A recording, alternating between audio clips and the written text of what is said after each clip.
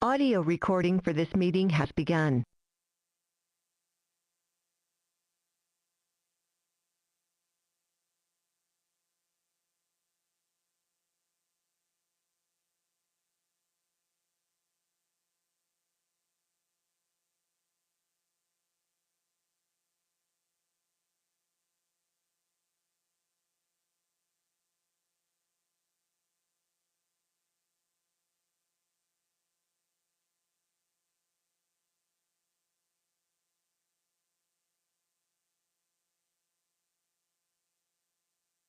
Good morning, everyone, and welcome.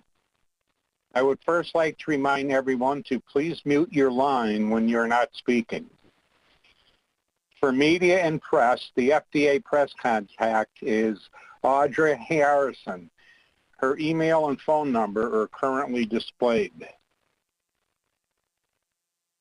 My name is Alan Veda, and I will be chairing today's meeting. I will now call the June 8th, 2022 meeting of the Pharmacy Compounding Advisory Committee to order. Dr. Takia Stevenson is the designated federal officer for this meeting and will begin with introductions. Good morning. My name is Takia Stevenson, and I am the designated federal officer for this meeting.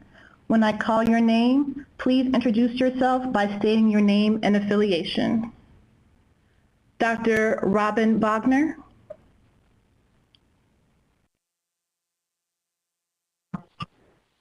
This is Robin Bogner. I'm from the University of Connecticut. Good morning, everyone. Dr. Fensky.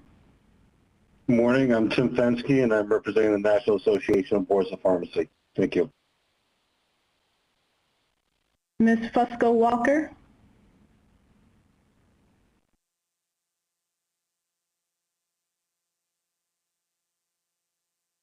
Good morning. This is Sandra Fusco Walker with the Allergy and Asthma Network. Dr. Gupta.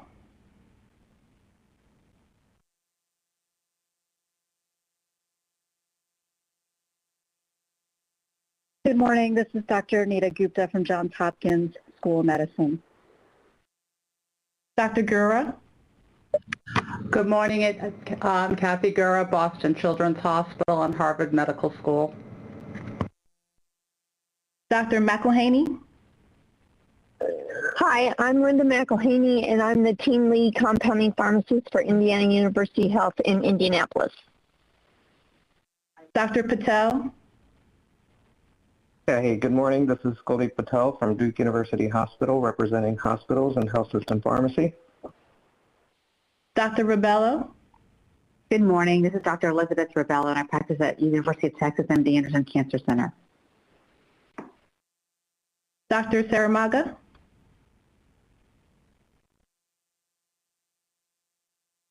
Good morning. This is Brian.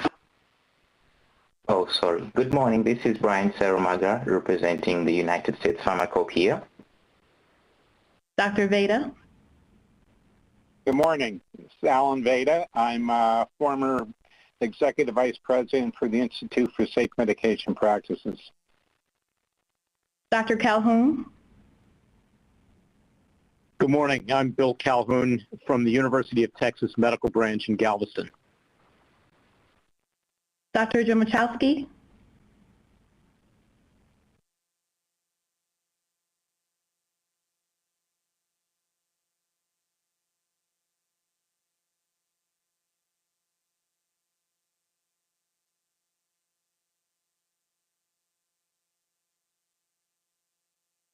Dr. Domachowski, if you are trying to speak, you might be muted. Roger Demikowski, Vanderbilt University Medical Center. Thank you. Dr. Evans. Good morning. This is Scott Evans. I am at the University of Texas MD Anderson Cancer Center. Dr. Brian Green.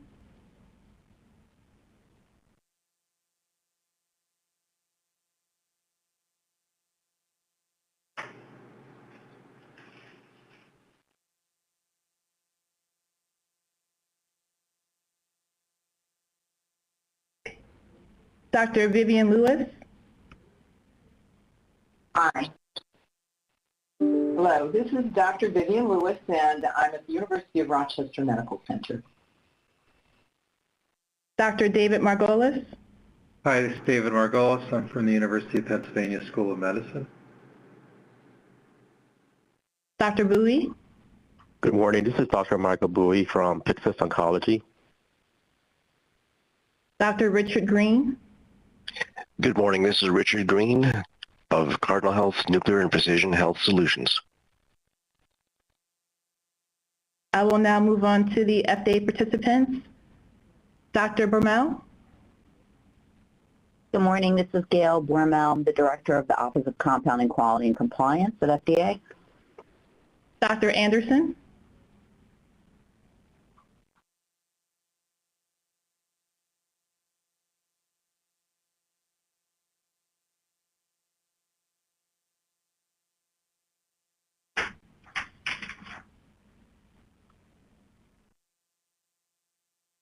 Dr. Anderson, you may be on mute. Yeah, sorry. Sure, no problem. Sorry about that. Yes, this is Kathleen Anderson, Deputy Office Director for Compliance and Operations. Gabrielle Caldwell. Good morning. This is Gabrielle Cosell. I'm the Director of the Division of Compounding Policy and Outreach in the Office of Compounding Quality and Compliance. Rosalind Lawson.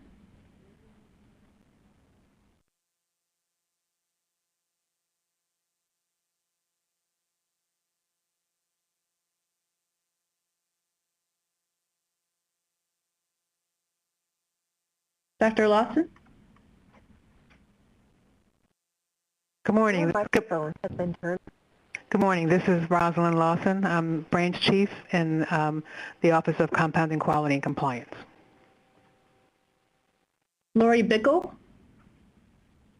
Good morning. This is Lori Bickle. I'm a Regulatory Counsel in CDER's Office of Medical Policy.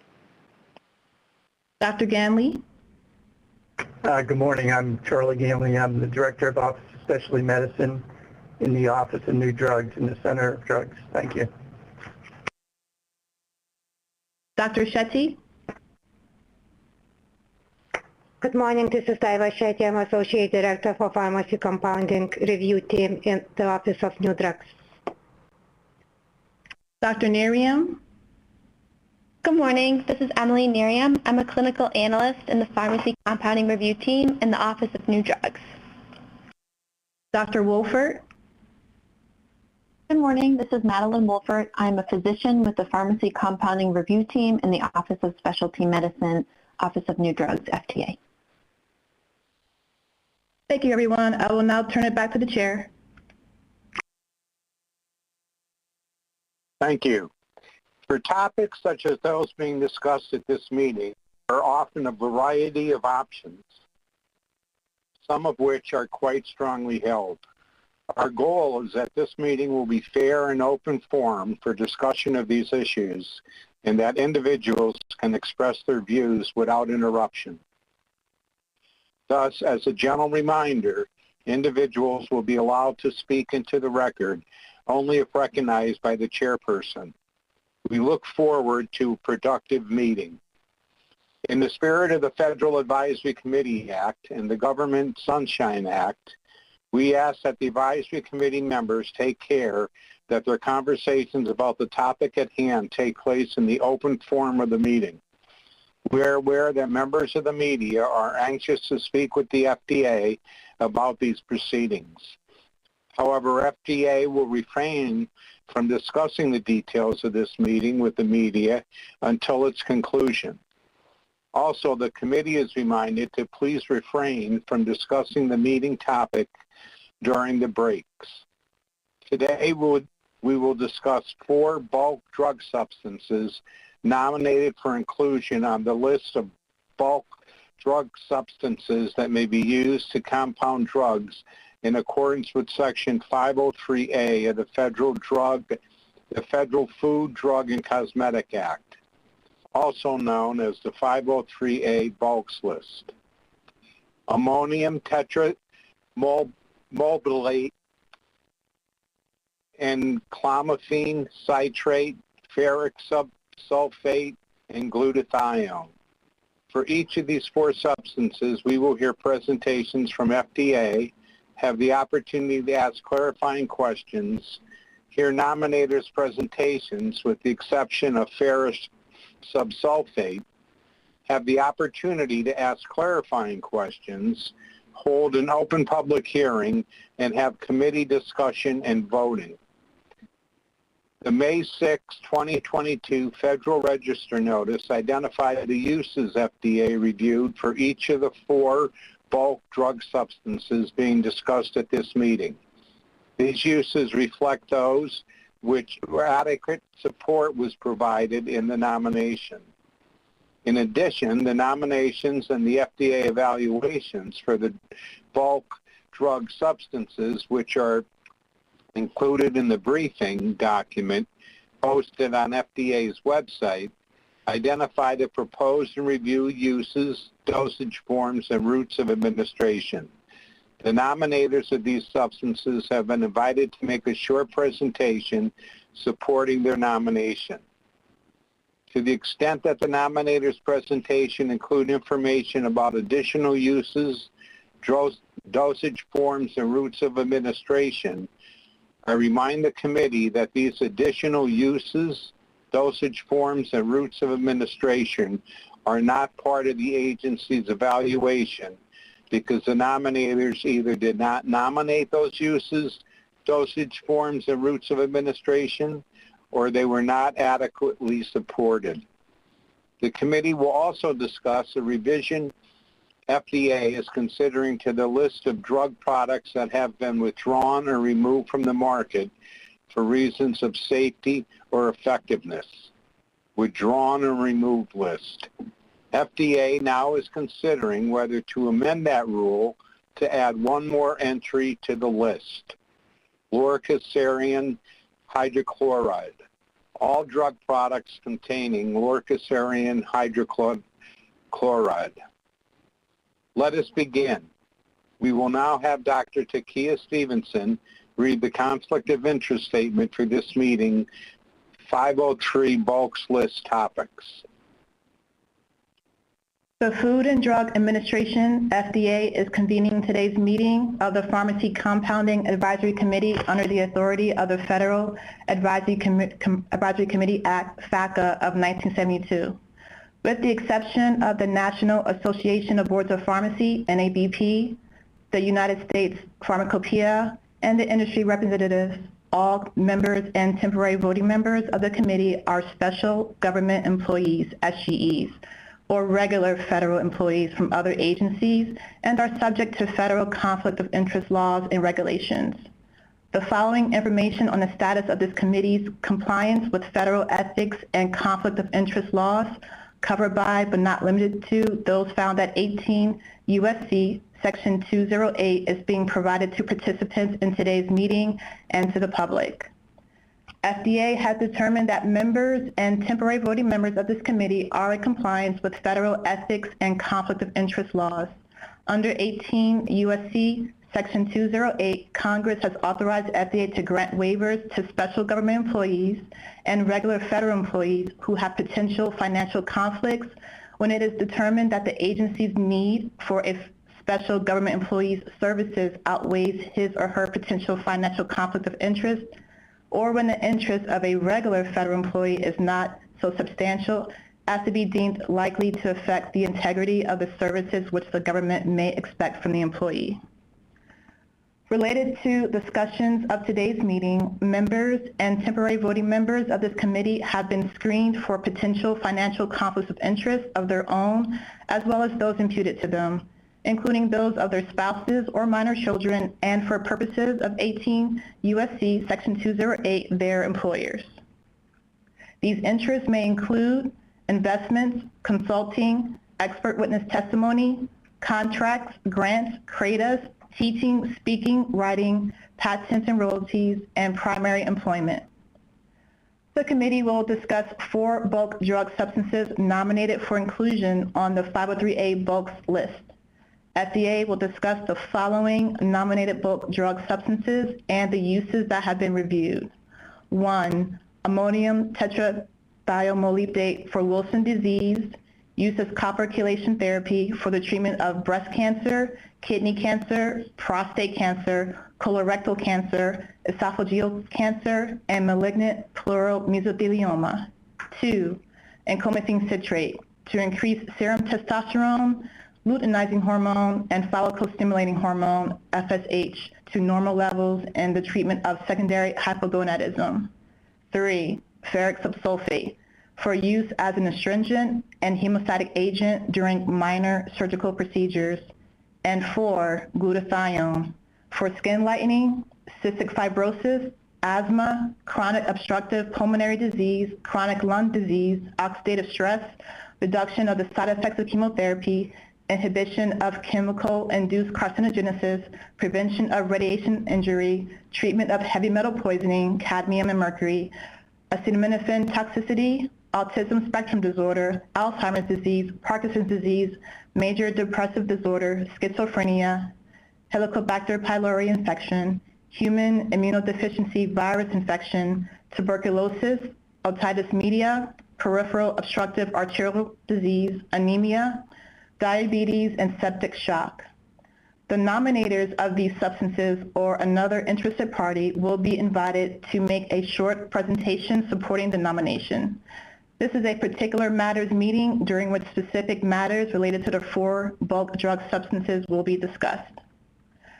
Based on the agenda for today's meeting and all financial interests reported by the committee members and temporary voting members, conflict of interest waivers have been issued in accordance with 18 U.S.C. Section 208B3 to Drs. Srinivasan Dasarathi and Kathleen Gura. Dr. Dasarathi is only attending the ammonium tetrathiomolybdate topic. His waiver for that topic involves investment holdings in healthcare sector mutual funds with an aggregate value between $100,000 and $150,000. Dr. Gura is attending all topics. Her waiver for those topics involves stock holdings in an affected entity. The aggregate value of her stock is between $50,000 and $100,000. The waivers allow these individuals to participate fully in today's deliberations. FDA's reasons for issuing the waivers are described in the waiver documents, which are posted on FDA's website at https://www.fda.gov/advisory-committees/committees and -meeting-materials/human-drug-advisory-committees. Copies of the waivers may also be obtained by submitting a written request to the agency's Freedom of Information Division, 5630 Fishers Lane, Room 1035, Rockville, Maryland, 20857, or requests may be sent via fax to 301-827-9267. To ensure transparency, we encourage all standing members and temporary voting members to disclose any public statements that they have made concerning the bulk drug substances at issue. We would like to note that Dr. Timothy Finsky is a representative member from the National Association of Boards of Pharmacy, NABP, and Dr. Brian Saramaga is a representative member from the United States Pharmacopoeia, USP. Section 102 of the Drug Quality and Security Act amended the Federal Food, Drug, and Cosmetic Act with respect to the Advisory Committee on Compounding to include representatives from the NABP and the USP. Their role is to provide the committee with the points of view of the NABP and USP. Unlike the other members of the committee, representative members are not appointed to the committee to provide their own individual judgment on the particular matters at issue. Instead, they serve as the voice of the NABP and USB entities with a financial or other stake in the particular matters before the advisory committee. With respect to FDA's invited industry representatives, we would like to disclose that Dr. Michael Bowie and Mr. Richard Green are participating in this meeting as non-voting industry representatives acting on behalf of regulated industry. Their role at this meeting is to represent industry in general and not any particular company. Dr. Bowie is employed by Pyxis Oncology and Mr. Green is employed by Cardinal Health Nuclear and Precision Health Solutions. We would like to remind members and temporary voting members that if the discussions involve any other bulk drug substances or firms not already on the agenda for which an FDA participant has a personal or imputed financial interest, the participants need to exclude themselves from such involvement, and their exclusion will be noted for the record. FDA encourages all participants to advise the committee of any financial relationships that they may have with the topics at issue. Thank you, and I'll return it back over to the chair. Thank you.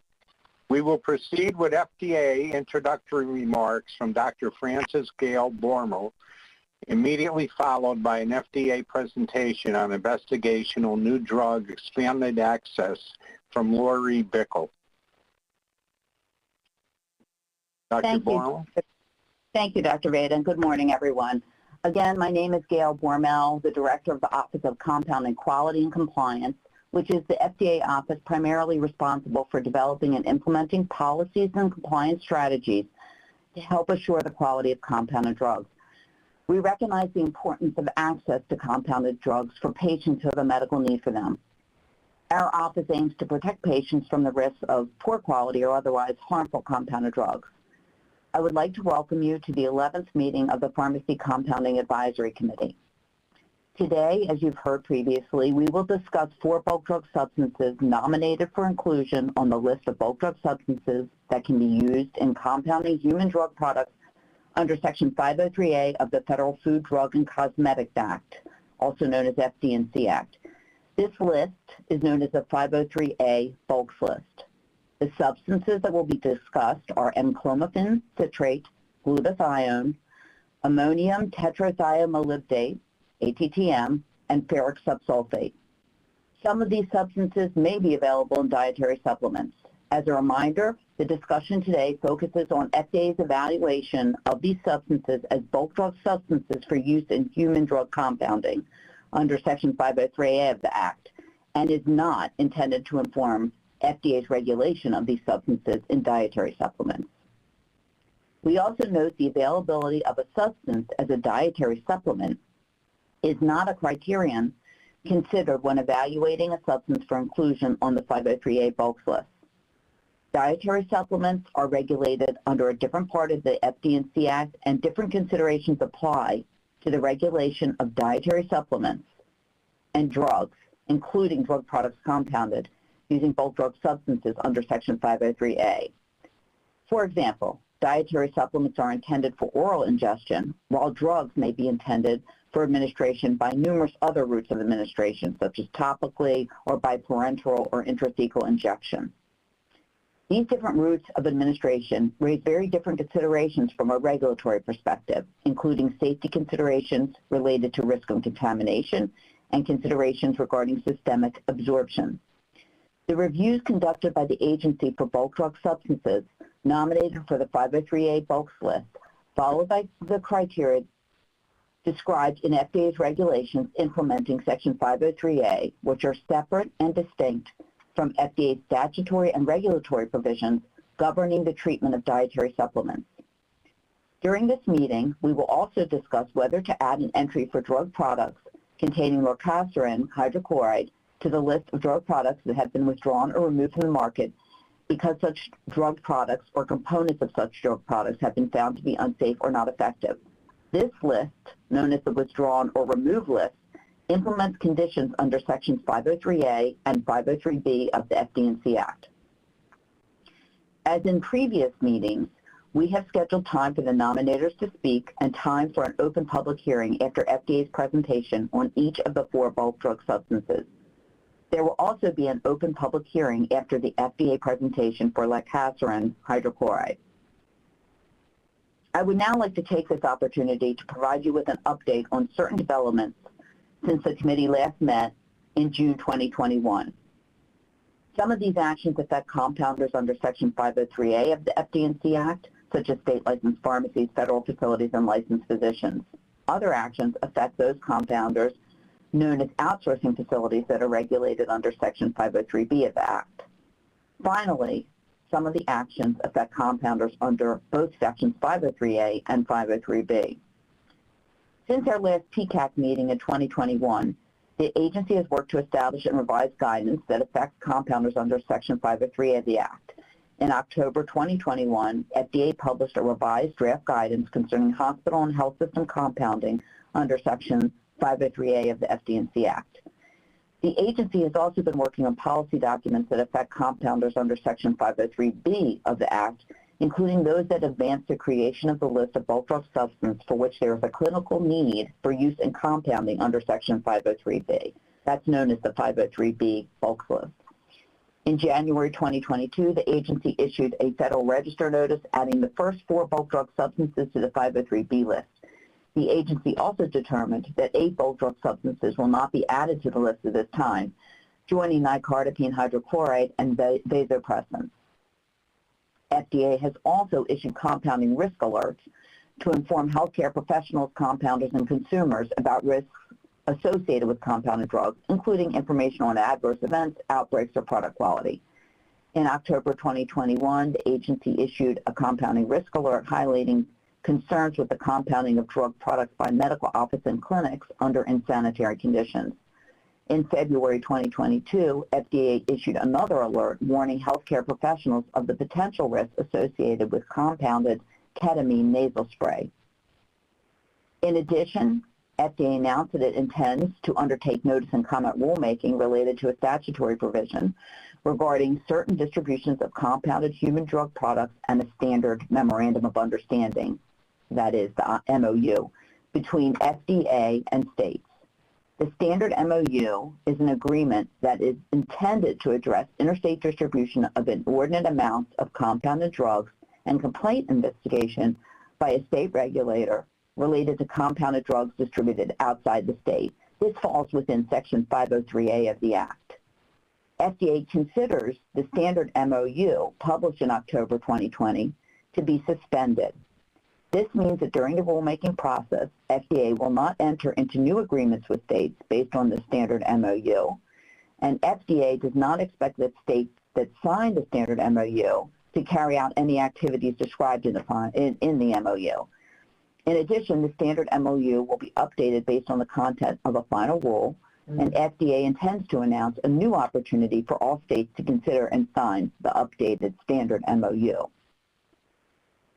Last, I want to turn to the Compounding Quality Center of Excellence, which continues to engage with outsourcing facilities, compounders, and other stakeholders to improve the overall quality of compounded drugs. In 2021 and 2022, the Center of Excellence has offered several virtual, instructor-led, and self-guided trainings to support outsourcing facilities in their efforts to provide quality compounded drugs. Also, in September of 2021, the Center of Excellence held a virtual conference on the culture of quality, giving the opportunity to engage with FDA and learn about emerging trends and best practices to enhance the quality of compounded drugs. All of FDA's compounding policy documents, including our compounding risk alerts and the Center of Excellence training opportunities, including those just discussed, appear on FDA's compounding website. Again, I want to thank you for your participation on the Pharmacy Compounding Advisory Committee. We look forward to a productive meeting and to continuing to work together. This concludes my presentation, and I will turn it over to Lori Bickle. Thank you. Good morning. I'm Lori Bickle. I'm a regulatory counsel in CDER's Office of Medical Policy, and I have nothing to declare this morning. I'd like to take a few minutes this morning to look at 2 ways investigational drug products can be used either for research, an IND, or for treatment through expanded access. I'll go into a little detail about the requirements for all expanded access and the 3 categories. Finally, I'll take a quick look at some of the tools FDA has developed to help patients and their physicians determine if expanded access is even an appropriate option and to streamline the process if it is. To start, we're talking again about ways to access investigational drugs. Research on an investigational drug is done under an IND. To get to an approved drug, clinical trials are needed. They provide the data to determine the safety and efficacy of the product, among other things. However, a clinical trial isn't always an option. So in those cases, perhaps expanded access may be an avenue for treatment if the appropriate conditions are met. I'll start with the IND for research using an investigational drug. However, all of the key contents of the IND submission that I'll cover are also applicable to expanded access submissions as well. I break the components down into kind of three categories for myself. The first is information about the investigator or physician. That can be submitted on either form FDA 1571, 1572, which is the new drug application and statement of the investigator, or form FDA 3926, which is a new form created in 2016 for single patient expanded access submissions. That will include the information about the investigator, or in the case of some expanded access, it's the treating physician of the patient, including all of their qualifications, CV, things like that. Moving on to the next bucket of information is information about the drug product. What is its chemistry, manufacturing, controls information, what is the product, identity, purity, how it will be distributed, all of that type of information. Again, for some single patient expanded access, a letter of authorization may be used to reference the chemistry, manufacturing, and controls information that is already on file with FDA in an existing IND. Moving on to the next set of key content, it's also other information about the drug is obviously the basic information on the safety and efficacy of the drug. The third set of information included in the IND is the information about the patient and the proposed treatment, the description of the disease or condition, what the route of administration may be. And finally, all INDs will also need an informed consent form and IRB approval prior to beginning. So we're going to shift specifically to expanded access. In contrast to a clinical trial, which is primarily use of investigational drug for research, expanded access is the use of an investigational drug or biologic to treat a patient with a serious or immediately life-threatening disease or condition who does not have comparable or satisfactory alternate therapy.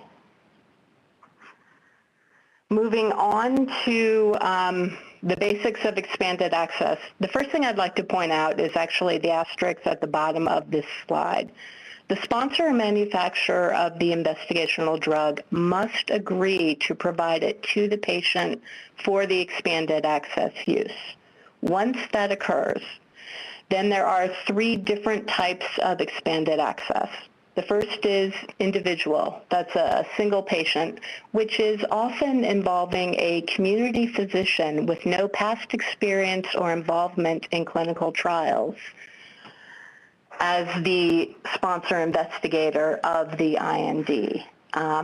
Individual patient expanded access use can also be emergency or non-emergency, depending on the situation. The second type of expanded access is intermediate size population. There's no set number for an intermediate size, but generally it's more than one and fewer than the number in a treatment IND or protocol.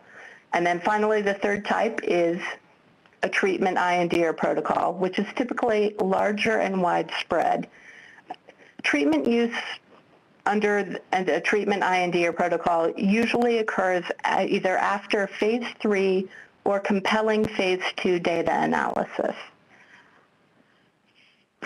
Now that we have the three types of expanded access, the next set of requirements apply to all three. And as I've said, the patient must have a serious or immediately life-threatening disease or condition. There is no comparable or satisfactory available therapy. They aren't able to participate in a clinical trial. The risk-benefit analysis must show that the potential benefit justifies the potential risks. And finally, that providing expanded access will not interfere with the product's development program. In 2009, FDA published the final rule on expanded access. In 2016, we released a Q&A guidance, which was revised in 2017 based on the 21st Century Cures Act.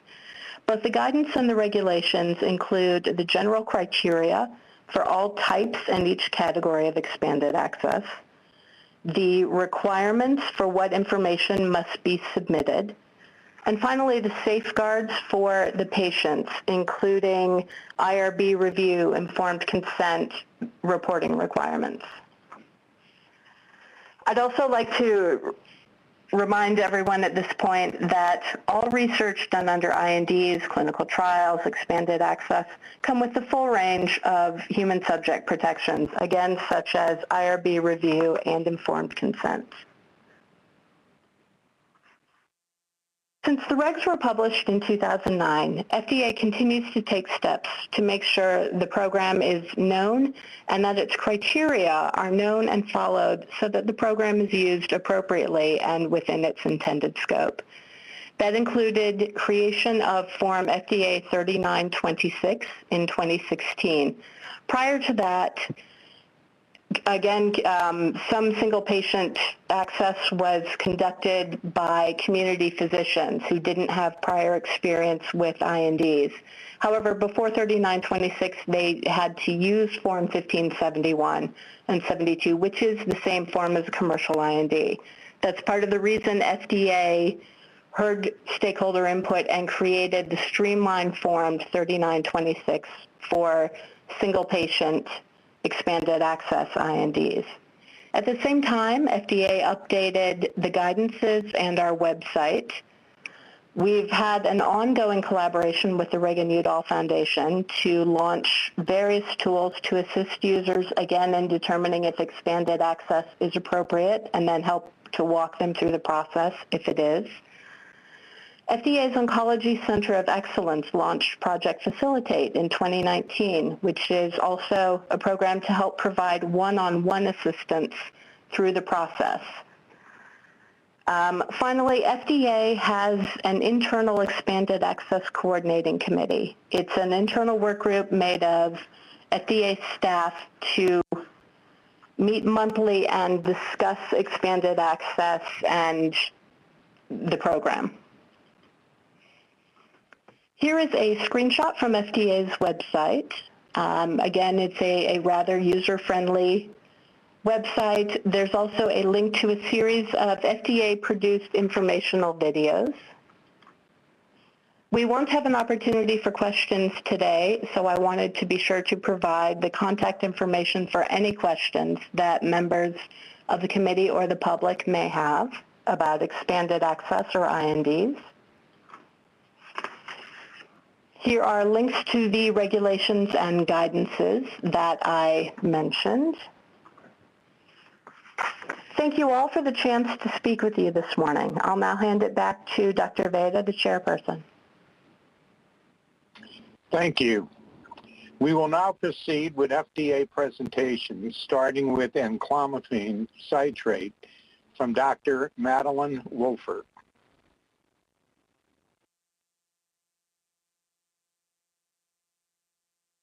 Good morning. My name is Madeline Wolfert. I'm a physician with the Pharmacy Compounding Review Team in the Office of New Drugs, and I will be presenting enclomiphene citrate. I would like to recognize the entire evaluation team as well as the contribution of many other FDA colleagues. Our special thanks to Division of Urology, Obstetrics, and Gynecology and OND. Enclomiphene citrate, which I'll refer to as enclomiphene, was nominated for inclusion on the list of bulk drug substances that can be used to compound drug products in accordance with Section 503A of the FD&C Act, known as the 503A bulks list. Enclomiphene was evaluated for the use to increase serum testosterone, LH, and FSH to normal levels in the treatment of secondary hypogonadism. The proposed dosage forms are oral capsules or tablets, 12.5, 25, and 50 milligrams. The criteria we consider in our evaluation for the 503A bulks list are physical and chemical characterization, non-clinical and clinical safety, available evidence of effectiveness or lack of effectiveness, and historical use and compounding. Enclomiphene citrate is a small molecule and has no USP monograph. It can be made by separation from the mixture of geometric isomers, N-clomiphene and zu-clomiphene. The mixture of these two isomers is clomiphene citrate, which I'll refer to as clomiphene. Unlike N-clomiphene, clomiphene has a USP monograph and is the active ingredient in an approved drug. Based on the USP monograph, its enclomiphene content is 50 to 70%. Clomiphene is stable when stored at room temperature and protected from light. Since N-clomiphene is one constituent of clomiphene isomeric mixture, it's expected to be stable when stored under similar conditions. Enclomiphene can be characterized by common tools and techniques. It is slightly soluble in water. The impurity profile is expected to be similar to clomiphene with other likely impurities, which are unlikely to be toxic if adequately controlled. In conclusion, enclomiphene is a well-characterized small molecule expected to be stable under ordinary storage conditions when protected from light in the proposed form. Now I'll discuss non-clinical information. Enclomiphene is a selective estrogen receptor modulator, SERM, which acts by blocking the estrogenic suppression of the HPG axis. As a result, the pituitary secretes more LH and FSH, which stimulates testes to produce more testosterone. Animal studies suggest that enclomiphene can treat secondary hypogonadism by increasing testosterone levels. Data for the non-clinical program are from the European Medicines Agency, EMA, 2018 public report that reviewed enclomiphene for marketing authorization. Oral dosing in rodents showed rapid absorption and dose-related increase in plasma levels. Repeat dose toxicity in rats found no minimum, no adverse effect level, reduced body and organ weight, and histopathological findings in the prostate, testes, seminal vesicles, and kidneys. In dogs, deaths in high-dose animals were related to hepatotoxicity. Other findings were organ weight changes and ophthalmic abnormalities. Enclomiphene was negative in a battery of genotoxicity assays. For developmental and reproductive toxicity, 200 mg/kg resulted in mortality in male mice. Lower doses were associated with altered sperm parameters, increased resorptions, and post-implantation loss. For carcinogenicity, findings from studies in mice and rats concluded enclomiphene is not carcinogenic.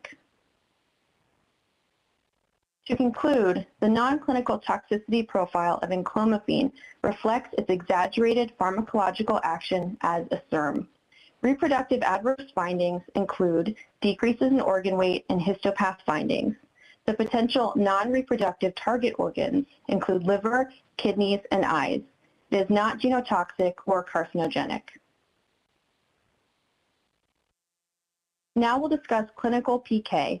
Oral enclomiphene is rapidly absorbed with a half-life of 10 hours. Max serum concentration is 2 to 3 hours after intake. Excretion is mainly in feces. Cmax increased in a greater than dose proportional manner from 12.5 to 25 milligrams and less than dose proportional manner from 25 to 50 milligrams. The main metabolite appears to be 4-hydroxyenclomiphene. For clinical safety, we considered these sources: FDA Adverse Event Reporting System, FAERS, published clinical trials in clinicaltrials.gov, and other safety information. In terms of clinical trials, Kim et al. Published phase 3 trials in patients with secondary hypogonadism. They compared enclomiphene 12.5 milligrams or 12.5 up-titrated to 25 milligrams and topical testosterone. Here are the adverse events AEs reported. 2 deaths, which investigators considered unlikely to be due to the study drug. In the 25 milligram and testosterone groups, a patient discontinued due to high hematocrit or hemoglobin. In the 25 milligram group, a patient also discontinued due to high PSA.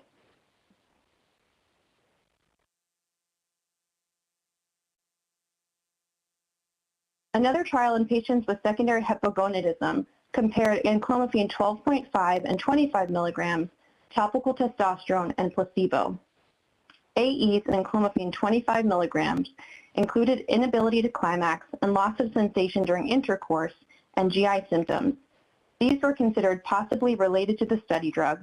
Both patients discontinued. Another 2014 trial compared enclomiphene and topical testosterone. AEs included mildly increased estradiol and headaches. In a safety study which evaluated enclomiphene 12.5 milligrams and 12.5 up-titrated to 25 milligrams, serious AEs are seen in the table and non-serious AEs are listed below. Serious AEs included cardiac and thromboembolic events such as bradycardia, chest pain, TIA, hypotension, atrial flutter, pulmonary embolism, and deep vein thrombosis. Non-serious AEs included hot flushes, muscle spasms, headaches. The EMA reviewed enclomiphene for marketing authorization to treat secondary hypogonadism and concluded that safety was not sufficiently demonstrated. Most frequent AEs were headache, hot flushes, nausea, and muscle spasm. Those leading to discontinuation were blurred vision, muscle spasm, headache, and aggression. Incidence of cardiac and thromboembolic events in enclomiphene group was also slightly increased compared to patients treated with testosterone. Also from the EMA report, cataracts were reported in non-clinical studies. EMA said that data did not provide conclusive evidence that enclomiphene caused new or progression of existing cataracts, but recommended that ocular safety monitoring be included in a risk management plan. And finally, EMA considered PK data incomplete to inform dose adjustments in elderly patients, renal and hepatic impairment, and to exclude the possibility of a unique metabolite of significance.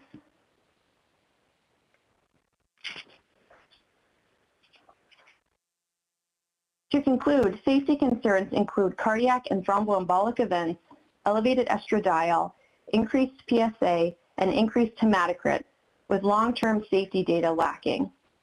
PK data are limited, including information on dose adjustments for renal or hepatic impairment. There are FDA-approved therapies that meet established criteria for safety and efficacy and are labeled accordingly to inform their safe use. I'll now switch gears to provide a brief overview of hypogonadism. It's a clinical syndrome that results from failure of testes to produce physiological concentrations of testosterone and or a normal number of sperm due to pathology in the HPG axis. It's classified as primary or secondary. Secondary hypogonadism, which is what we'll focus on, is dysfunction arising from the level of the hypothalamus or pituitary. Men have low testosterone and low or inappropriately normal LH and FSH. It's also called hypogonadotropic hypogonadism. Diagnosis is based on signs and symptoms and low testosterone levels. Definitions of low testosterone vary, but the AUA recommends diagnosis below 300. Signs and symptoms include those seen on this slide.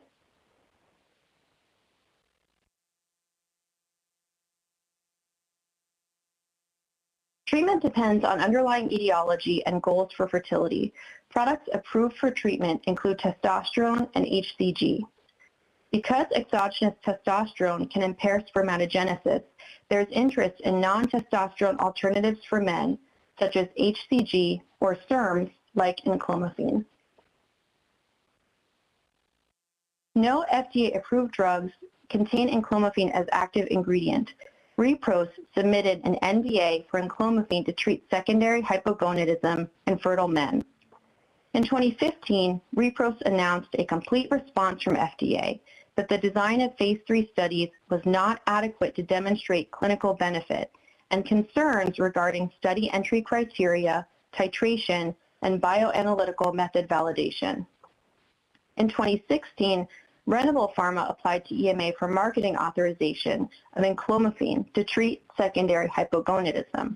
As discussed in previous slides, in 2018, EMA refused marketing authorization, determining that safety and efficacy were not sufficiently demonstrated. Now I'll present information on effectiveness of enclomiphene for secondary hypogonadism. A small trial compared enclomiphene 25 milligrams in topical testosterone to evaluate changes in hormone levels and seminal parameters. Testosterone levels increased in both groups, but 2 men in the enclomiphene group did not achieve testosterone greater than 300 during treatment. LH and FSH increased in the enclomiphene group. In another trial to evaluate effects on LH and total testosterone, enclomiphene was compared to transdermal testosterone. Testosterone levels increased in all groups with greater variability in the transdermal testosterone group. LH and FSH increased in enclomiphene groups. Wheely et al. Compared enclomiphene 12.5 and 25 milligrams topical testosterone and placebo. Testosterone increased in all active treatment groups. LH and FSH increased in enclomiphene groups and decreased in topical testosterone group.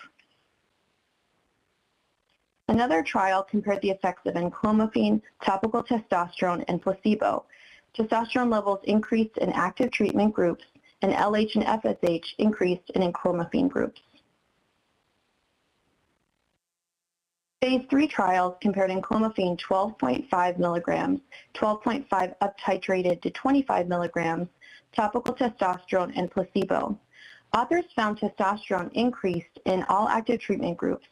LH and FSH increased with enclomiphene and decreased in the topical testosterone group.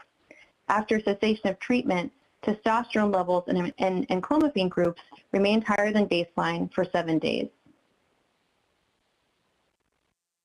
If you recall in a previous slide, I mentioned that clomiphene is a mixture of enclomiphene and zooclomiphene.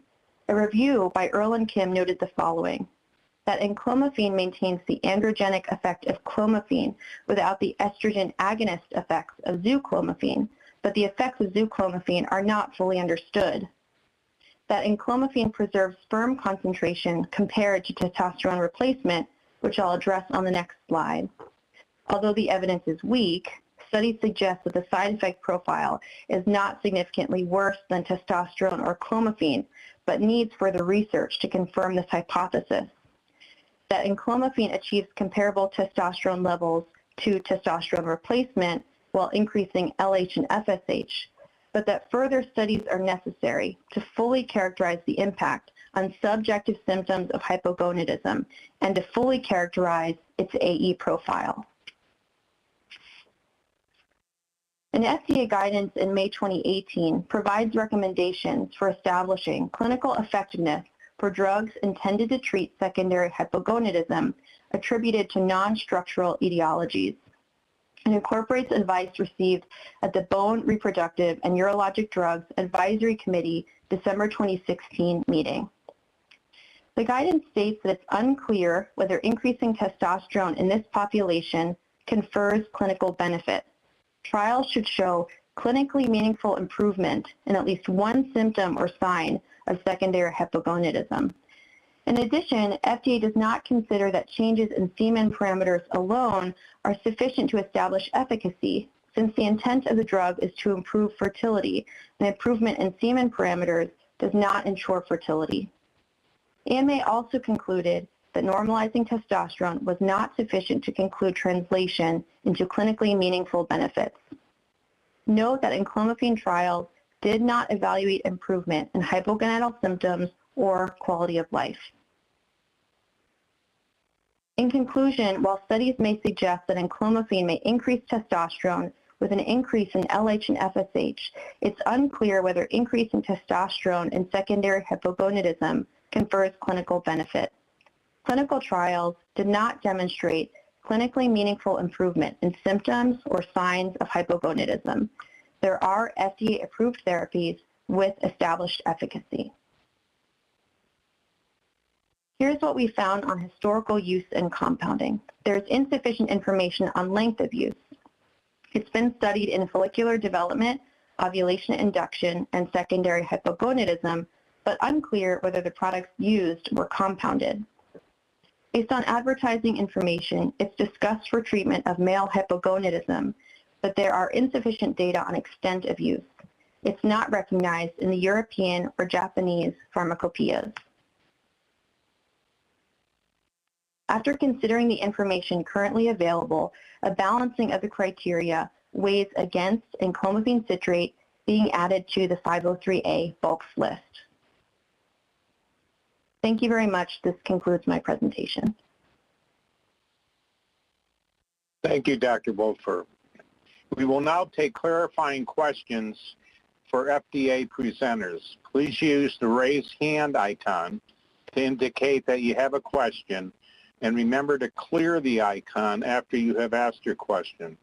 When acknowledged, please remember to state your name for the record before you speak and direct your question to a specific presenter if you can. If you wish for a specific slide to be displayed, please let us know the slide number if possible. Finally, it would be helpful to acknowledge the end of your question with a thank you and the end of your follow-up question with, "That is all for my questions," so we can move on to the next panel member.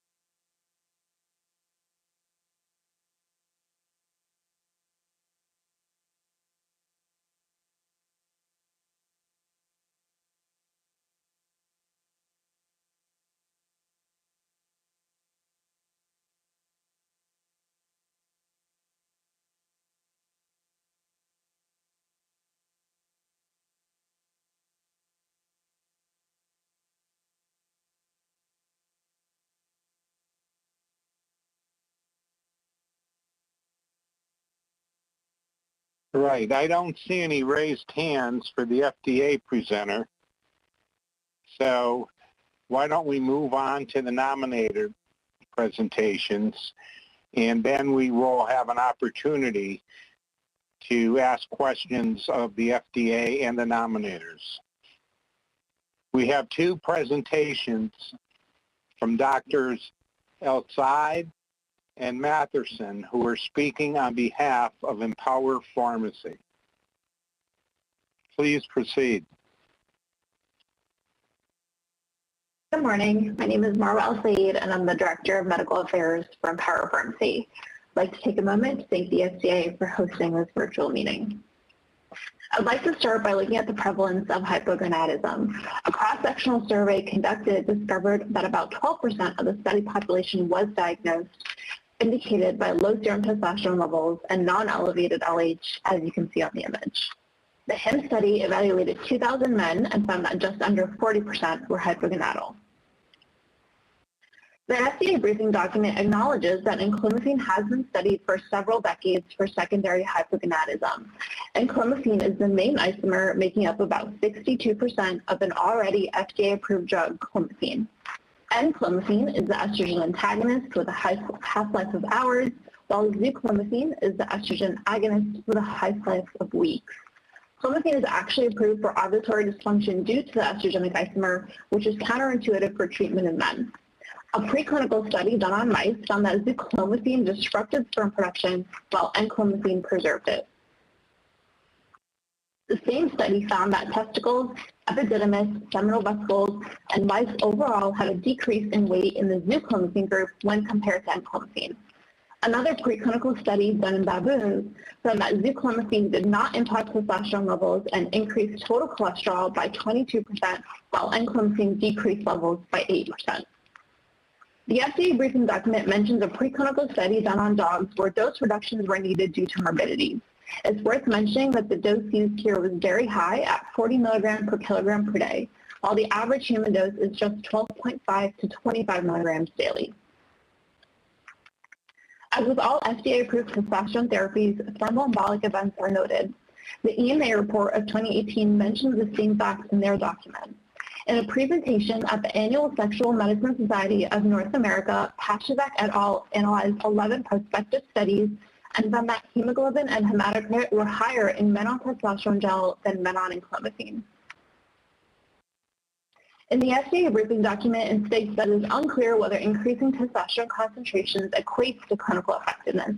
However, the Endocrine Society guidelines defines hypogonadism as a failure to produce a normal number of sperm and goes on to mention that the recommended treatment is testosterone therapy.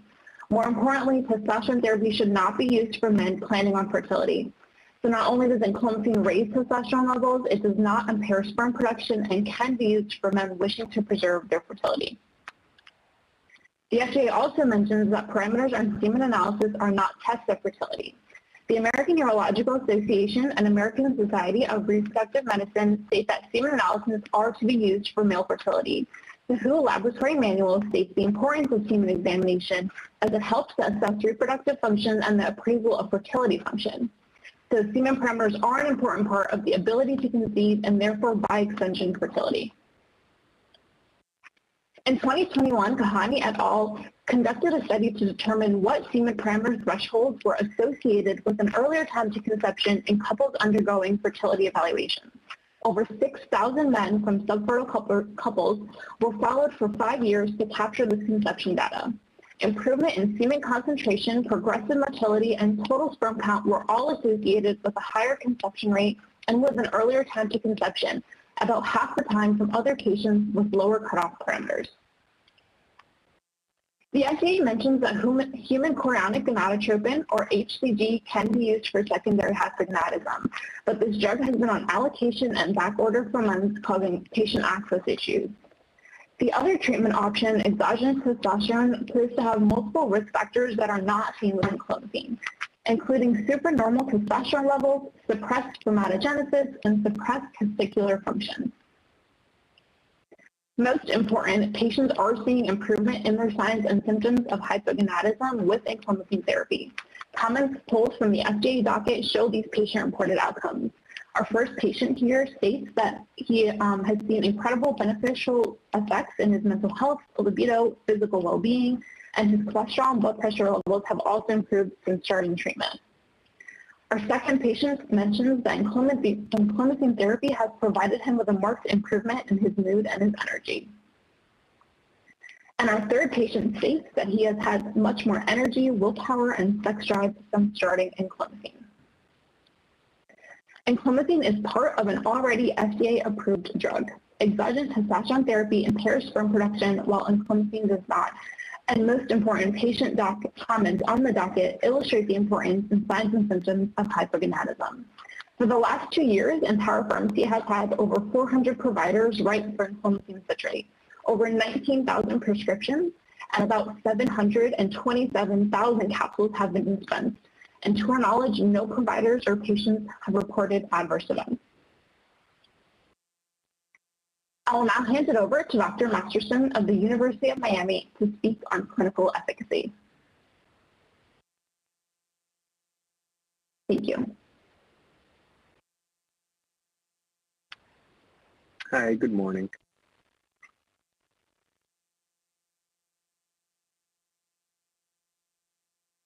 Hi, good morning. I'm Dr. Thomas Masterson from the University of Miami. I'm a board-certified urologist who's fellowship trained in male reproductive and sexual medicine. I do not have a financial relationship with Empower Pharmacy. However, I do prescribe their medication. Clomiphene citrate is a selective estrogen receptor modulator and has two stereoisomers. The cis isomer is an estrogen receptor agonist with a long half-life, and we believe this is responsible for many of the undesirable side effects of clomiphene. Whereas the trans isomer, called enclomiphene, has a shorter half-life and acts as an estrogen receptor antagonist, which increases endogenous LH and FSH production. This is the clinically useful isomer that has the effects on testosterone production and spermatogenesis. The 25 milligram dose reaches its peak, serum peak within 2 to 3 hours. And despite this short half-life, it leads to an increase in LH and FSH for nearly 7 days. In phase 1 animal studies comparing the isomers, enclomiphene had significantly greater effect on serum testosterone levels. In a phase 2 human trial of 12 hypogonadal men comparing the effects of testosterone to enclomiphene on sperm, exogenous testosterone decreased sperm counts while enclomiphene increased sperm count. These results were later supported by a second phase 2 study comparing exogenous testosterone to enclomiphene in 73 hypogonadal men. Again, both medications increased serum testosterone levels, but the enclomiphene maintained sperm count. Lastly, in a phase 3 randomized controlled trial of 265 overweight men comparing testosterone gel to enclomiphene, both medications increased serum testosterone levels. However, the testosterone gel significantly decreased sperm counts. So in summary, enclomiphene increases serum testosterone while maintaining sperm count. Unfortunately, as with any drug, there are side effects, and enclomiphene seems to be associated with abdominal discomfort, headaches, and increased estrogen. So male factor infertility is common, and there are very few medications available to assist us. HCG is a direct analog of LH, and this increases endogenous testosterone production. However, this drug is becoming more difficult to obtain and is expensive. We have therefore been using enclomiphene as a means to increase LH production since November of 2001. We've been using this in men with low testosterone hypogonadal symptoms and oligospermia, meaning low sperm count. And to date, we have treated around 160 patients. Now, we have not had a chance to formally study enclomiphene in our clinics, and we were not really anticipating having this meeting, so we don't have the complete data on 160 patients, but I do have some of our clinical data available to support enclomiphene's effectiveness in increasing serum testosterone. It also increases intratesticular testosterone, and this is represented by 17-OHP on the chart. And please note that there was no significant change in estrogen in our patient group. We also observed that despite these increases in serum testosterone, sperm counts and motility also increased. Now, we want to keep in mind that when giving exogenous testosterone, which is the approved treatment for low testosterone, sperm counts do decrease. When looking at symptom improvement, there are no AUA recommended validated surveys for monitoring hypogonadism. So this is clinical self-report, but clinically we found that nearly 2/3 of our patients had complete improvement in symptoms, 2 had improvement, and 10% had improvement in 2 or less symptoms, and 20% had no improvement in symptoms. Lastly, we observed that there were very few side effects of enclomiphene, and in fact, when reviewing the charts of our last 69 patients, 22 of them were actually switched from clomiphene citrate to enclomiphene citrate due to treatment-related side effects. So, in conclusion, enclomiphene appears to increase serum testosterone, preserved semen parameters, and has minimal side effects. I thank you for your time.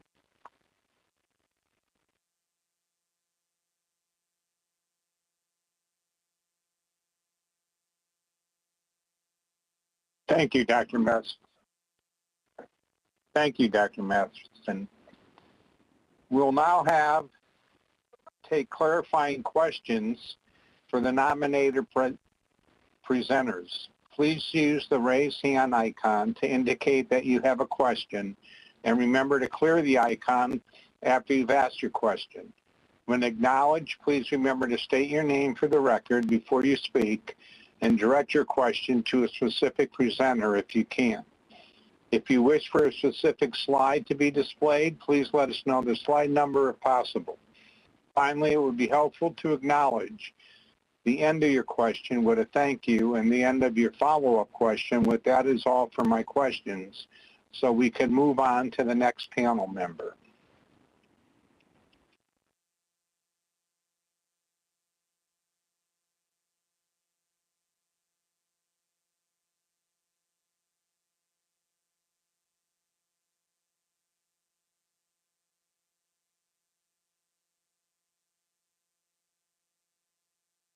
So far, we have one question from Dr. McElhenney.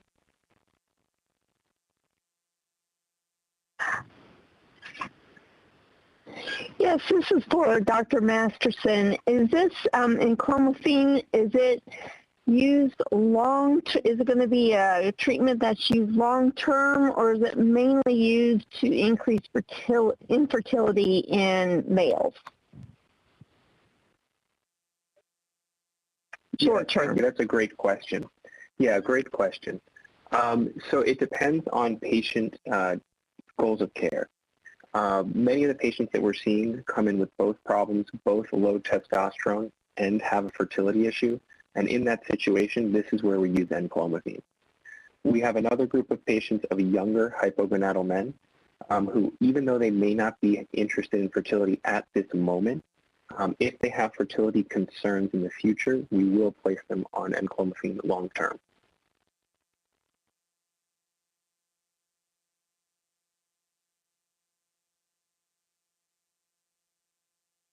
Thank you. All right, Dr. Lewis.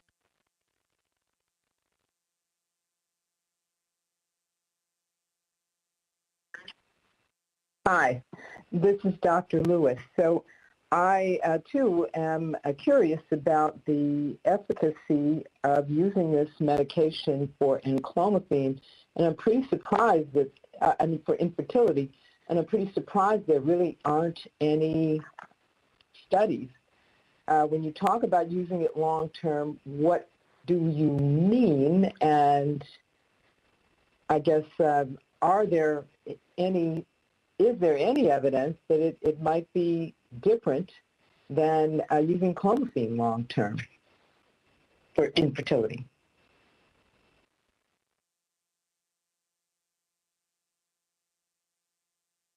So I'll answer that. Tom Masterson again. So for most patients, when we say long-term, we're meaning generally longer than 6 months to 1 year. Again, depending on the indication, if these are patients who have a fertility concern, it depends on their fertility plan on the side, meaning what's happening with the female partner. For some, it's trying to maintain sperm counts at a level where they can do intrauterine insemination or IVF. For others, they're attempting naturally. And again, the FDA-approved medication for the treatment of low testosterone would be to put them on testosterone.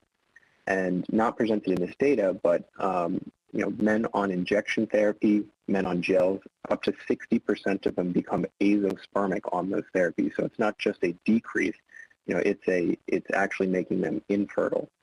So enclomiphene kind of fits into a niche where it can actually increase testosterone, improve some of those hypogonadal symptoms, and at least maintain sperm counts.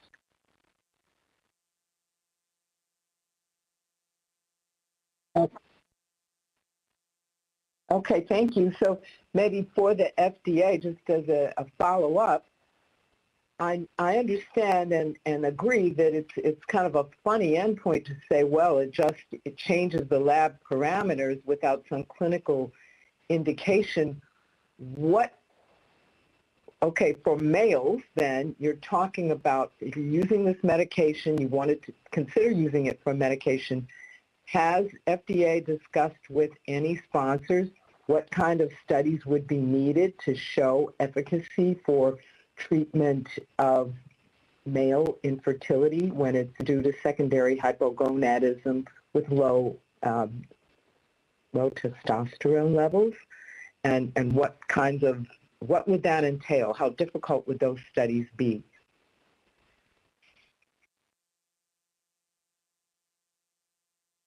Dr. Lewis, at the current time, we're just taking questions for the nominators, but in a few minutes, we will have the opportunity to take questions with the FDA also. So you could hold that question for the FDA for the next few minutes, please. Okay, thank you. Yes, I have a question myself with the, first with Dr. Osaid. Did you comment that there was thousands of prescriptions that were compounded for enclomiphene? Yes, correct. So we did an internal report, and we've dispensed over 19,000 prescriptions in the last 2 years. Okay, and that was just from your pharmacy? Correct.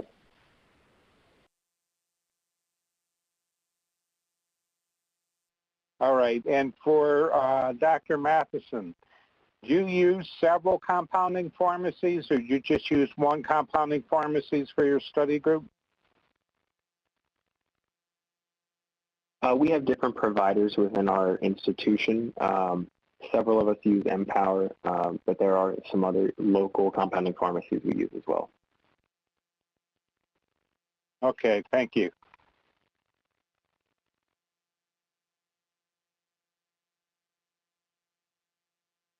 I don't see any more raised hands, and I would like to state for the record that there are no open public hearing speakers for this topic.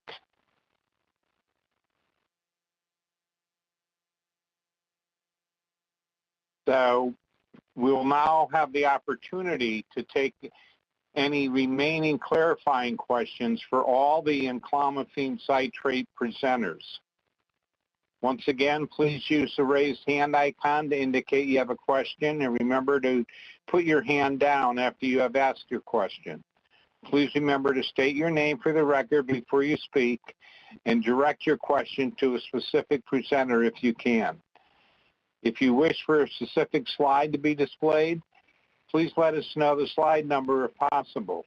As a general reminder, it would be helpful to acknowledge at the end of your question with a thank you, and the end of your follow-up question with that is all for my questions. So we can move on to the next panel member.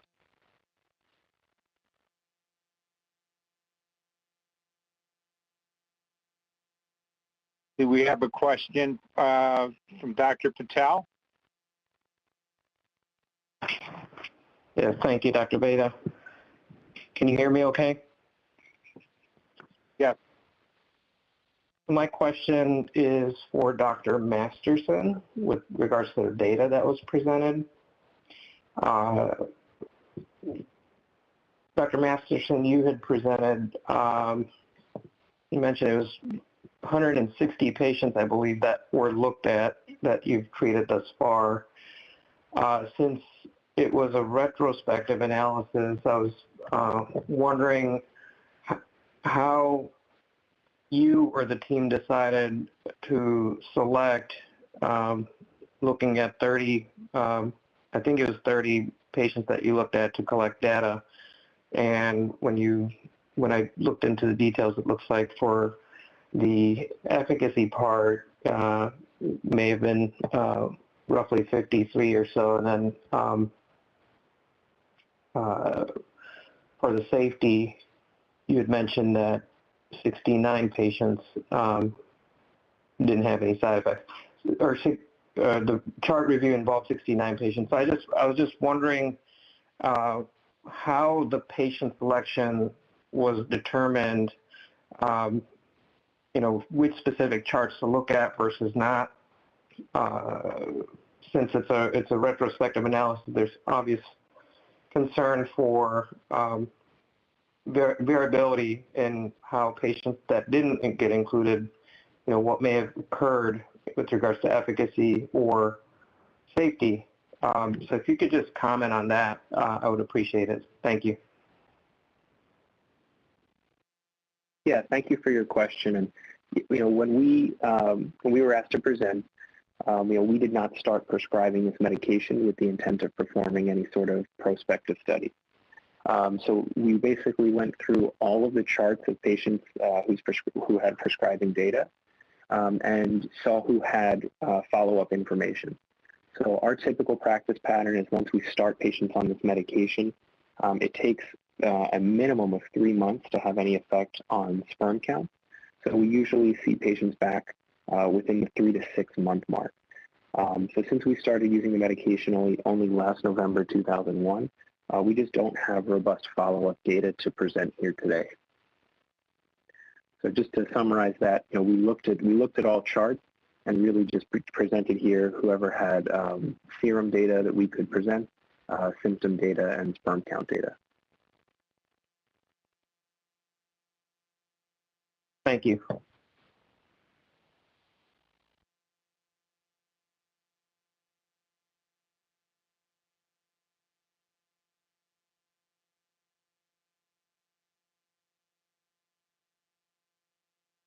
Dr. Lewis?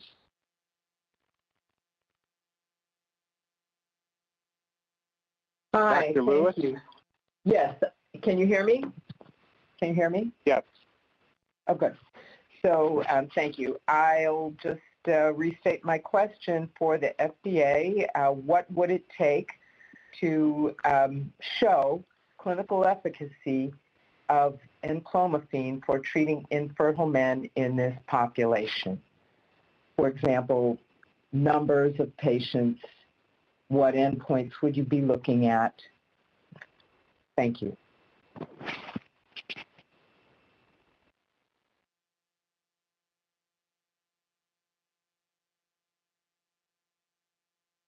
This is Dr. Cole. Can you hear me?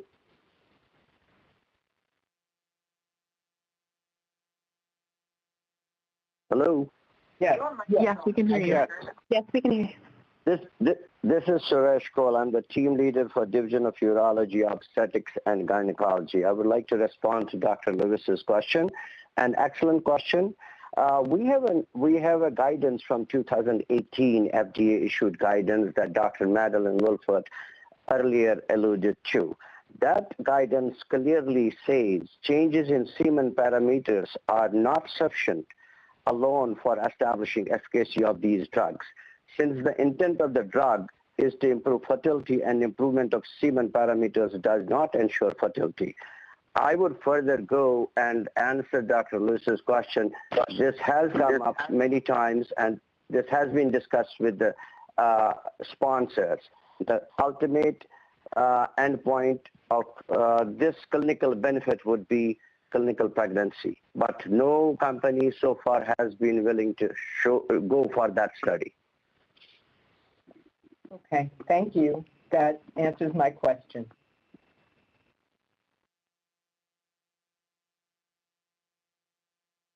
Thank you. Right. Dr. Lewis, do you have any further questions? Oh, okay. This is Alan Veda. I just have a question of the FDA. I thought in your presentation you had said that there were no reported compounded products from 2017 to 2021. Yet the Empower Pharmacy said that they've compounded 19,000 prescriptions. Is that just something that you may not have the correct information on?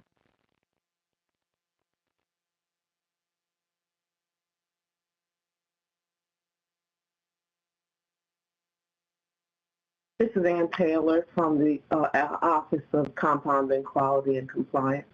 I think Tracy Rupp would like to respond to that question. Yes, hi, thanks, Anne. Hi, everyone. This is Tracy Rupp from the Office of Compounding Quality and Compliance. And you're correct that in the report, in the historical use section, we noted that we did not find any reports of compounded enclomiphene products, and this is from the outsourcing facility product reports. So this is specifically, related to what 503B compounders report in their product reports, and it's a voluntary. Well, it's required reporting, but we can only report what is reported to us. And so in the reports that are submitted every 6 months, we did not receive any reports of compounded products by outsourcing facilities for enclomiphene.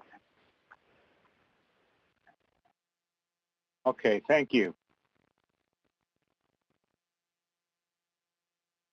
Rebecca Mickleton, you have a question? Rebecca McKinnon, Chairman Beta, Dr. Ganley from O&D would like to be recognized for a comment.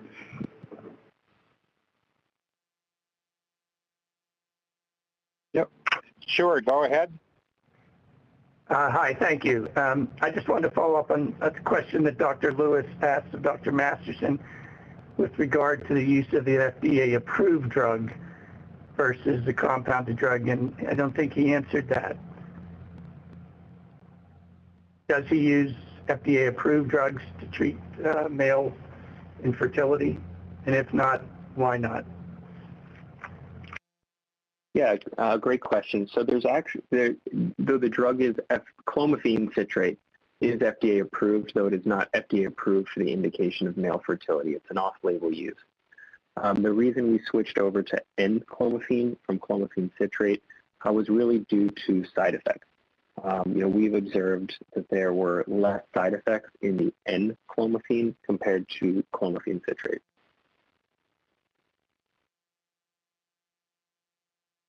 Thank you. And I guess the other question, is there the only route of administration orally? Yes, clomiphene and clomiphene are both oral drugs. So you're not aware of it being compounded in a injectable or a topical form? I'm not aware, and we are not using. Thank you. I'm done.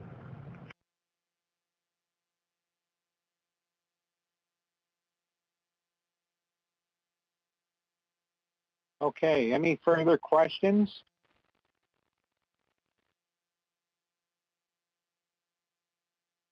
This is Dr. Bill Calhoun from University of Texas.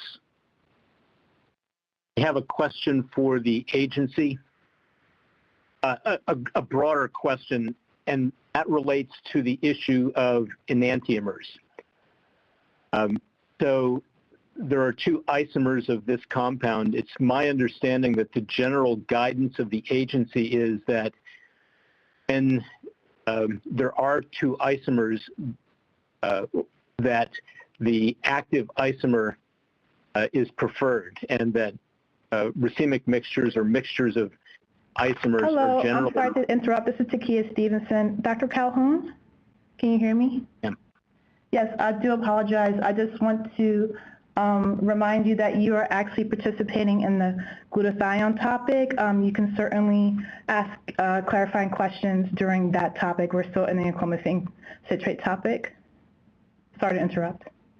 Okay, yeah, this was just a more general question, but I understand. Thanks anyway. Okay, you're welcome. Sorry.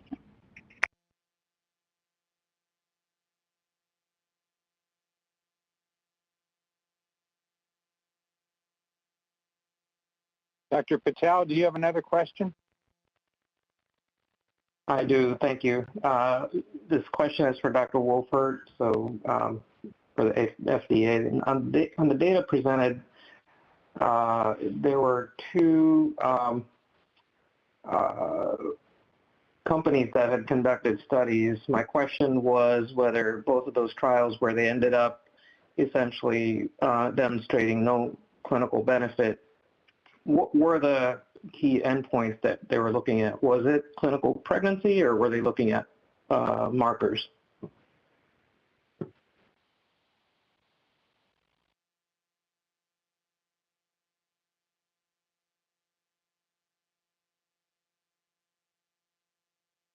Thank you for your question. In the EMA report, the markers that were discussed in phase 2 and phase 3 trials were similar to what I presented in the publications that I shared, total testosterone, LH, FSH, and semen parameters. Clinical pregnancy was not discussed in the EMA report to my knowledge. Thank you. Thank you. That is all for my questions. And Dr. Lewis, you have a follow-up question? Yes, this is Dr. Lewis. I do have another question. I'm not sure to whom I should direct it, probably the non-FDA presenters. I'm a reproductive endocrinologist, and I've treated many, many infertile couples, and clomiphene citrate is extremely widely used off-label. I'm just curious, what is the cost differential between clomiphene citrate, generic form, let's say, and enclomiphene? And also, are there any offshore pharmacies that you're aware of that produce enclomiphene that are in use in the United States?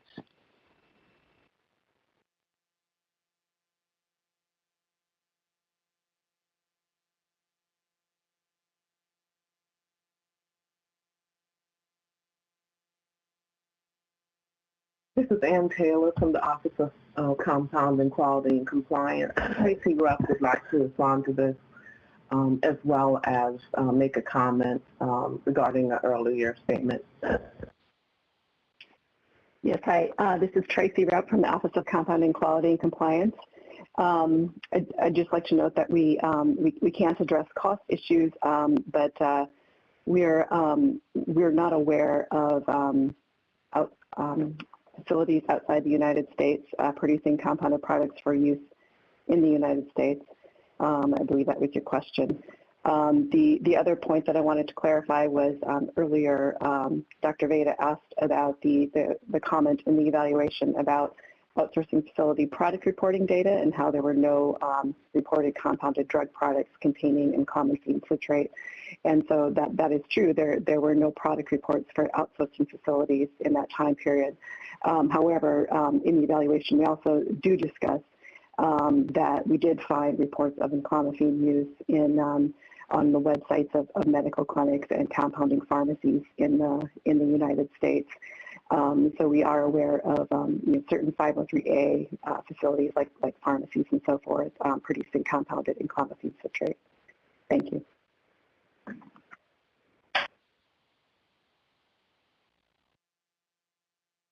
Okay, one final question due to time. Dr. McElhenney, did you have a...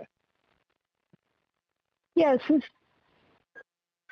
this is Linda McElhaney.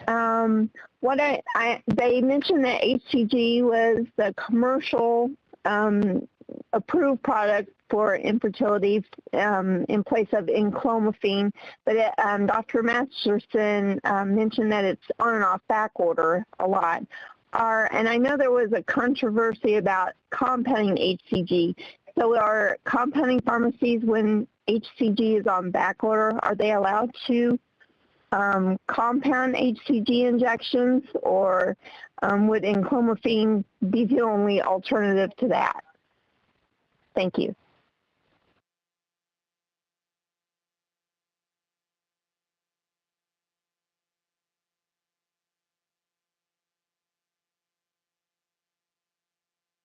Hi, this is Dr. Masterson. I'm not sure if that question was directed at me or not, but similarly, HCG is also not FDA approved for the treatment of male fertility. It's another off-label use of HCG.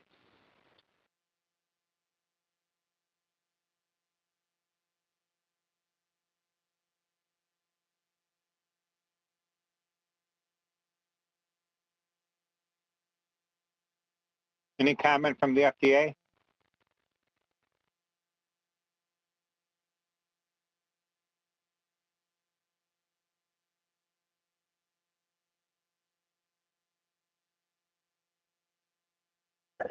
Thank you. This is Ann Taylor.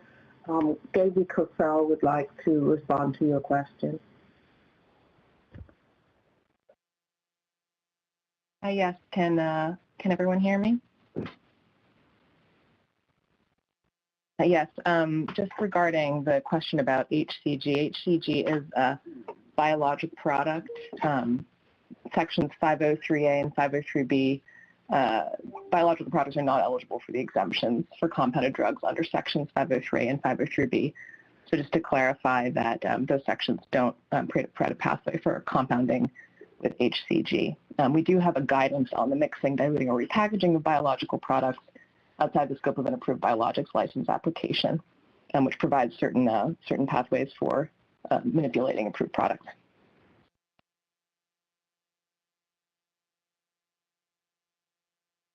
Dr. Wolford? Yes, thank you. This is Dr. Wolfert. I just wanted to follow up on a previous comment, note that HCG was off-label. One of the indications listed in the HCG label is selected cases of hypogonadotropic hypogonadism, in parentheses, hypogonadism secondary to a pituitary deficiency in males.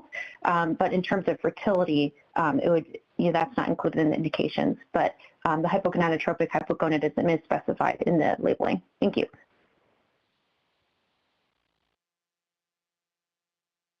Dr. McKinnon?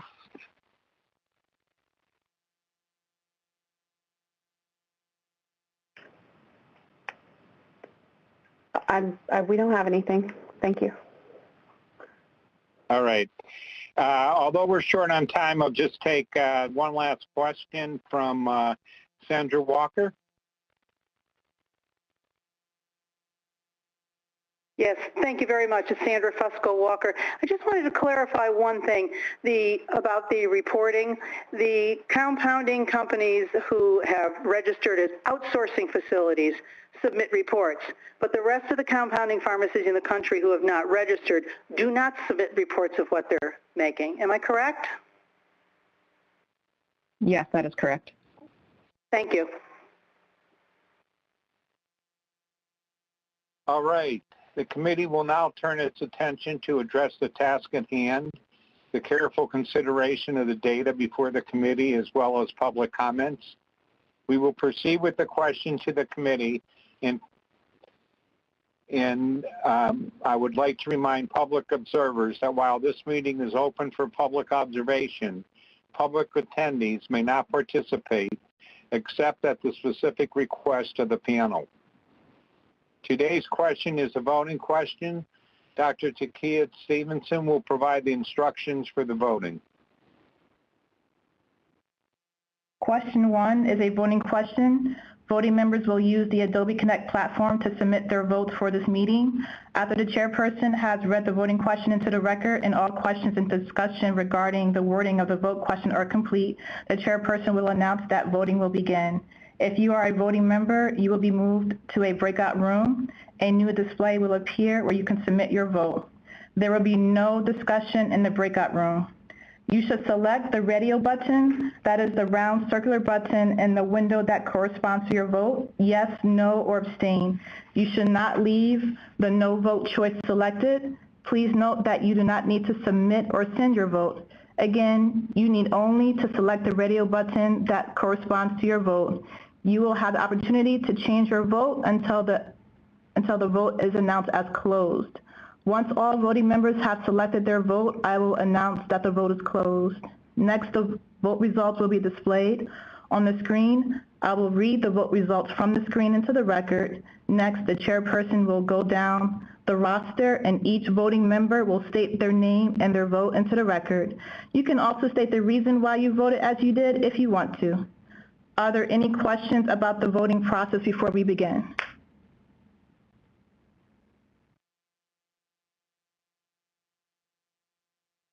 All right, seeing none, I will hand it back to the chair to read the question. Thank you. The question before the committee 503A bulk drug substance list and clomiphene citrate. FDA is proposing that enclomiphene citrate not be included on the 503A bulks list. Should enclomiphene citrate be placed on the list? Are there any wording questions that the committee has? Questions about the wording?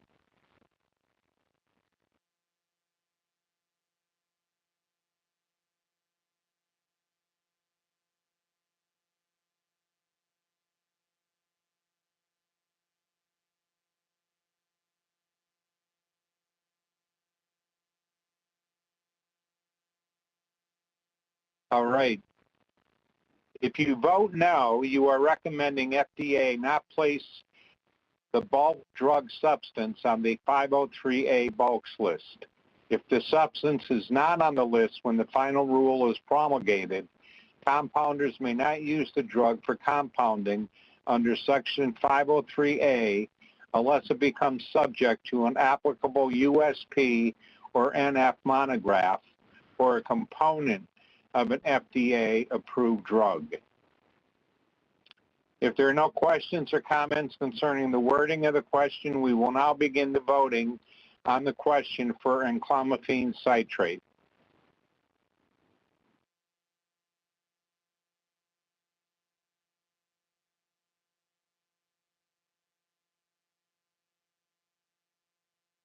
We will now move voting members to the voting breakout room to vote only. There will be no discussion in the voting breakout room.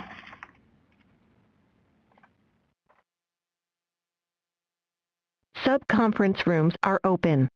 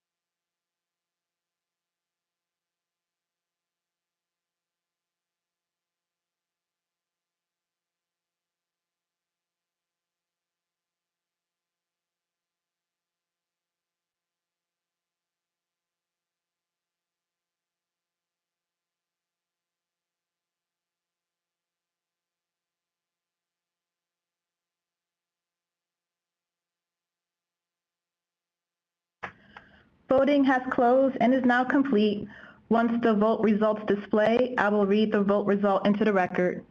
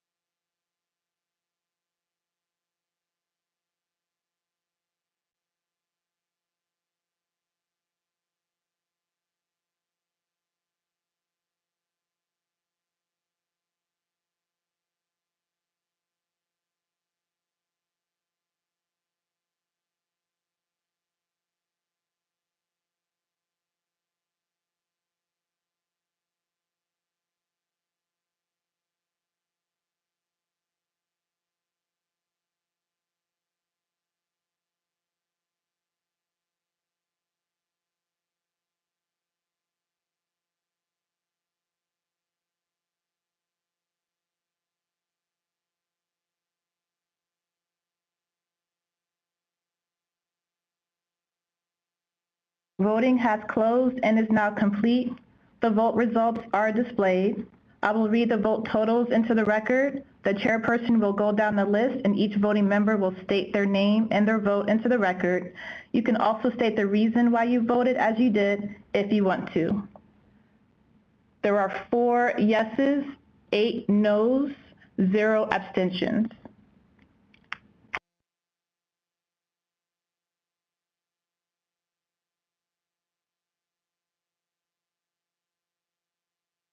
Thank you. We will now go down the list and have everyone who voted state their name and vote into the record. You may also provide justification for your vote if you wish. We'll start with the first person on the list. Dr. Gupta?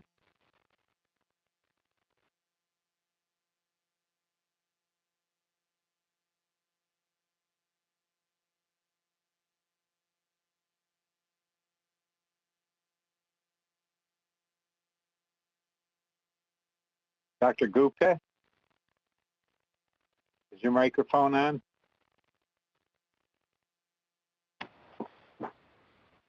Hello, this is Dr. Anita Gupta. I voted yes. Hey, Dr. Suryumanka? Yes, hello, this is Brian Seromaga from USP.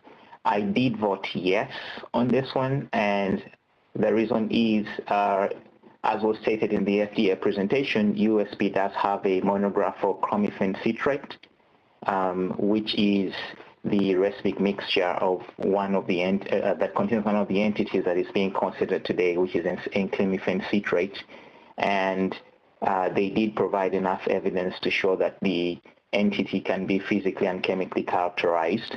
So for those reasons, I voted yes. Thank you. Dr. Ribello? This is Elizabeth Ribello, and I voted no. Dr. Gura? Hi, Kathleen Gura. I voted no. Dr. Patel? Hi, this is Kuldeep Patel. I voted no based on lack of convincing efficacy evidence for the agreeable, appropriate clinical endpoints. Dr. McElhenney? This is Linda McElhaney. I voted yes. Dr. Bowie?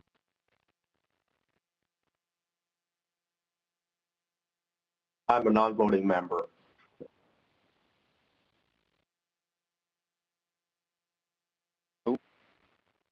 Dr. Bogner? This is Robin Bogner. I voted yes. Dr. Dromgowski?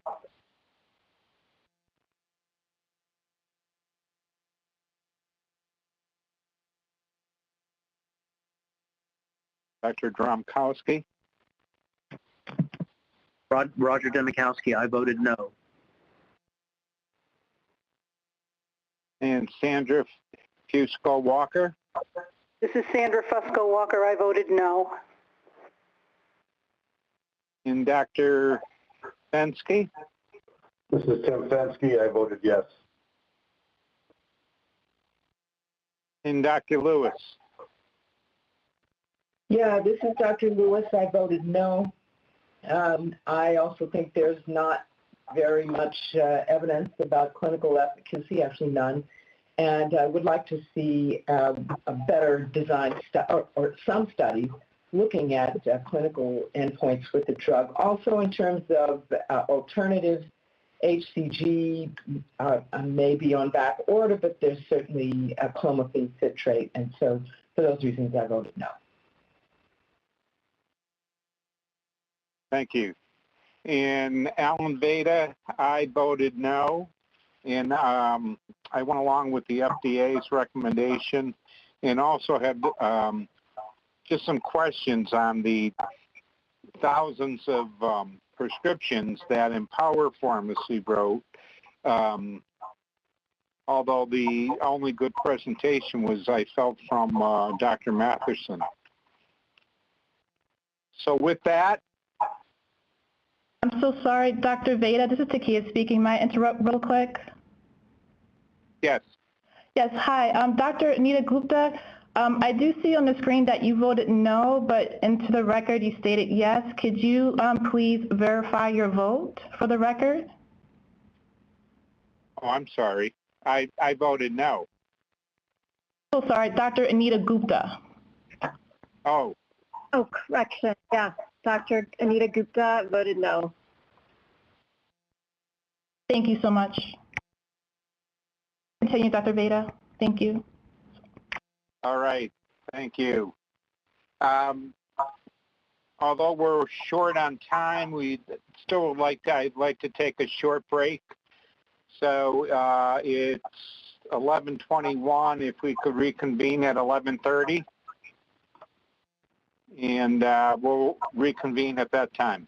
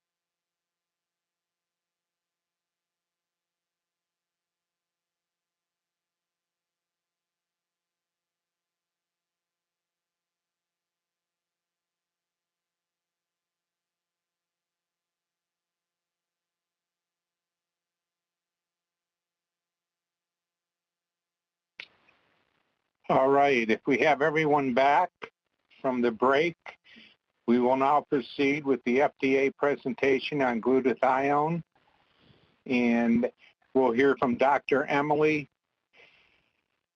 Neerum.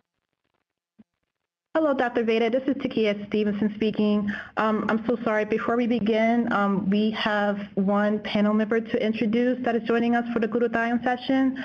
Dr. Brian Green, could you please state your name and introduce yourself for introductions, please, and affiliation? Thank you. Yeah, I am Dr. Brian Green from Hershey Medical Center.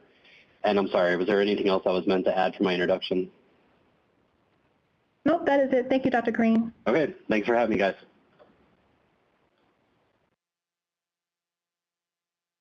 And I'll hand it back to you, Dr. Veda. Thank you. All right, could proceed now with Dr. Neerum.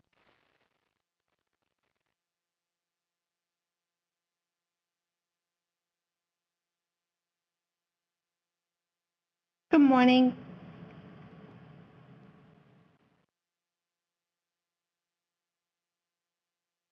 Good morning. My name is Emily Neerum. I'm a clinical analyst with the Pharmacy Compounding Review Team in the Office of New Drugs, and I will be presenting glutathione. I would like to recognize the entire evaluation team as well as the contributions of many other FDA colleagues who helped in this effort. Our special thanks to the Division of Dermatology, Dentistry, and Division of Pulmonary, Allergy, and Critical Care in OND. Glutathione was nominated for inclusion on the 503A bulks list. The proposed dosage forms are oral, sublingual, topical, ophthalmic, nasal spray, inhalation preparations, rectal, and injection. Glutathione was evaluated for 24 uses. These are listed in the slide.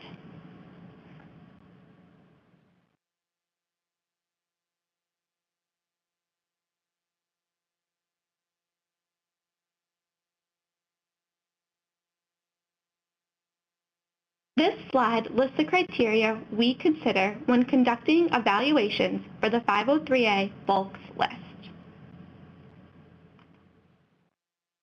Glutathione is an endogenous tripeptide comprised of the amino acids cysteine, glutamic acid, and glycine. The bulk drug substance can be synthesized in well-developed protocols. Impurities are unlikely to be toxic. It is stable at room temperature as a solid or in a solid dosage form. As an aqueous solution, it is stable with proper formulation techniques, including protection from oxygen, pH buffering, and controlled storage temperature. In conclusion, glutathione is well characterized, likely to be stable with protection from oxygen and controlled temperature and pH. Glutathione is synthesized from precursor amino acids in nearly all cells of the human body, but the liver is the main source. It exists in two forms, oxidized and reduced. The reduced form is the subject of this nomination. Its main function is as an antioxidant. It is an essential cofactor for numerous enzymes to inactivate various substances. It affects regulation of cellular differentiation, proliferation, and apoptosis.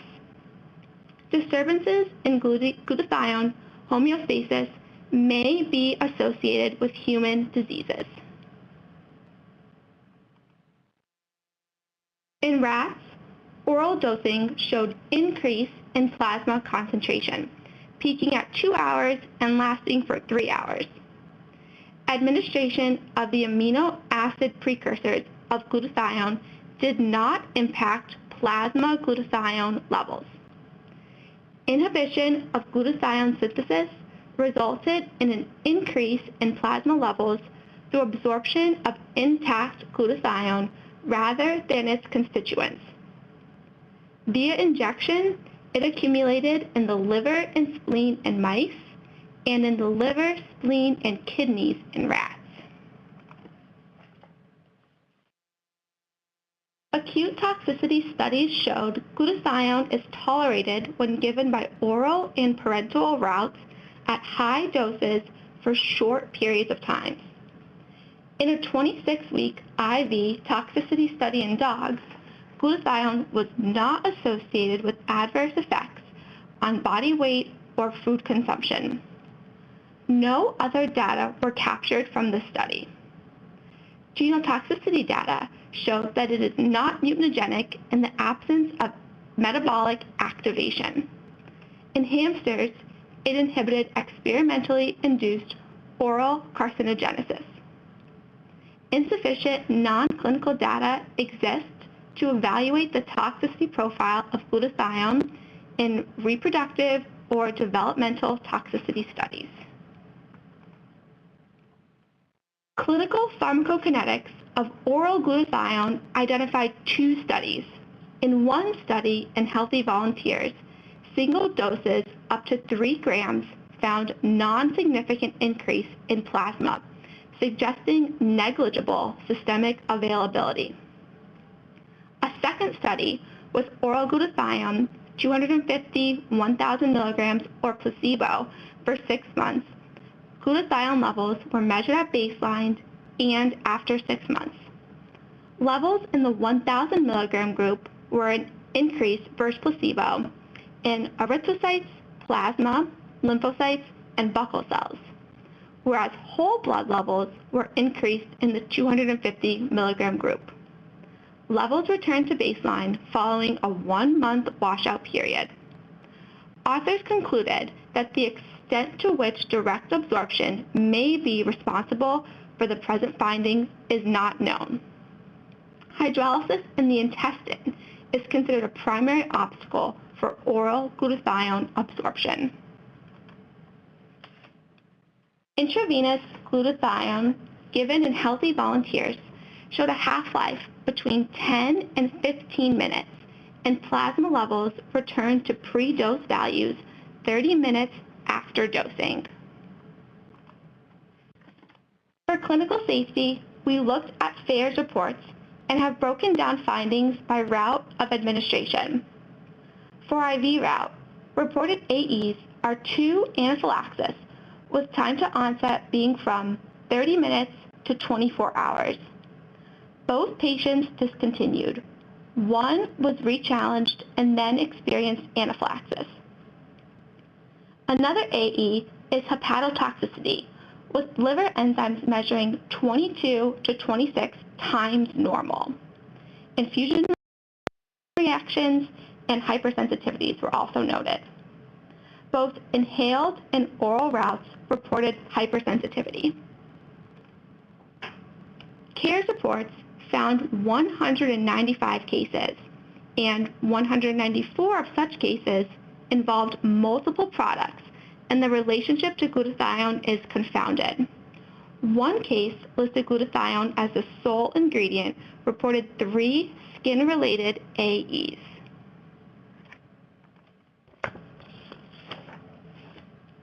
Clinical studies are also divided by route of administration.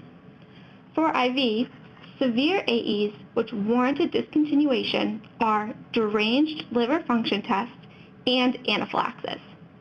Other AEs are infusion site reactions, hair loss, GI disturbances, sleep difficulties, and dizziness. There are no studies on IV glutathione safety for chronic use.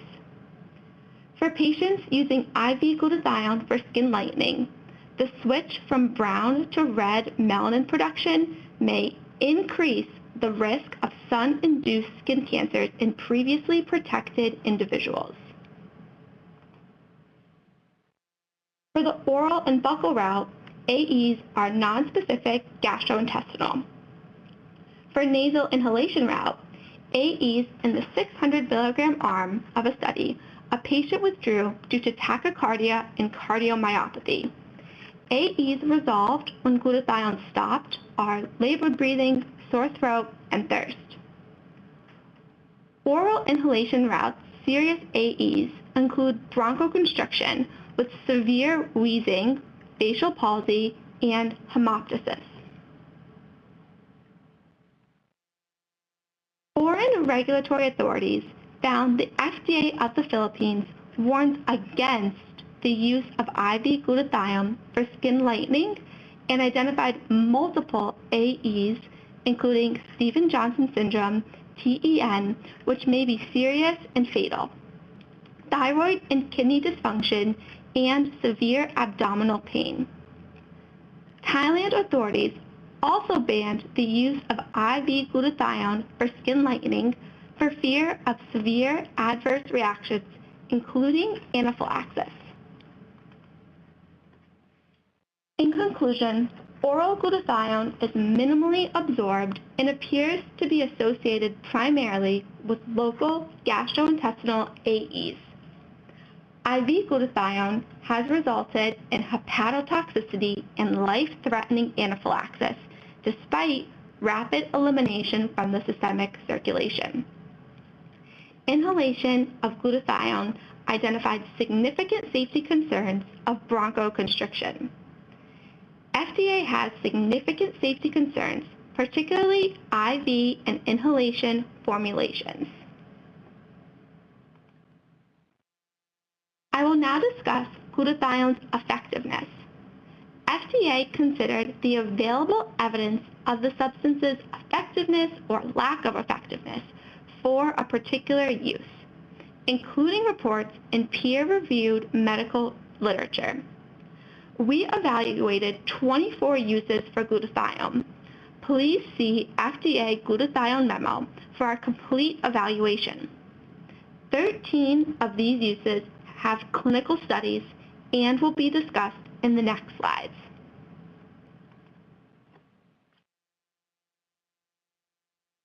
First is on skin lightening. This refers to the use of depigmentation agents.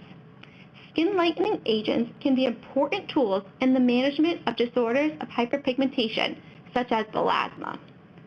The use of skin lightening agents to lighten one's natural skin color is a global phenomenon, and a variety of substances have been used and been administered via topical, oral, or IV routes. A study of oral buccal glutathione lozenge used for 8 weeks found a decrease in melanin indices. Authors recommended that a placebo-controlled, randomized clinical trial with a larger sample size and longer duration be undertaken. An IV glutathione study in females using a visual assessment tool found the glutathione group showed a higher rate of skin lightening. This improvement was gradually lost after stopping treatment.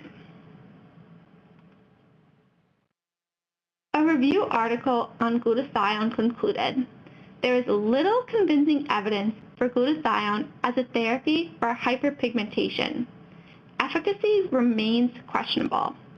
The evidence of IV glutathione as a therapeutic modality for improving skin tone or pigmentation is minimal and contradictory. More evidence in the form of high-quality trials with better study design is vital. In conclusion, a small IV glutathione clinical study appears to suggest it lightens the skin, but the effects seem to dissipate after discontinuation. Other studies failed to show a skin lightening effect with glutathione or were inadequately designed. There are insufficient data to support the effectiveness of oral glutathione for skin lightening. In addition, no data indicating that any effect that glutathione may have to lighten the skin provides clinical benefit to address a disease or condition, such as managing disorders of hyperpigmentation. Next is on cystic fibrosis. One Cochrane review identified one trial comparing nebulized glutathione to saline and found no evidence to recommend in CF, and that further research is required on improving outcomes. A second Cochrane review identified 3 studies. One was an oral glutathione, which found glutathione had positive effect on nutritional status an improvement in forced expiratory volume after 6 months treatment. However, imbalance of severe patients and a small sample size are potential bias. In one study on inhaled glutathione, 3 of 4 endpoints were not different. However, peak flow improved in glutathione group. Limitations of this study include an unknown optimal dose and a small sample size.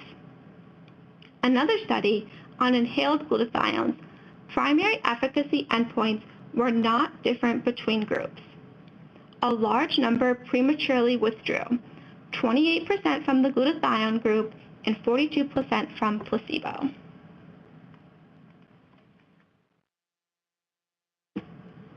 More on cystic fibrosis. A trial of inhaled glutathione versus placebo for 12 months did not achieve measured outcomes in FEV1. A study of oral glutathione versus placebo found no differences between the groups in 6 months. The Cystic Fibrosis Foundation and Pulmonary Clinical Practice Guidelines Committee published a guideline on chronic medications for maintenance of lung health, which stated evidence is insufficient to recommend for or against the chronic use of inhaled glutathione to improve lung function and quality of life. In conclusion, the beneficial effect of glutathione is difficult to assess in patients with chronic condition without a very large population sample and a long-term study period. There is insufficient information to support its effectiveness for the treatment of CF. Next, asthma will be discussed. A 3-arm crossover study was identified in 12 patients with asthma, and they received a single dose of inhaled glutathione, SCG, or placebo. This was followed by a fog challenge. After fog challenge, placebo group had a decrease FEV1 of 20%, and glutathione and SCG groups both decreased around 6%. In conclusion, one single dose small study in 12 patients provided insufficient information about population, exposure, or risk to support its use. Additional information provided on the effect that glutathione may have on the structure or function of the body does not provide evidence of any clinical benefit on the use of glutathione in asthma. Next, I'll present oxidative stress, which is defined as the condition when the sum of free radicals in a cell exceeds the antioxidant capacity of the cell. A trial in healthy volunteers comparing oral glutathione to placebo found no change in the measures of oxidative stress. In a study to evaluate prevention of contrast-induced nephropathy, or CIN, authors concluded glutathione may be a potential strategy against CIN. However, the most reliable markers of kidney damage were not evaluated. In conclusion, scientific publications were not found that define a population, dose, or risk associated with glutathione for oxidative stress. Available data do not support the effectiveness of glutathione for oxidative stress. Next is on reduction of side effects of chemotherapy.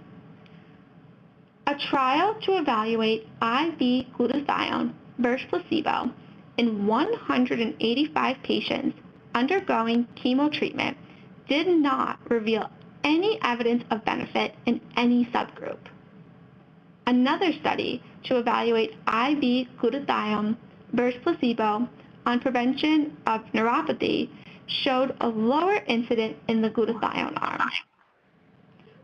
5 small studies of various cancers with different chemotherapies, each lacking a control group that showed potential benefit in prevention or reduction. A study to evaluate the effect of glutathione versus saline in colorectal cancer Although the glutathione group showed a reduction of neurotoxicity, they also showed a significantly lowered level of the chemo agent. This is concerning as it may affect chemo's efficacy. In summary, results of the studies for reduction of side effects of chemotherapy are mixed. Some show potential benefit, but they are small studies and lack a control arm. The largest placebo-controlled study showed no benefit of glutathione. Regarding chemotherapy-induced peripheral neuropathy, or CIPN, the American Society of Clinical Oncology Clinical Practice Guidelines opines, due to a lack of high-quality, consistent evidence, no established agents are recommended for the prevention of CIPN, stating specific agents, including glutathione, should not be offered for prevention of CIPN. The American Cancer Society states study results are mixed and more research is needed. In conclusion, available data are insufficient to support the effectiveness of glutathione for reduction of side effects of chemotherapy. FDA concurs with health professional organizations that there is a lack of high quality and consistent evidence to support the use of glutathione to prevent CIPN, and more research is needed. Moving on to prevention of radiation injury. A study to decrease skin reactions caused by radiation in women undergoing radiation for breast cancer treatment received topical Raygel, which included glutathione or placebo. Skin reaction was lower in the glutathione group, but per authors, the substances are absorbed, could get into cancer cells, and provide them with protection during radiation. This defeats the purpose of radiotherapy. Available data do not support the effectiveness to prevent radiation injury.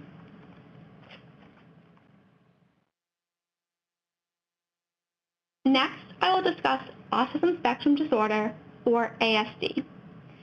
J.H.U. Searcy identified one study in which children with autism spectrum disorder were randomized to receive either transdermal or oral glutathione. However, the publication did not report efficacy outcomes. FDA did not identify any data to support the effectiveness in the treatment of ASD. Next is on Parkinson's disease. A small study in 9 patients receiving IV glutathione showed decline of disability. Another IV glutathione versus placebo study of patients using the Unified Parkinson's Disease Rating Scale and motor skills produced no difference between the groups. A 3-arm intranasal glutathione in 2 doses or placebo study in patients resulted in mild clinical improvement in symptoms in both glutathione groups, but on a follow-on phase 2b study receiving intranasal glutathione versus placebo resulted in neither treatment group being superior.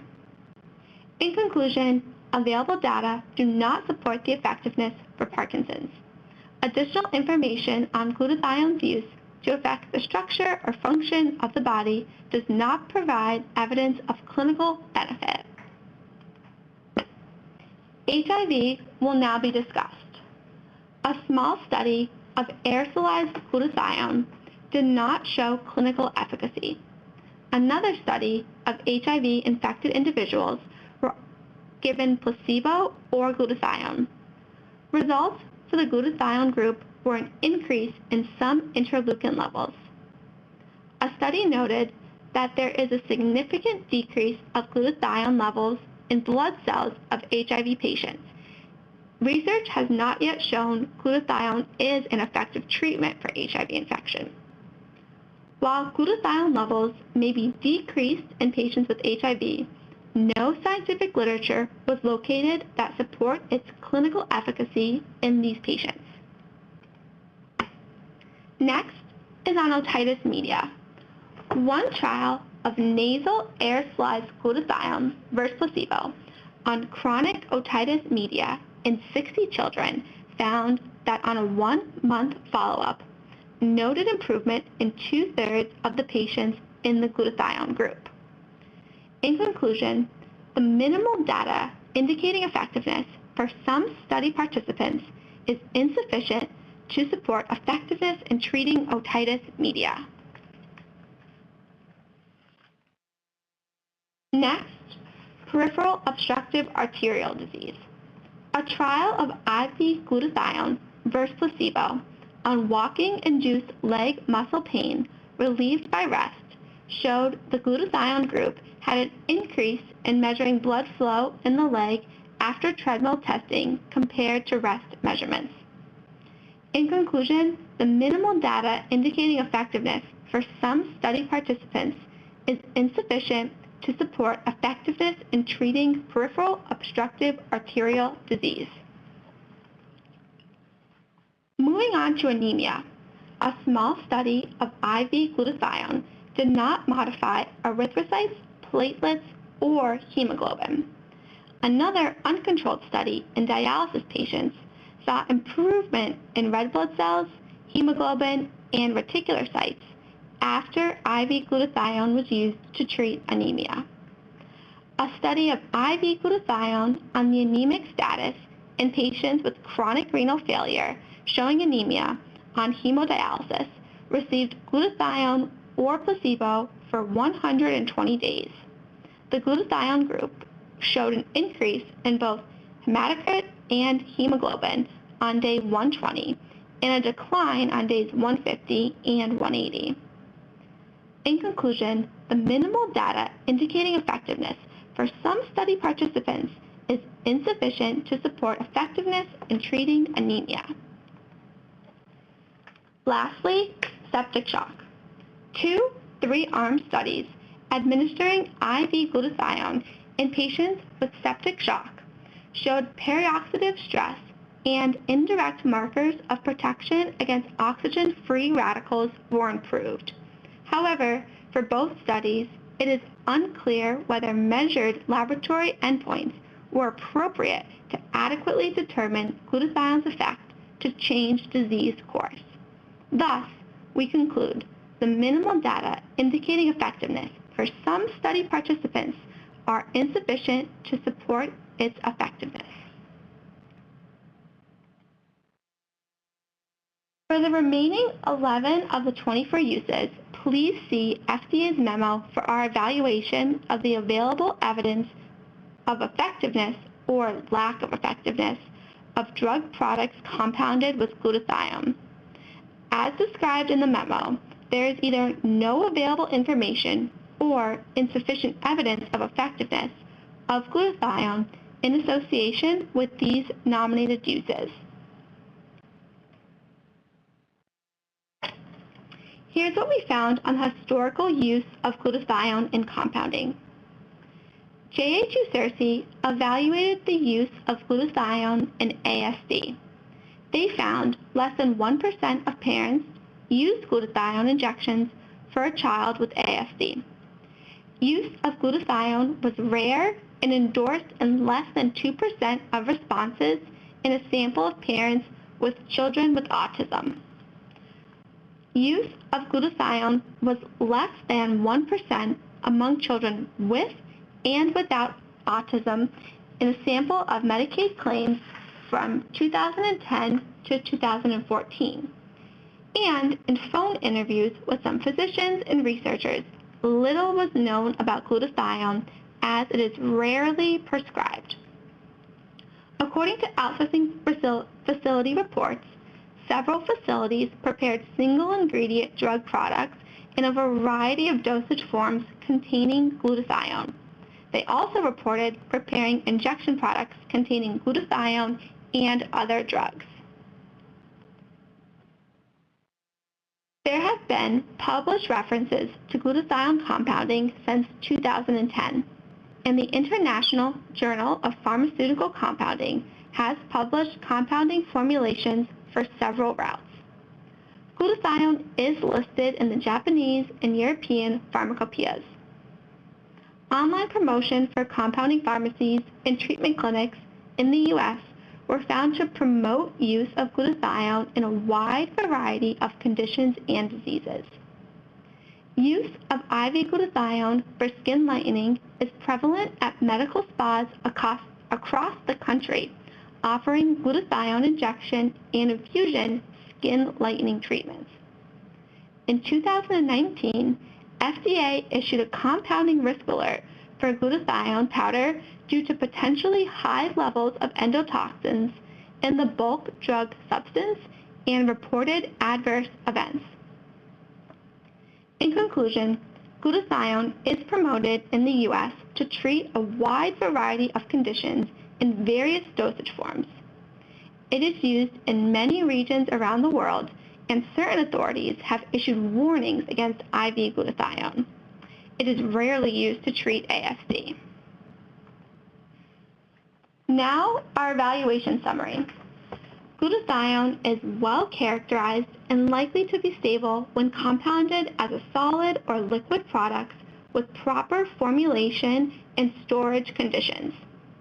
Serious safety issues with glutathione use include anaphylaxis, hypersensitivities, hepatotoxicities, severe wheezing, and breathlessness. Glutathione injection and inhalation in particular raise safety concerns. There is either no available information or insufficient evidence of effectiveness of glutathione with any of the proposed uses.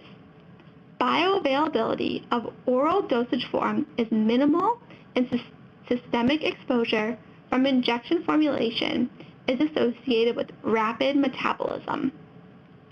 Approved drugs are available to treat several of the conditions that the glutathione is proposed to treat, many of which are serious or life-threatening. And available literature indicates that glutathione has been used since at least 1965, and compounding can be traced back to at least 2010.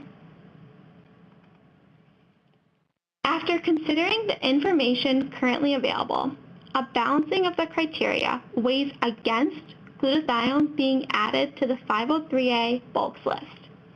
Thank you very much. This concludes my presentation. Thank you. We will now take clarifying questions for the FDA presenter. Please use the raise hand icon to indicate that you have a question, and remember to clear the icon after you have asked your question. When acknowledged, please remember to state your name for the record before you speak and direct your question to a specific presenter if you can.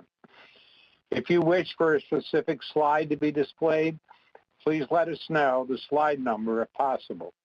Finally, it would be helpful to acknowledge the end of your question with a thank you, and then up any follow-up questions. With that is all for my questions, so we can move on to the next panel member.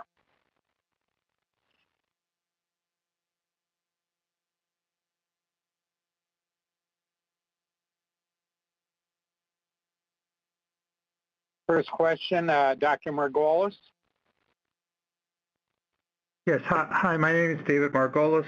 The question I had, I couldn't find any presentation, any information in your presentation, nor in the package that we received about whether or not it's ever been compounded topically for use in dermatologic conditions like post-inflammatory hyperpigmentation.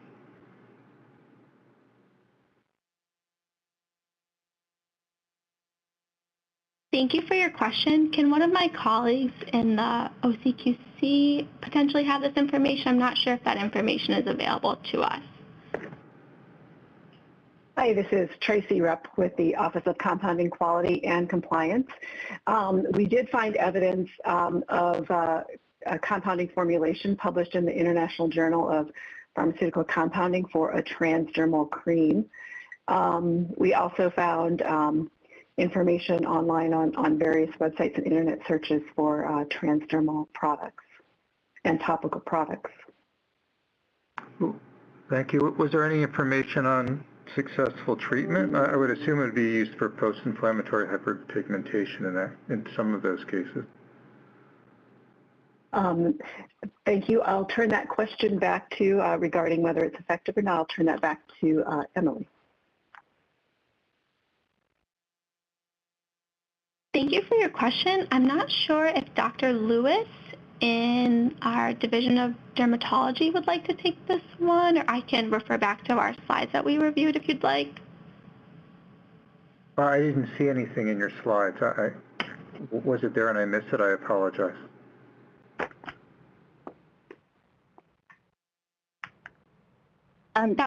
This is Dr. Felicia Lewis in the Division of Dermatology and Dentistry. To my knowledge, there is no literature that exists about the efficacy of topical glutathione. Thank you. Thank you. Dr. Calhoun? Thank you. This is Bill Calhoun. I have a question regarding the adverse events, particularly the adverse events related to the inhalational formulations. And the question turns on really what the population was in which those AEs were reported. You talked about bronchospasm, cough, and hemoptysis. And so those would be common events to occur following inhalation of anything, even saline, in patients who have cystic fibrosis or asthma or COPD, et cetera, et cetera. So the question for you, Dr. Miriam, is whether it's the agency's position that it is the glutathione molecule per se that's responsible for bronchoconstriction, cough, and hemoptysis. Thanks. Thank you for your question. Let me go back to that slide for us. Oh, I'm sorry, my slides aren't projected. Is there a way we can switch back to my slide deck?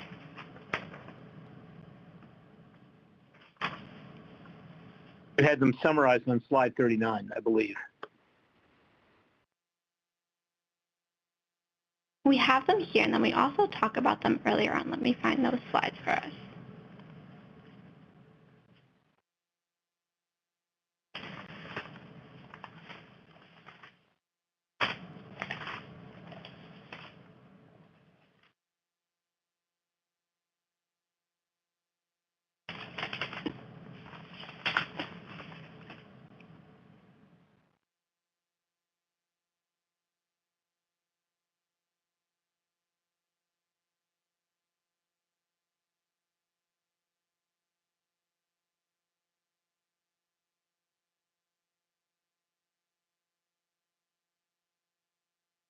This is our slide that we were referring to.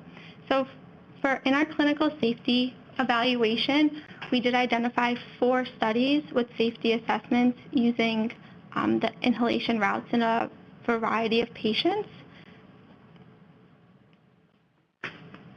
Right. So the question, it's actually pretty simple. Is it the position of the agency that the bronchoconstriction, severe wheezing, breathlessness, and hemoptysis are specifically causally related to the glutathione molecule, or are they a consequence of the population that was studied that might have had wheezing, cough, bronchospasm, and hemoptysis as part and parcel of the disease that was under study? Thanks.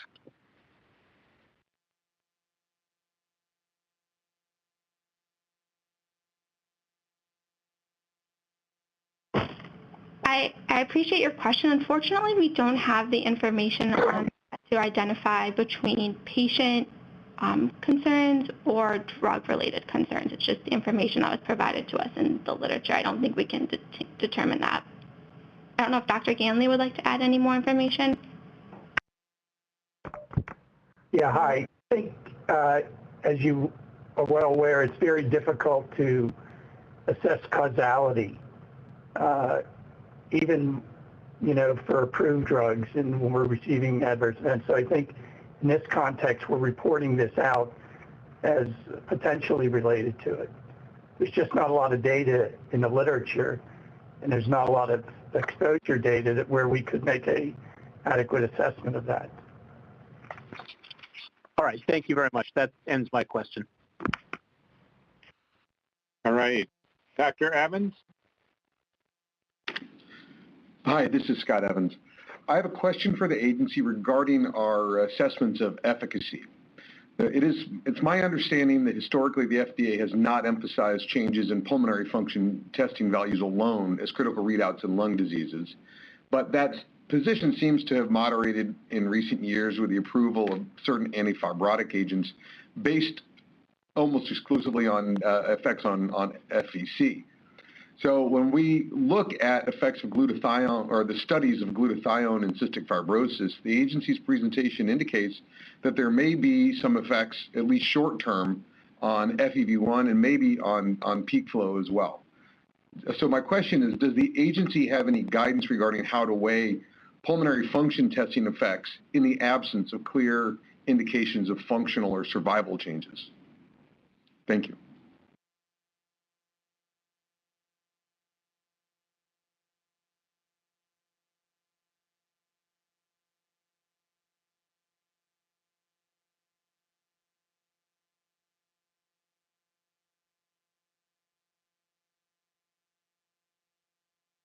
Thank you very much for your question. I'm not sure if Dr. Land from Pulmonary would like to address this.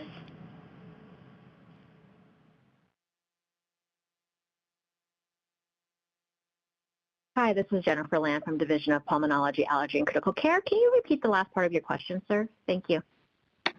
Certainly. The last part of my question was, when considering efficacy of this agent, does the agency offer any guidance on how to weigh pulmonary function values alone in the absence of any evidence of functional or survival advantages?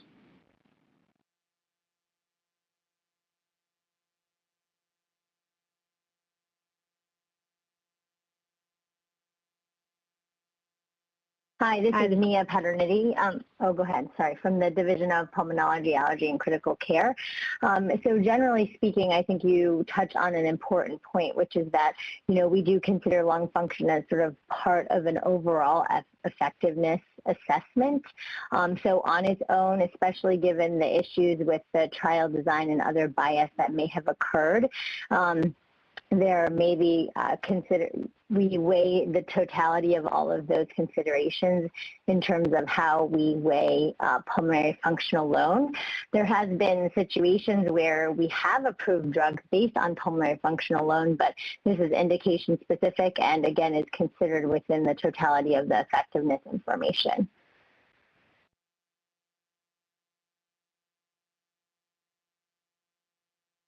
Okay, thank you. Dr. Bowie?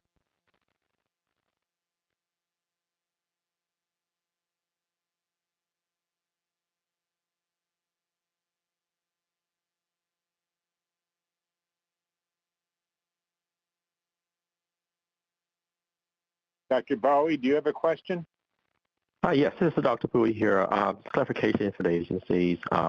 You mentioned that in slide 16, the Philippines and Thai health authority has some concern about the IV glutathiones. And in slide 38, you mentioned that certain authorities have issued warning against IV. I'm just wondering, besides those two health authority, what other health authority have concern about IV glutathiones, and do they have specific concern about certain conditions?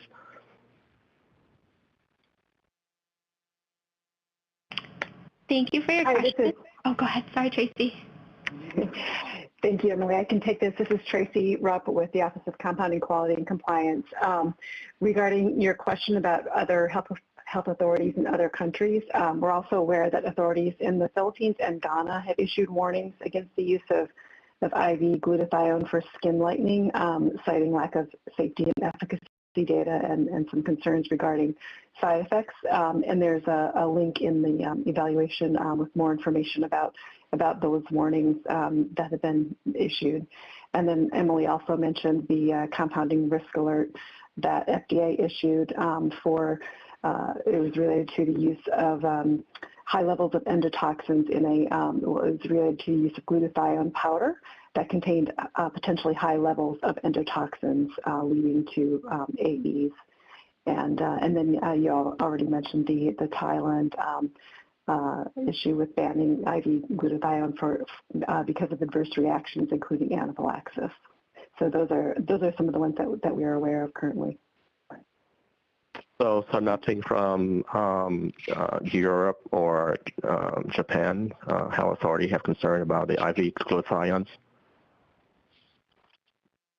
I don't think we're aware of information from Japan at this point, but if any of my colleagues would like to add, feel free to do so.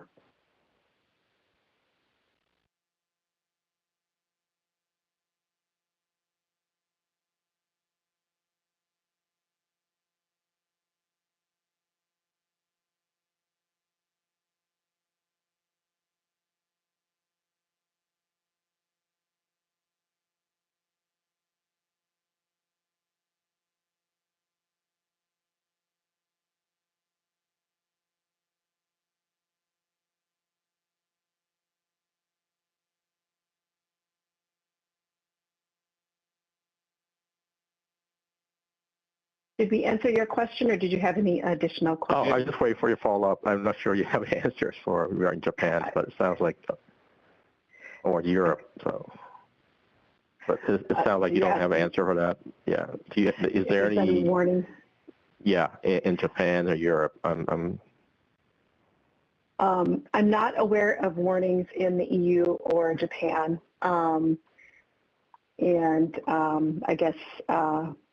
If any of my colleagues would like to add any additional information about anything that they're aware of, feel free to do so. But I'm hearing that they're not aware of warnings in the EU or Japan as well. Okay, thank you. I have no follow-up questions. Thank you. Dr. Margolis, did you have a follow-up question?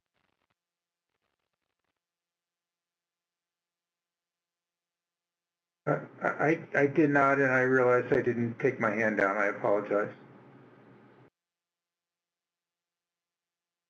Okay. Ann Taylor from the FDA, did you have a comment or question? Yes, sir. Dr. Ganley would like to be recognized for comment. Yeah, this is Charlie Ganley from FDA.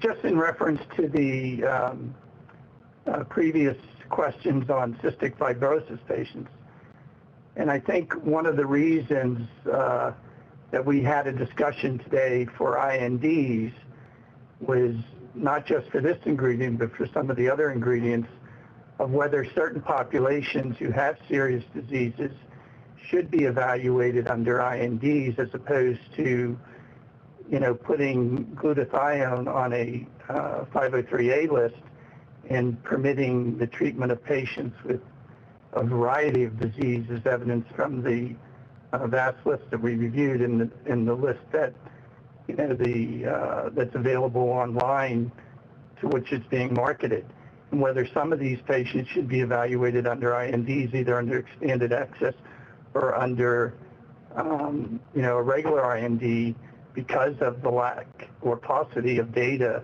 that supports its effectiveness. That's all I had to say. Thanks.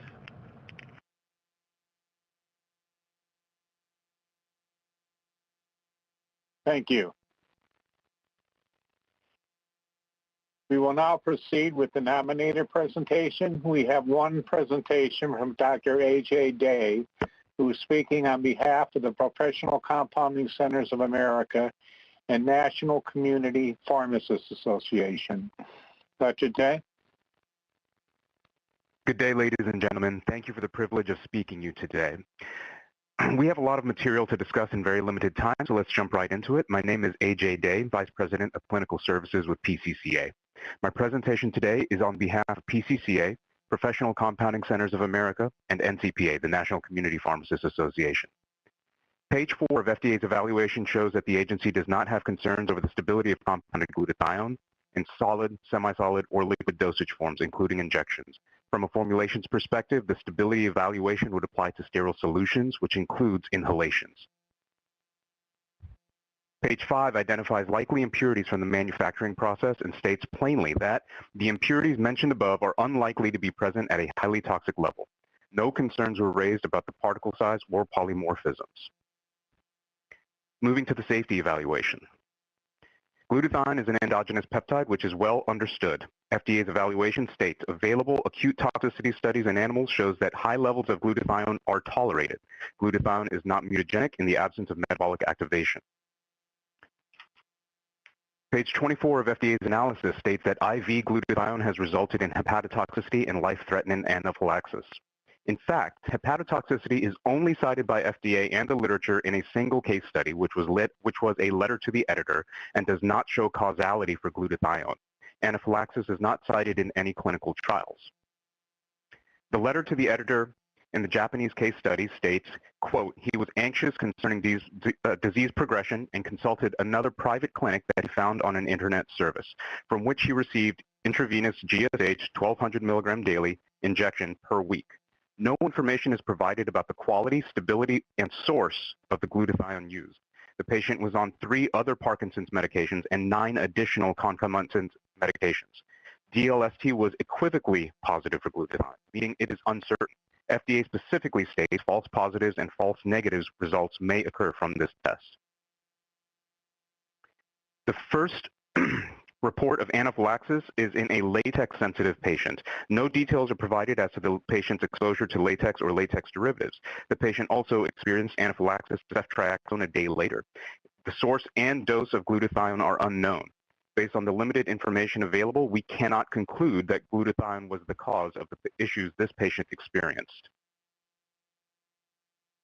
The second report of anaphylaxis that FDA cites is a cancer patient in China who developed pharyngeal edema, cyanosis, and airway whistling during his first infusion of glutathione.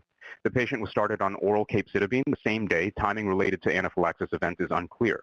This patient's other health conditions and medications are not discussed.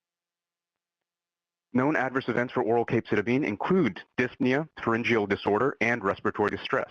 Again, based on the limited information, we cannot conclude that glutathione was the cause of the issues this patient experienced.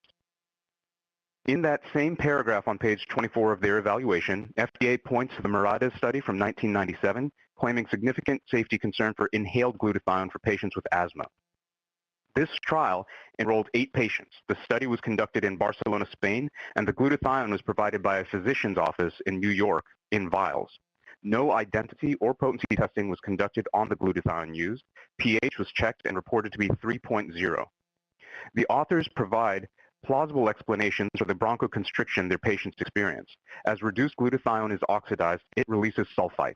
Several studies have shown that patients with asthma are, quote, exquisitely sensitive to the bronchomotor effects of sulfites, concentrations below 1 part per million. The finding that all patients tested showed a significant bronchoconstrictive response to metabisulfite challenge, correlated inversely with the threshold of responsiveness to GSH, lends further support to the mechanism of bronchoconstriction induced by sulfite formation. As previously stated, the glutathione used in this trial was shipped from a physician's office and no information is known about the original source or how it was prepared and stored. The pH of 3.0 would lead to increased oxidation of the formulation, accelerating the production of sulfites, which may increase the issues observed in these patients. As FDA's own stability evaluation states, pH, protection from oxygen, and proper formulation techniques are important for the stability of this compound. We do not know the details of the formulation used, though it is highly likely that the pH of their formulation led to an increase in oxidized glutathione, which creates disulfides, and asthma patients are known to be sensitive to these molecules. FDA's stability evaluation identified a pH of 6.4 and refrigerated temperature, yielding a shelf life of 112 days for reduced glutathione. Other clinicians have evaluated this same data from this Murata study, which was again limited to 8 patients, and have come to much less alarming conclusions than FDA. While acknowledging that bronchoconstriction in asthmatic patients is worrisome and potentially life-threatening, Pruski's 2008 review article, which evaluated 11 studies which met the inclusion criteria, including 159 patients, states that, quote, GSH inhalation is very safe. Specifically about the Muratis study, he states, quote, if proper precautions such as sulfite testing are done prior to testing, this serious side effect should be avoidable. I would add that the pH of the formulation should be considered, along with the qualitative attributes of the starting material and appropriate end product testing, such as sterility and endotoxins. Additional data from Borak and colleagues was not evaluated by FDA despite being provided in other nominating materials. 29 patients were enrolled, and researchers stated, quote, detailed safety evaluations were done throughout the study, end quote. Authors conclude that aerosol therapy of IPF with glutathione is safe. Unfortunately, more details about the specific safety measures are not available. This was published as a, quote, short report. In their review of glutathione for HIV, FDA evaluated this study by Holroyd and colleagues. This study does provide details for the safety evaluation of inhaled aerosolized glutathione. Quote, to evaluate possible toxicity of the glutathione aerosol, symptoms, physical examination, routine blood studies, chest radiographs, electrocardiogram, renal function, arterial blood gases, and tests of pulmonary function were followed carefully throughout the study. In addition, visual examination of the respiratory mucosa and analysis of differential cell count in bronchoalveolar lavage fluids were performed before the first and after the last aerosol doses. They obtained purified glutathione powder and addressed potency, sterility, and pyrogens.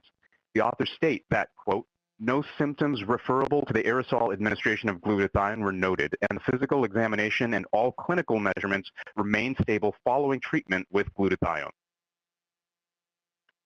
Most recently, a meta-analysis by Wang and colleagues was published in 2021. While focused on Parkinson's disease, the review of 450 patients through 7 randomized controlled trials concludes that, quote, the pooled results of these studies revealed that the therapeutic dose of GSH is safe. Further patient studies also indicate that when GSH was repeatedly administered at doses of up to 5 grams per day, both orally or IV, no toxicity was observed. We have ample evidence to show that inhaled, injected, and oral glutathione is safe. Let us now shift our focus to the efficacy evaluation for glutathione and cystic fibrosis. FDA evaluated the study by Clark Bishop and colleagues from 2005. This is a randomized, double-blind, placebo-controlled, parallel design clinical trial. A quick note that I contacted Dr. Bishop to discuss his research and invited him to speak at this meeting. He was out of the country for a few days. Other researchers were also contacted, and all were unable to clear their schedules on such short notice. If FDA would give us more than 5 business days to review the briefing packet before speaker names are due, they may receive more valuable stakeholder engagement. This is a consistent issue with these PCAC meetings. Bishop and colleagues report that small airway functions improved in the GSH group with, quote, significant improvement in peak flows and the tendency towards significance of the FEF 25 to 75 in the ancillary compliance analysis. Because 2 subjects in the GSH group did not record peak flow data, the peak flow comparison is comparable to the compliance analysis. They go on to state, while the effect size and peak flow analysis is relatively small, improvement in small airway function is noteworthy because research in CF pathophysiology suggests that the changes in peripheral airflow precede changes in FEV1 and FVC in this disease. Subjective sense of improvement and subjective assessment of cough frequency are secondary indicators which also had significant improvement in this study. None of the outcomes significantly favored the control group over the GSH group. Also in 2005, Dr. Brian Day published an evaluation of literature on glutathione for cystic fibrosis. Dr. Day notes the small size of the Bishop trial and states the results are encouraging. In describing the results of studies by Room, Greasy, and Bishop, Dr. Day states, quote, inhaled glutathione was well tolerated and efficacious in improving a variety of clinical indicators in all 3 studies reported. With 3 small clinical trials with positive findings now published, it seems clear that the next logical step is a large multi-center clinical trial. Several obstacles remain to be overcome. These include the cost of safety studies, agreement on dosages, primary indicators, and support from the pharmaceutical industry for an orphan indication. Bishop had another study published in 2013 with 44 patients, and FDA notes the conclusion that oral glutathione should be considered in pediatric cystic fibrosis patients. Another 2013 study by Greasy enrolled 153 cystic fibrosis patients. Primary efficacy endpoints were not different between the two groups in this study. This is the only clinical trial cited which does not show benefit from the glutathione therapy. This trial was plagued by patient withdrawal, including 29% of the GSH group and, interestingly, 42% of the placebo group, suggesting not a failure of the GSH therapy, but other issues with the protocol. As noted in FDA's evaluation, the 2013 Cystic Fibrosis Pulmonary Guidelines do not recommend for or against the chronic use of inhaled glutathione. The group making these guidelines only evaluated one study on GSH specifically. The other studies cited in this part of the guidelines use acetylcysteine, not glutathione. FDA's evaluation of the 2015 study by Calabresi and colleagues notes that the authors comment that most enrolled children had a normal spirometry at baseline with no room for improvement. Looking at that study, the researchers confirmed a significant decrease in FEV1 in the adult placebo group that did not occur in the glutathione group. A decline of functional parameters in the placebo group, although not statistically significant, was also observed by Grisi. Back to the acknowledgement of no room for improvement in the children enrolled. When the researchers mixed the results of adults and children sharing a FEV1% below 81%, they confirmed a significant improvement of the FEV1 in the glutathione arm compared to the placebo. Nevertheless, pediatric patients that assumed glutathione showed a significant improvement of the distance walked in 6 minutes that is considered a marker of disease severity according to previous data.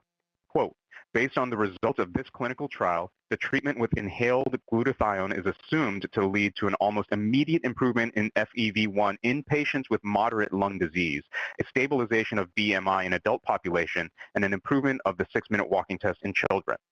This data was not evaluated in the 2013 guideline statement previously discussed, which again did not take a position against inhaled glutathione.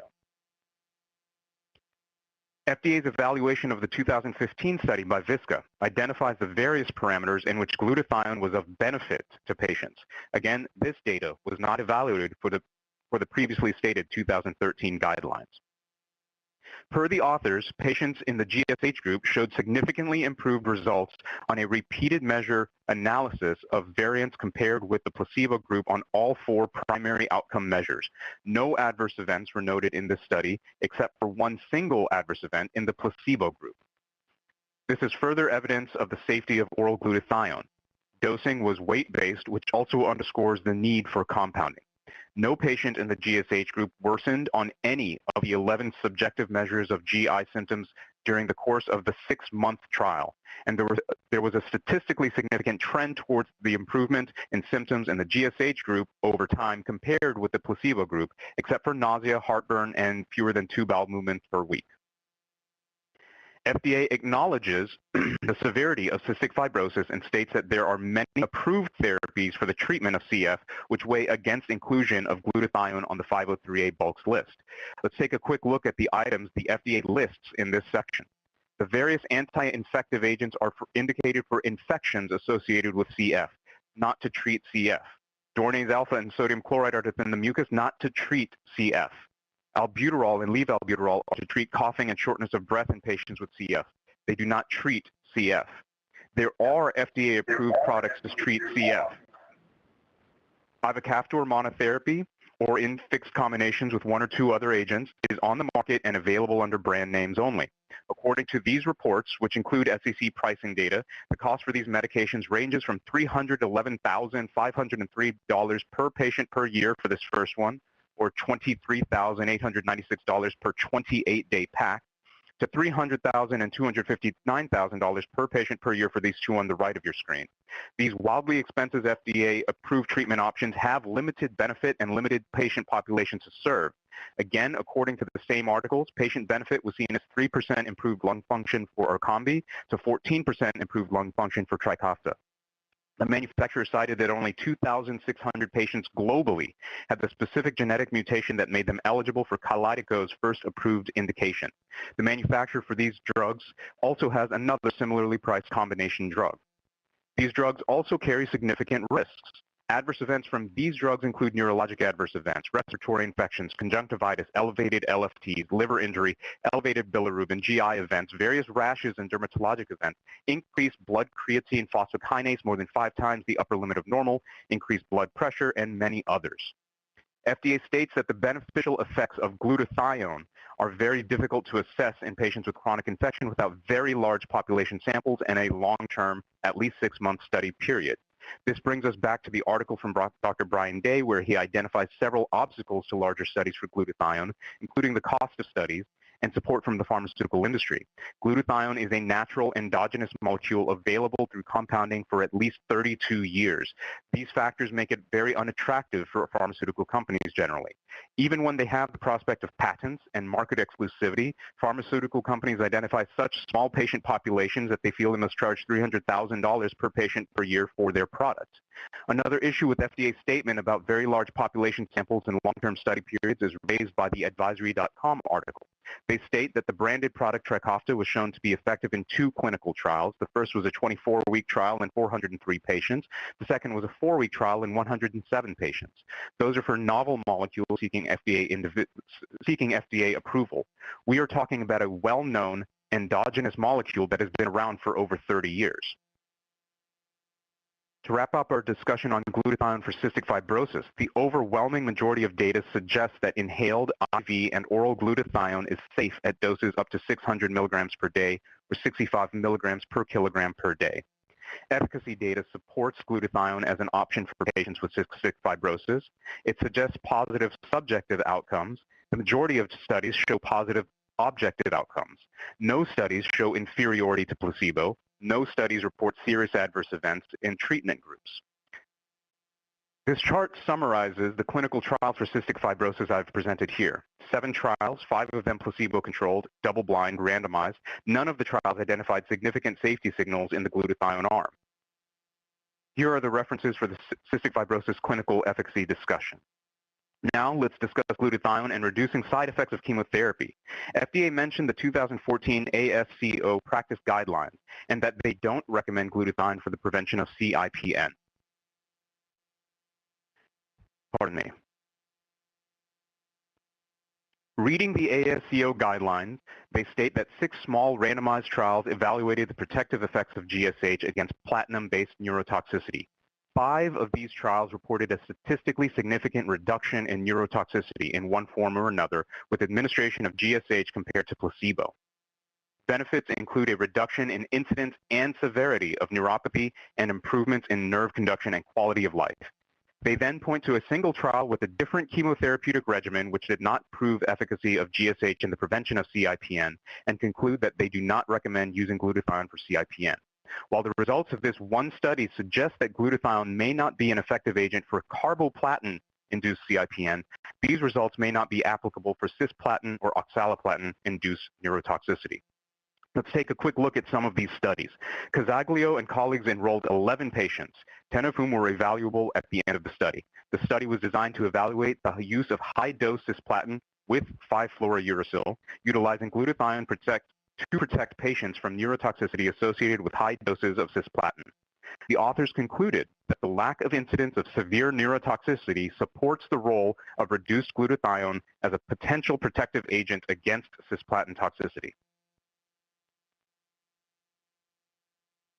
My slide did not advance for that. My apologies. A study by DeRay and colleagues enrolled 79 patients with up to 5 courses of high-dose cisplatin. While peripheral neurotoxicity and ototoxicity were the most significant long-term toxicities, as FDA states, the researchers also state that the severity of these side effects were apparently less than has been reported with other high-dose cisplatin regimens. They state, quote, "The efficacy and tolerability of the regimen confirm the feasibility of this new approach for including glutathione in order to increase cisplatin dose intensity. The researchers state that the value of patients tolerating these doses with the aid of glutathione, quote, the main advantage of the high-dose cisplatin regimen with GSH is that the dosage of 160 milligrams per meter squared per course can be maintained for 5 cycles of treatment, thus allowing the 100% delivery of planned doses in most patients." A study of 50 patients by Boehm and colleagues. Yes. Dr. Day, we are running on time here. If you could try to wrap it up so we'll be able to take some clarifying questions, please. I will move as quickly as possible. A study of 50 patients by Bohm and colleagues shows that toxicity was moderate when using glutathione protection, with the lack of significant nephrotoxicity. Neurotoxicity and ototoxicity were acceptable, and in no patient was treatment discontinued for these side effects. They state, quote, "The impressive efficacy suggests a possible contribution of reduced glutathione itself in improving the outcome, as supported by preclinical studies." FDA and ASCO mentioned the Leal study as a failure for glutathione to provide benefits in CIPN. The authors themselves have a different perspective on the results.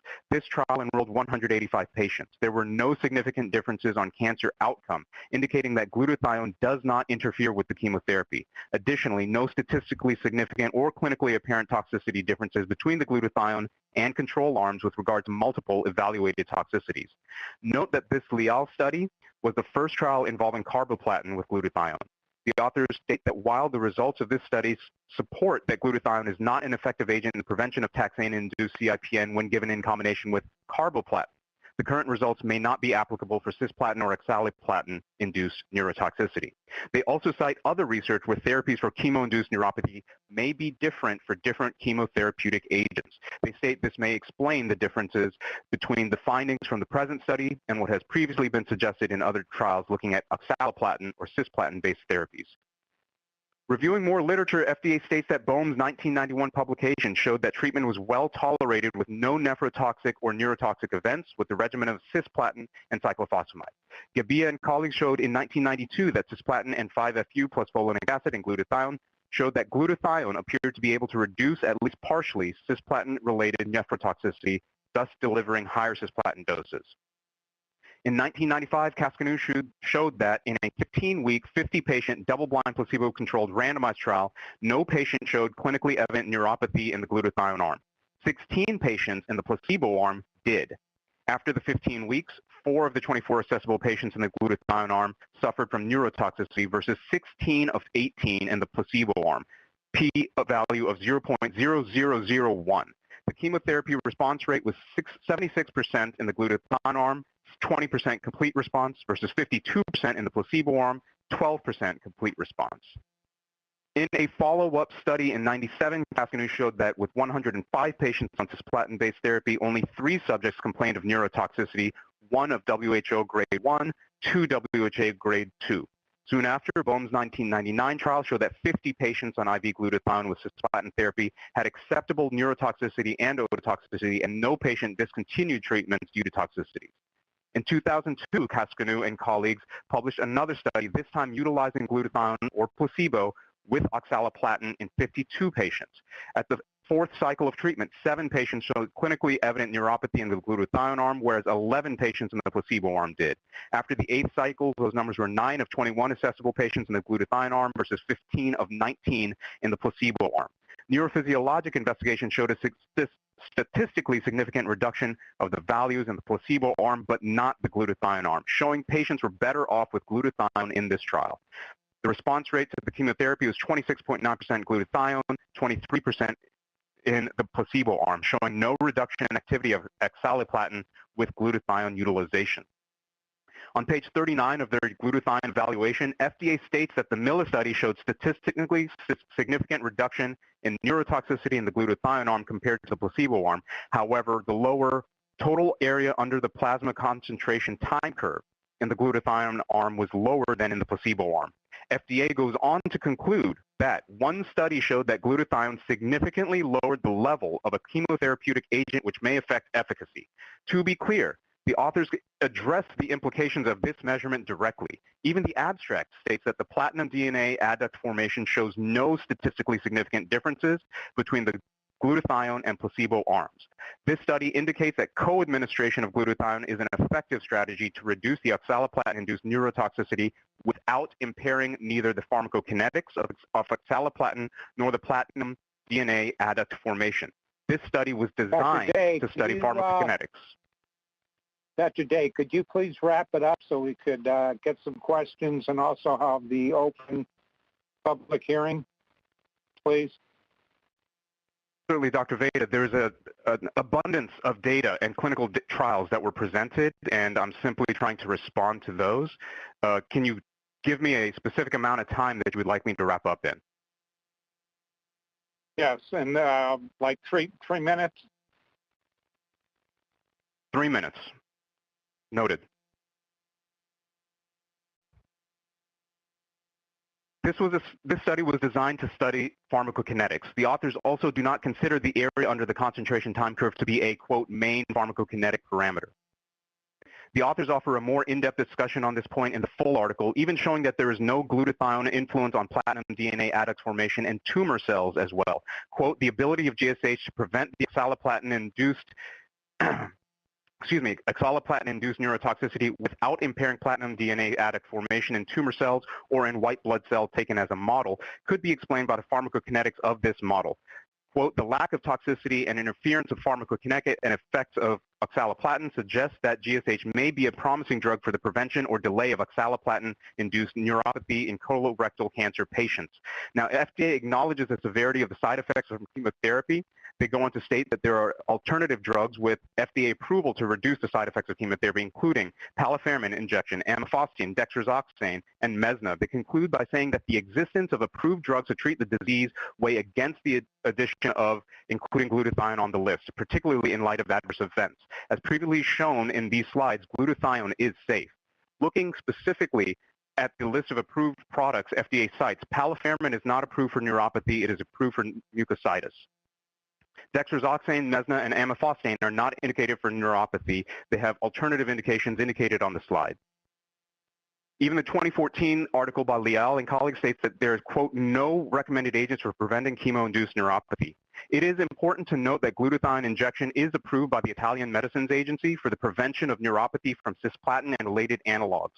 At the recommended doses, glutathione injection does not interfere with therapeutic activity of the chemotherapeutic agent.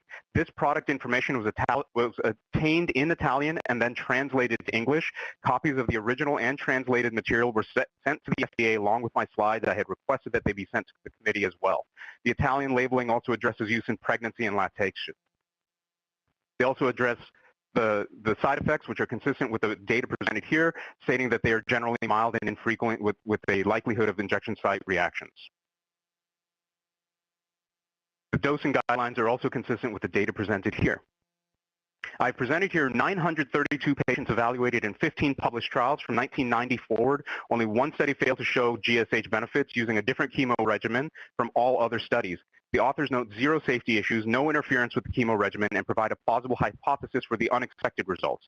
15 trials showing no clinically meaningful interaction with chemotherapy or clinically meaningful patient safety concerns.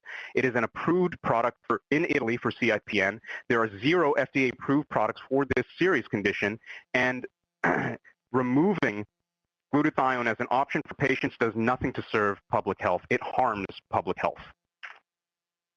I have occupied the 3 minutes that Dr. Veda had granted me, though I do have further slides and data to present. In the interest of time, I will defer to the committee. Okay, thank you, Dr. Day. We will now take clarifying questions for the nominator presenter. Please use the raise hand icon to indicate that you have a question, and remember to clear the icon after you have asked your question.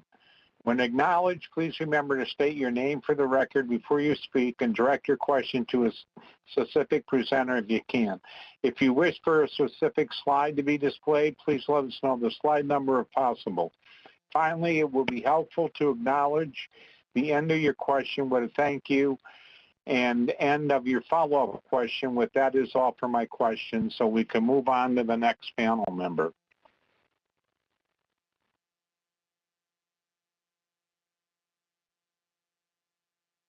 Dr. Lewis?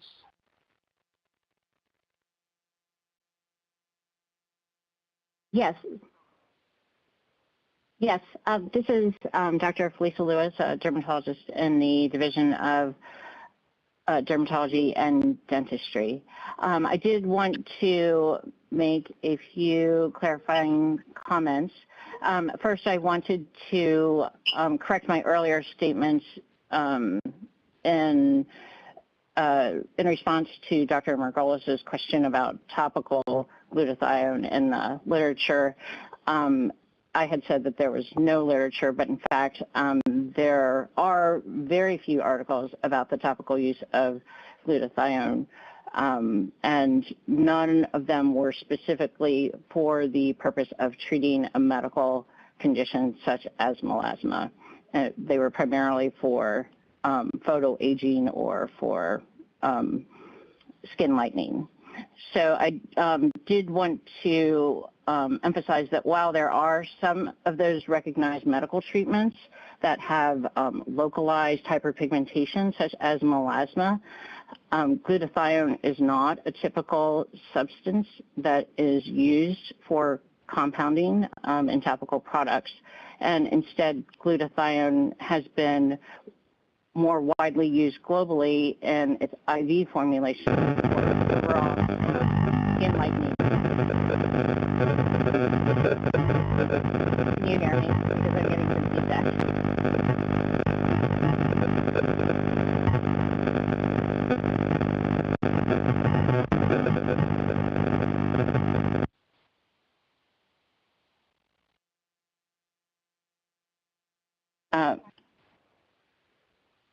Okay, I think the feedback is gone.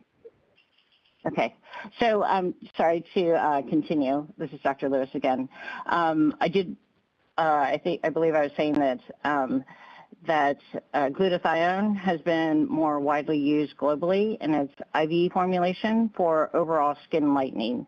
And I wanted to emphasize that there's no recognized medical condition, where the first line treatment is overall skin hypopigmentation or depigmentation.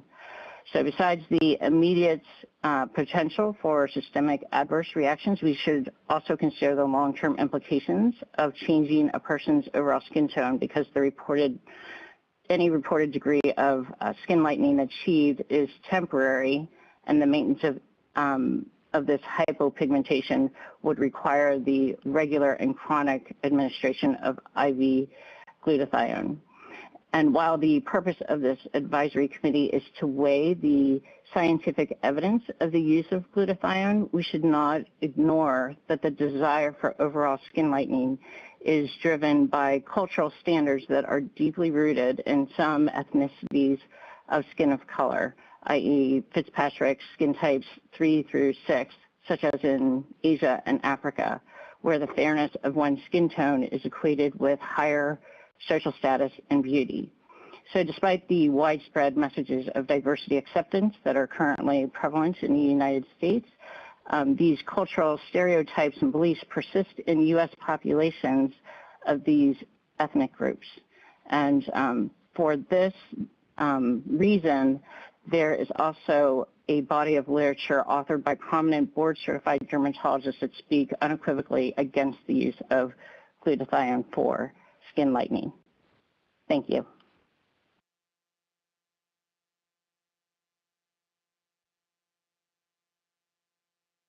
Right. If there are no questions for Dr. Day, we will move on to our open public hearing session.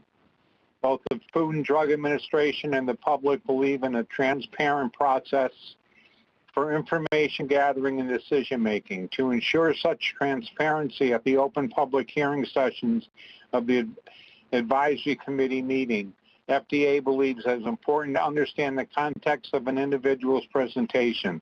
For this reason, FDA encourages you, the open public hearing speaker, at the beginning of your written or oral statement to advise the committee of any financial relationship you may have with the product, and if known, its direct competitors. For example, this financial information may include the payment by a bulk drug supplier or compounding pharmacy of your travel, lodging, or other expenses in connection with your attendance at the meeting. Likewise, FDA encourages you at the beginning of your statement to advise the committee if you do not have any financial relationships. If you chose not to address this issue of financial relationships at the beginning of your statement, it will not preclude you from speaking. The FDA and this committee place great importance on the open public hearing process. The insights and comments provided can help the agency and this committee in their consideration of the issues before them. That said, in many instances and for many topics, there will be a variety of opinions. One of our goals today is for this open public hearing to be conducted in a fair and open way where every participant is listed to carefully and treated with dignity, courtesy, and respect. Therefore, please speak only recognized by the chair. Thank you. Speaker number one, your audio is connected now. Will speaker number one begin? Introduce yourself. Please state your name and any organization you are representing for the record. Hello, my name is Dr. Paul Anderson from Seattle, Washington. I have no financial relationships to disclose in regard to this meeting or this topic. I am formerly one who testified on behalf of nominations by AANP, and today I'm just giving clinical background for the use of glutathione. I am a physician and researcher in Seattle, Washington. I was formerly the director of interventional medicine in a 5-year NIH-funded oncology trial in collaboration with University of Washington, Seattle Cancer Care Alliance, Seattle Children's Hospital, and Bastyr University. And in this trial, in addition to in my private practice, we used a great deal of compounded glutathione in the Integrative Oncology Center. In addition, I'm a co-author of the textbook, A Scientific Reference for Intravenous Nutrition Therapy from CAO Medical Publishing. And the focus of my practice and research is oncology patients, supporting them through standard of care and mitigating side effects after standard of care. We have used glutathione in a compounded form as a modality for 20 years plus at this point. So the scope of the glutathione use in my clinics that I was supervising over those 20 years, I estimate that I have ordered and monitored over 20,000 doses of compounded glutathione. Those doses were intravenous as well as respiratory administration. In relationship to the NIH trial, we used glutathione in a number of settings. One was in referral from the University of Washington Radiation Oncology Center after radiation therapy was completed to assist patients in nerve repair due to radiation nerve injury.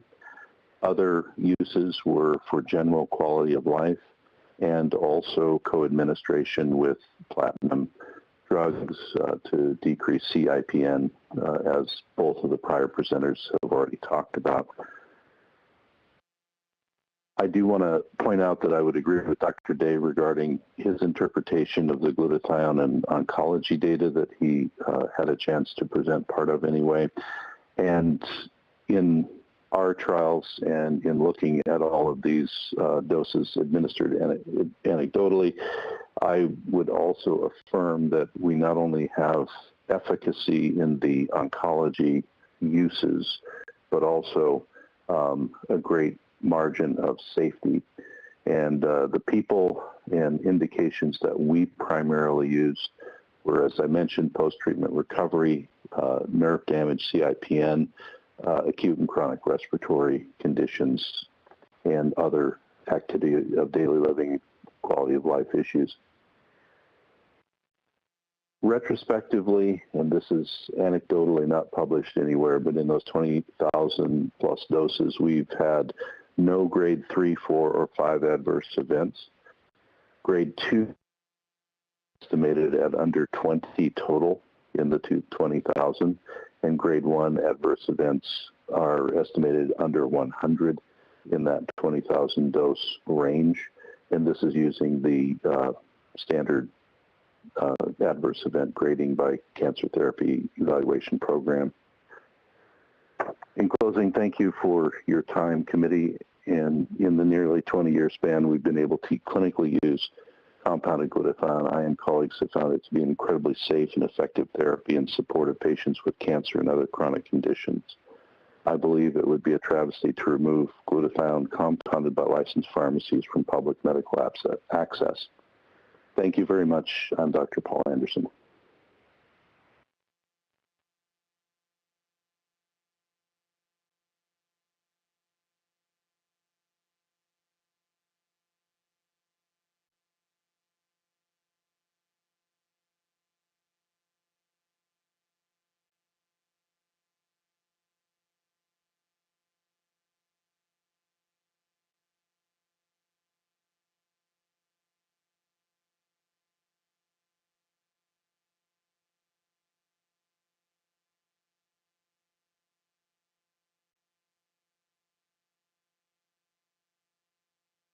Hello, this is Takia speaking. Dr. Veda, if you're speaking, you may be on mute. I'm sorry. I was on mute. The open public hearing portion of this meeting has now concluded, and we will no longer take comments from the audience. The committee will now turn its attention to address the task at hand, the careful consideration of the data before the committee, as well as the public comments. We will proceed with the question to the committee and panel discussion for glutathione. I would like to remind public observers that while this meeting is open for public observation, public attendees may not participate except at the specific request of the panel. Today's question is a voting question. Dr. Takia Stevenson will provide the instructions for the voting. Question 2 is a voting question. Voting members will use the Adobe Connect platform to submit their votes for this meeting. After the chairperson has read the voting question into the record and all questions and discussion regarding the wording of the vote question are complete, the chairperson will announce that voting will begin. If you are a voting member, you will be moved to a breakout room. A new display will appear where you can submit your vote. There will be no discussion in the breakout room. You should select the radio button, that is the round circular button in the window that corresponds to your vote, yes, no, or abstain. You should not leave the no vote choice selected. Please note that you do not need to submit or send your vote. Again, you need only to select the radio button that corresponds to your vote. You will have the opportunity to change your vote until the vote is announced as closed. Once all voting members have selected their vote, I will announce that the vote is closed. Next, the vote results will be displayed on the screen. I will read the vote results from the screen into the record. Next, the chairperson will go down the roster, and each voting member will state their name and their vote into the record. You can also state the reason why you voted as you did if you want to. Are there any questions about the voting process before we begin?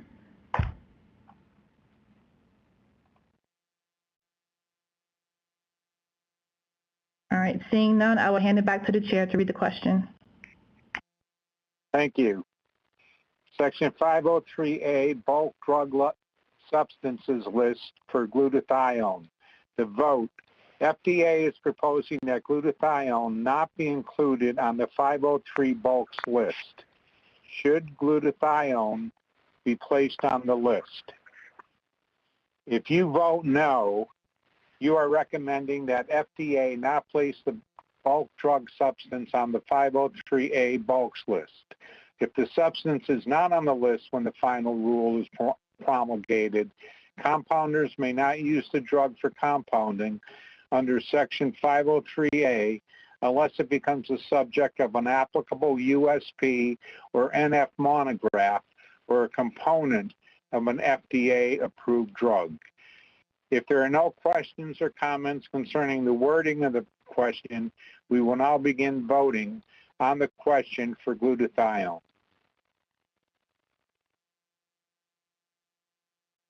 We will now move voting members to the voting breakout room to vote. Only there will be no discussion.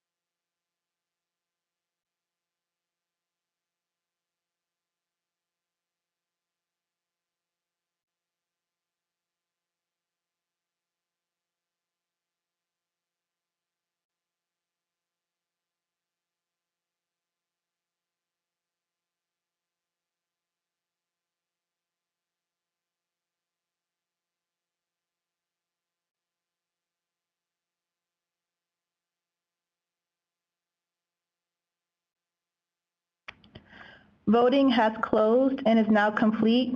Once the vote results display, I will read the vote result into the record.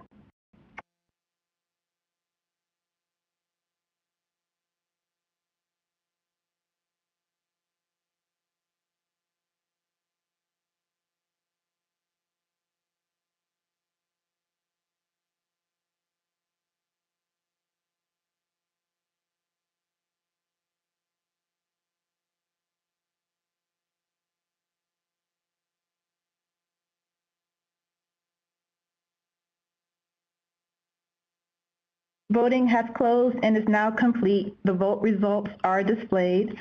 I will read the vote totals into the record. The chairperson will go down a list and each voting member will state their name and their vote into the record. You can also state the reason why you voted as you did if you wish to. There are 8 yeses, 5 noes, 1 abstention.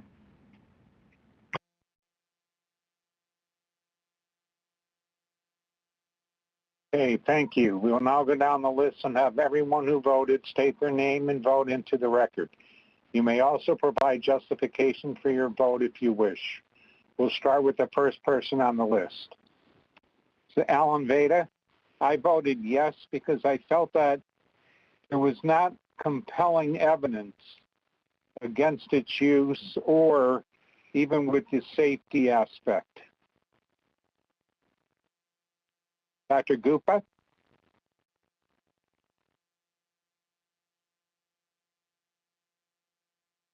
Thank you. This is Dr. Anita Gupta, and I voted no. I felt that although glutathione is known to be stable, endogenous, it's well characterized, there is unclear evidence and reproductive evidence and developmental evidence in women and toxicology studies that created some, reason for further evidence that was required. In addition, the information regarding lightning, I felt that there was need for further evidence. Therefore, I voted no. Thank you. Thank you. Dr. Green? This is Brian Green. I voted yes, and while I don't think that anyone's proven it necessarily does anything that they're saying it does, I don't think that there's a whole lot of harm there compared to a lot of already other available medications and supplements. Thank you. Dr. Shumuga? Yes, this is Brian Saramaga from USB. I voted yes because there was sufficient evidence presented that shows that the glutathione can be physically and chemically characterized, and stable preparations can actually be made in a compounding pharmacy. Dr. Margolis? Yes, David Margolis. I voted no. I thought that there were ample opportunities for more compelling effectiveness or even efficacy data, and there just seemed to be just way too many indications and uses for something that it would be nice to know that it actually worked well in those indications. Dr. Rebel?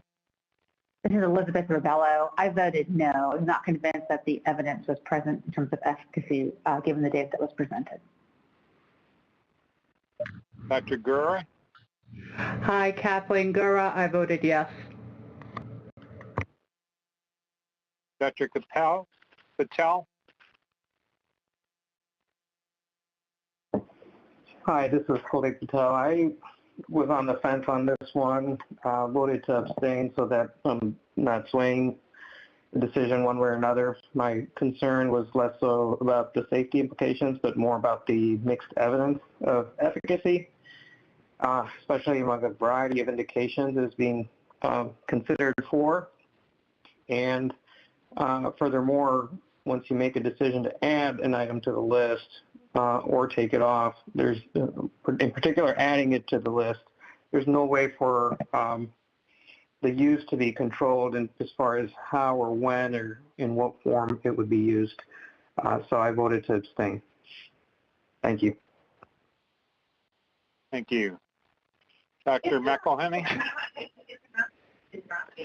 This is Linda McElhaney. I voted yes. In my opinion, there are a few serious and/or life-threatening conditions that would significantly benefit from glutathione therapy, and I think it should continue to be available to compounders.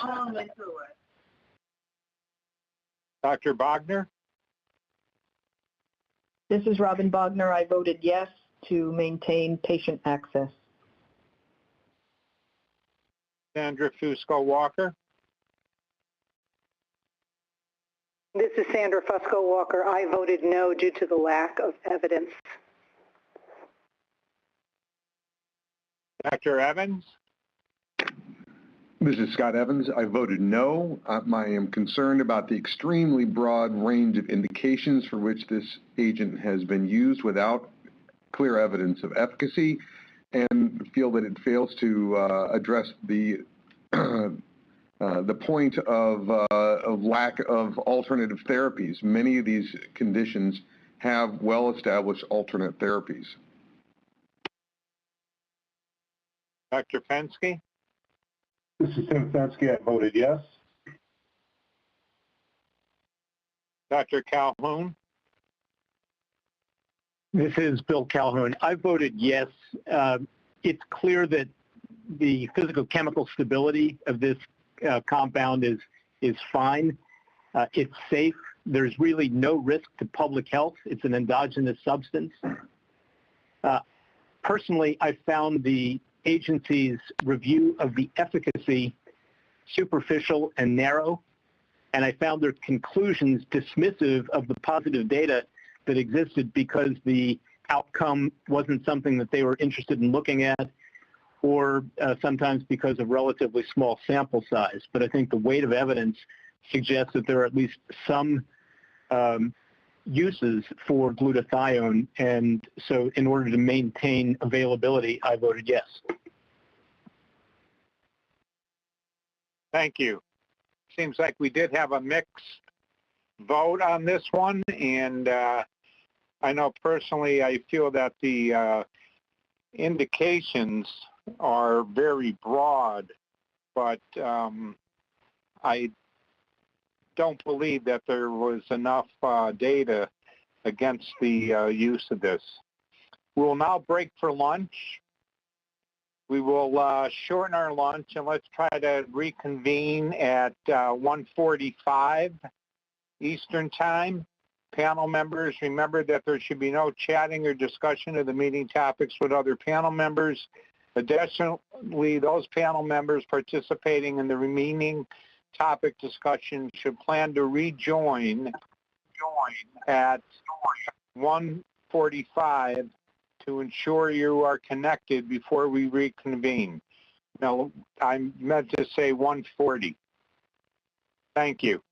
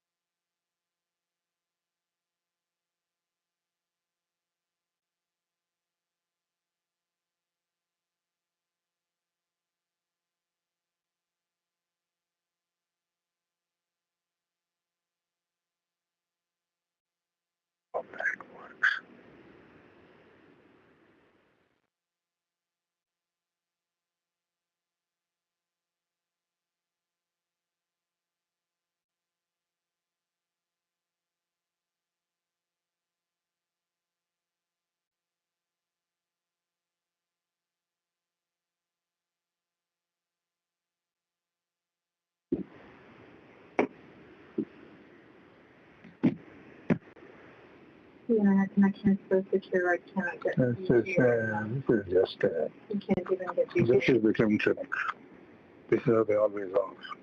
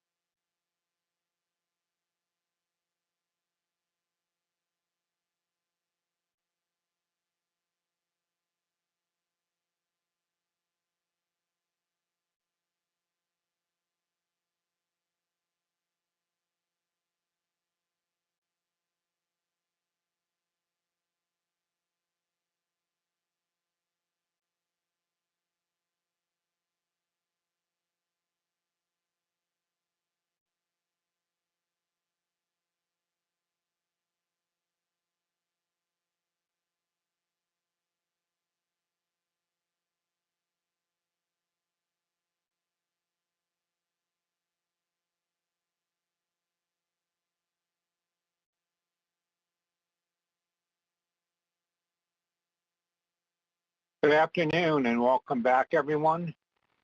Before we begin, Dr. Stevenson will introduce the new special government employees and FDA presenters for the afternoon topics.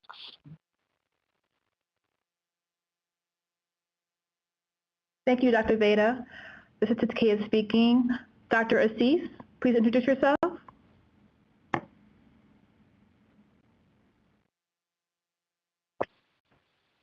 Hi, this is Dr. David Assis, Associate Professor of Medicine and Hepatology at Yale School of Medicine. Dr. Cavanis.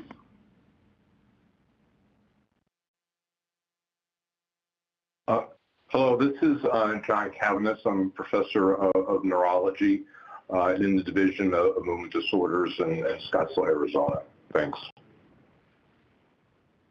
Dr. Dasarathi.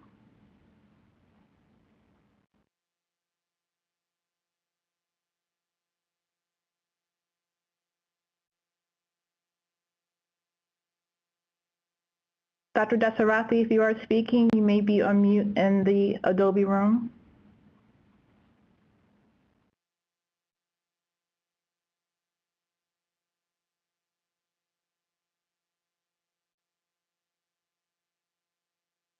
Yes, can you hear me? Yes, we can. Hello. Yes. Okay, so my name is Dasarathi. I am a professor of medicine and transplant hepatology at the Cleveland Clinic. My expertise is in ammonia metabolism and multiple organs and ammonia utilization. Thank you. Dr. Eisenberg. Hi, good afternoon. My name is Dr. David Eisenberg. I'm an associate professor in the Department of OBGYN at Washington University School of Medicine in St. Louis in the Division of Complex Family Planning. Dr. Garcia. Good afternoon, Jorge Garcia. I'm a professor of medicine and urology and the chairman of hematology and oncology at University Hospitals, Seidman Cancer Center, and the Case Comprehensive Cancer Center in Cleveland, Ohio. I'm a GU medical oncologist. Dr. Lindsay? I am Michael Lindsay, Professor, OBGYN, Emory University, Division of Maternal Fetal Medicine. Dr. Nieva? Hi, this is George Nieva. I'm a thoracic medical oncologist at the University of Southern California Norris Comprehensive Cancer Center. I will now introduce the FDA participants for the afternoon session. Dr. Marianne San Antonio? Hi, good afternoon. This is Marianne San Antonio. I'm a physician with the Pharmacy Compounding Review Team in the Office of Specialty Medicine, Office of New Drugs. Dr. Tapia? Good afternoon. I am Raquel Tapia. I'm also a physician with the Pharmacy Compounding Review Team in the Office of New Drugs. Dr. Tariq? Good afternoon. My name is Anam Tariq. I am also a physician in the Pharmacy Compounding Review Team of Office of Specialty Medicine in OND, Office of New Drugs. Thank you very much. I will hand it back to the chair. Thank you. We will now proceed with the FDA presentation on ammonium tetrathiomolybdate from Dr. Rachel Tapia. Thank you. Good afternoon. My name is Raquel Tapia. I am a physician with the Pharmacy Compounding Review Team in the Office of New Drugs. I will be discussing ammonium tetrathiomolybdate, referred to as ATTM, throughout the presentation. I'd like to recognize the entire evaluation team as well as the contribution of many other FDA colleagues who helped in this evaluation. Our special thanks to the divisions of hepatology and nutrition, neurology, and oncology in OND. ATTM was nominated for inclusion on the 5038 bulks list for use in compounding. It was evaluated for Wilson disease and copper chelation therapy in breast, kidney, prostate, colorectal, and esophageal cancer, and malignant pleural mesothelioma. The proposed dosage form is oral capsule, 20 to 60 milligrams. These are the 4 factors we considered for our evaluation of ATTM.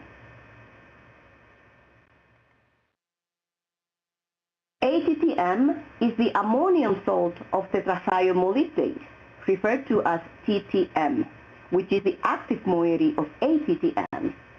This is a copper chelating agent, sensitive to oxygen, but decomposes at room temperature. So it is likely to be stable only if protected from moisture and air when compounded as capsules.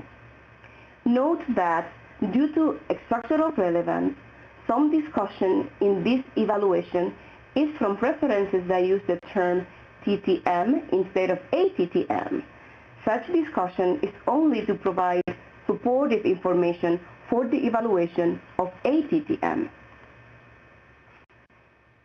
TTM has been studied in animal models where it has shown to form a complex with food protein and copper to prevent copper absorption. In rats, oral dosing decreased copper hepatic and renal uptake by increasing plasma retention of copper.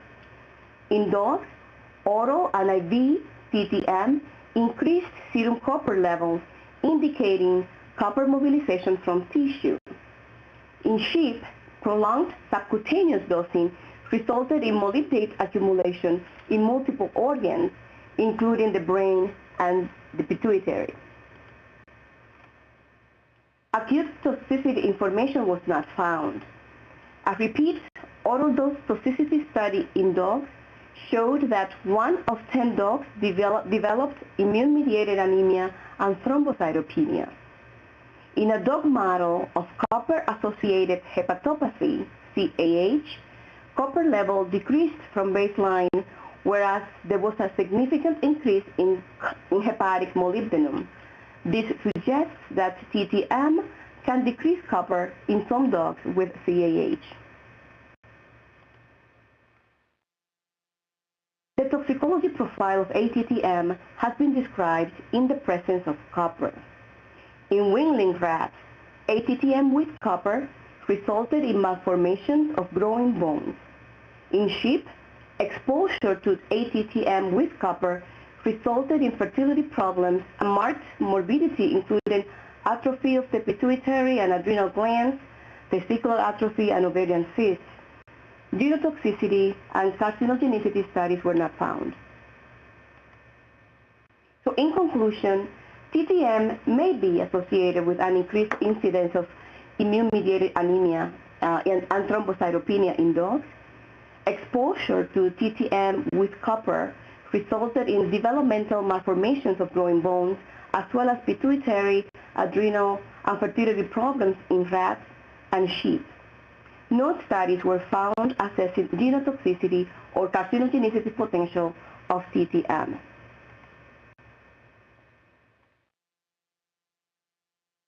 We did not find PK data in humans. Two possible mechanisms of TTM with copper have been described.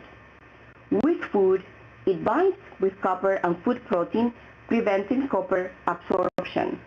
This complex then mixes with bile in the intestine and is eliminated in the stool. Without food, it is absorbed into the blood, where it binds copper and albumin, making free copper unavailable for cellular uptake. It is then metabolized and eliminated via biliary excretion. For the clinical evaluation, the safety evaluation, we consider the following sources.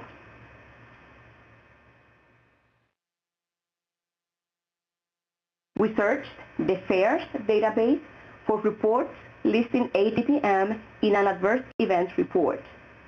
16 reports were identified. The main reason for ATTM use was malignancy, 13 of 16 cases, and 2 reports on Wilson's disease. Daily dosing was variable. All cases reported serious outcomes, including death in a patient with hepatocellular carcinoma, which was determined unlikely related to ATTM. These are the most common adverse events, AEs, which will be briefly described in the next few slides.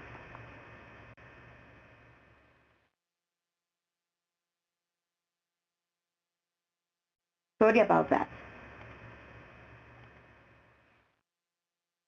Anemia, leukopenia, and neutropenia were reported. The onset was after 14 days after starting ATTM, suggesting a temporal association. Some patients required blood transfusion or hospitalization, and ATTM was discontinued in 7 patients. 5 were rechallenged with a lower dose, and 1 had persistent anemia. Also reported were acute and chronic pulmonary embolic diseases and palpitations, but these were confounded by the underlying disease, concomitant medication, or limited by insufficient documentation. Hepatic abnormalities were reported in the 2 patients with Wilson's disease. 1 had elevated AST and ALT 4 times the baseline after treatment with ATTM. The levels returned to baseline with temporary hold and dose reduction. The other patient had significant elevation in the liver enzymes 1 week after the dose was increased. AST and ALT peaked above 1,000, but returned to baseline when ATTM was discontinued. Now I will discuss clinical studies in Wilson's disease.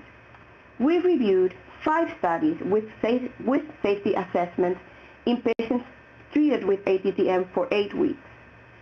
Doses ranged between 120 to 410 milligrams per day. The first study of 17 patients reported no toxicities. The second study, which includes 16 new patients plus the 17 patients reported in the 1994 study, reported a patient who developed significant anemia. The hemoglobin decreased from 13 to 7.5 grams. And the anemia improved with cessation of ATTM and recurred with reinitiation. a bone marrow exam on this patient showed depression of hematopoiesis in the red blood cell line. In addition, 9 of the 16 new patients had elevated ALT at 5 weeks and returned to baseline with discontinuation of ATTM. In the next study, which includes 22 new patients and the 33 patients from the previous 2 studies, 5 of the 22 new patients developed bone marrow suppression with a decrease in the mean hemoglobin, WBC, and platelet counts. 3 patients had elevated liver enzymes with a mean ALT that was 10 times the normal by 5 weeks. All the liver enzymes were elevated as well. For authors, bone marrow suppression and liver enzyme elevation can occur with rapid dose escalation. This is a randomized controlled study comparing ATTM with tryntine. Anemia and neutropenia occurred in 4 patients on ATTM versus 1 patient on tryntine, and elevated liver enzymes in 4 patients on ATTM versus 0 on tryntine. During follow-up, there were 2 deaths in ATTM and 4 deaths in the tryntine groups determined unrelated to the drug. And in another study of 5 patients, 1 patient also developed anemia, leukopenia, and liver enzyme elevation with ATTM. These resolved after withholding ATTM for 1 week and resuming at half the dose. So to summarize, available data on safety of ATTM in Wilson disease are limited to few small, mostly open-label, uncontrolled studies, but despite the paucity of data, studies have raised considerable safety concerns, particularly potential bone marrow suppression and liver dysfunction that appear to be related to ATTM use. There is also concern regarding the lack of safety data on the use of ATTM in pediatrics and pregnant women who have Wilson disease. We found 7 clinical studies and a case report with safety assessment on ATTM in cancer treatments. Doses of ATTM, study size, and length of treatment varied. The most common AEs were bone marrow suppression and GI complaints. Dizziness and deep venous thrombosis, DVT, was also reported. Unknown whether DVT may have been related to ATTM. And this is a case report of a female patient with cancer, self-treated with ATTM obtained via the internet, who developed severe neutropenia and severe copper deficiency as evidenced by significant decrease in serum copper and ceruloplasmin levels. This case illustrates concerns for potential misuse and clinically significant copper depletion associated with ATTM. Please note that copper is an essential trace element necessary for the activity of many key enzymes. Ceruloplasmin is a marker of copper status.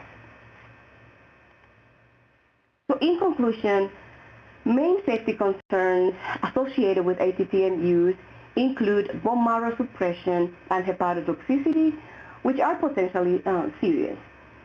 There are also concerns of clinically significant copper removal associated with ATTM and the lack of safety data in pregnant women and children. There are approved therapies for the treatment of Wilson disease and cancer that have met established criteria for safety and effectiveness and are labeled to inform their safe use. Before switching gears to effectiveness, let me give you an overview of Wilson disease and its treatment.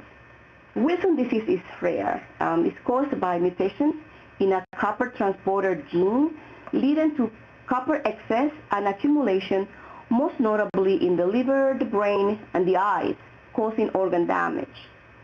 Signs and symptoms include chronic liver disease, neurologic abnormalities, and psychic disturbances.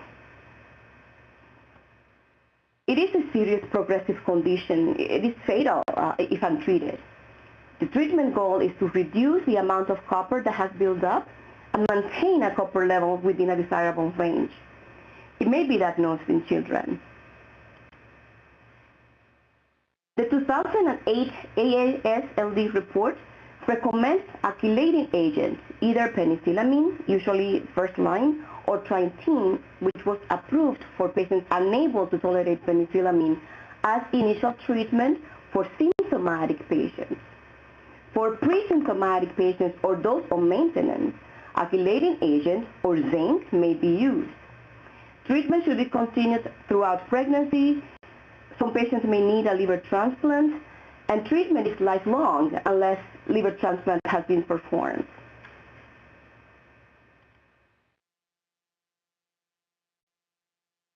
There are no approved drug products that contain ATTM. It has been studied for breast cancer under an IND, and an NDA was submitted seeking approval for Coprexa for the treatment of initially presenting neurologic Wilson disease. In 2008, the sponsor announced that the NDA was issued a refuse to file letter by FDA, which cited, among other deficiencies, issues concerning adequacy of clinical effectiveness and efficacy, and requested for a short-term reproductive drug safety study in animals. Now I summarize information on the effectiveness of Wilson disease. We reviewed 3 phase 2 open-label studies with efficacy outcomes in a total of 55 patients presenting with neurologic symptoms. Main study objectives were to test the efficacy and toxic effects of ATTM. Neurologic assessments were performed using quantitative neurologic and speech scales at baseline, weekly for 8 weeks, then yearly.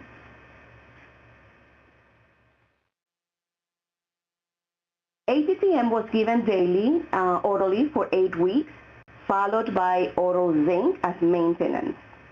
The study found that only 4% of the patients showed neurologic deterioration, and there was gradual improvement over time. However, these studies are of limited utility because the duration of treatment was too short. It is difficult to evaluate efficacy based on an 8-week trial that is looking for evidence of neurologic deterioration in a chronic neurologic condition like Wilson's. Also, these are single-arm studies, and interpretation of efficacy is difficult without a comparator. Also, the scales used are of limited utility as they lack validation. The studies are also limited by a significant amount of missing data. The next study compared ATTM to trientine on neurologic worsening. Patients were treated for 8 weeks with either ATTM plus zinc or trientine plus zinc. All patients continued zinc maintenance after the study. Neurological assessments were done with the same scales as the previous 3 studies, weekly for 3 weeks, then yearly for 3 years. The authors found neurologic deterioration in 1 of 25 patients versus in the ATTM group versus 6 of 23 patients in the trientine group. However, like the previous 3 studies, this study is also of limited utility because the treatment duration was too short and the scales lack validation, so their clinical relevance is unclear. Next is an uncontrolled longitudinal study in 5 patients, also treated with ATTM, 120 milligrams, followed by oral zinc for maintenance. Note that 2 additional neurologic scales were used for their neurologic assessments. The study reported neurologic improvement in all patients by 3 months. But again, this is an open-label study, only 5 patients, short duration of treatment, and the study should be confirmed in a larger, randomized trial. Now moving on to effectiveness in cancer. Here are important points to help us understand ATTM nomination as a copper chelator in cancer treatment. Cancer involves abnormal cell growth along with invasion, dissemination, and metastasis. It is hypothesized that progression of cancer cells is dependent on copper. Copper levels in cancer cells are higher than in normal cells, and copper is an important cofactor for androgenic growth factors and cytokines that are critical for tumor angiogenesis. Angiogenesis is the formation of new capillary branches from existing blood vessels and is controlled by a balance on stimulating and inhibiting factors. We identified 2 studies of ATTM in breast cancer patients at high risk for recurrence.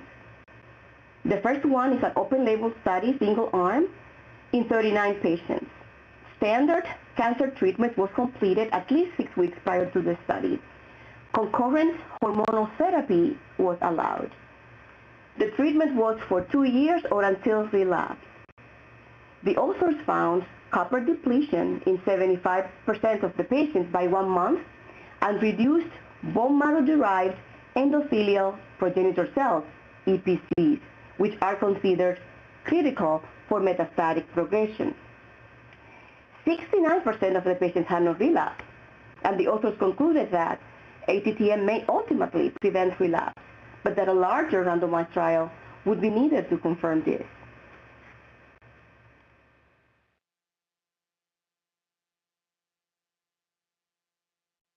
The other study is also open-label, single-arm, in 75 patients. ATTM treatment was for 2 years or until relapse, and again, standard cancer treatment was completed prior to study. Concurrent hormonal therapy was allowed. The study showed that copper depletion correlates with reduced EPCs and other biomarkers, and event-free survival was 73%, with an overall survival over 84% at a median follow-up of 6 years. The authors concluded that while these results are encouraging, they need to be confirmed in a larger randomized placebo-controlled trial. So these 2 studies do not provide adequate evidence that ATTM contributes to clinical response because the trials were single-arm and patients continue to receive other cancer therapy.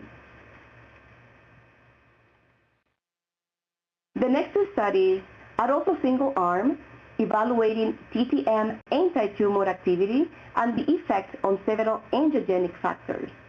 One was in patients with advanced kidney cancer, where the patients received standard therapy, cancer therapy, at least 4 weeks prior to the study, and received TTM for 6 months. Overall, 6 months progression-free rate was only 31%, and the authors concluded that TTM alone showed no efficacy in patients with advanced kidney cancer. The other study in patients with hormone-refractory prostate cancer did not show any significant change during therapy in the levels of the androgenic factors tested. The study was terminated after enrollment of 19 patients due to cancer progression. The authors concluded that copper depletion with TTM did not delay disease progression in patients with asymptomatic, metastatic, hormone-refractory prostate cancer. The next study is on malignant pleural mesothelioma, MPM. This is a phase 2 study evaluating the effect of copper depletion on progression and survival after cytoreductive surgery in 30 patients compared to 169 historical controls. The study showed a slight advantage in terms of time to progression for stages 1 and 2, 20 months versus 10 months, but the time to progression for stage 3, median of 7 months, was no different from historical controls. The authors concluded that TTM has some anti-androgenic effect in MPM after surgical resection, but also concluded that the study had potential for bias because it is not randomized, and recommended validating the study with a larger randomized trial. The next two are single-arm studies, one in metastatic colorectal cancer and the other in esophageal cancer. A pilot study on 24 colorectal cancer patients evaluated TTM in combination with chemotherapy.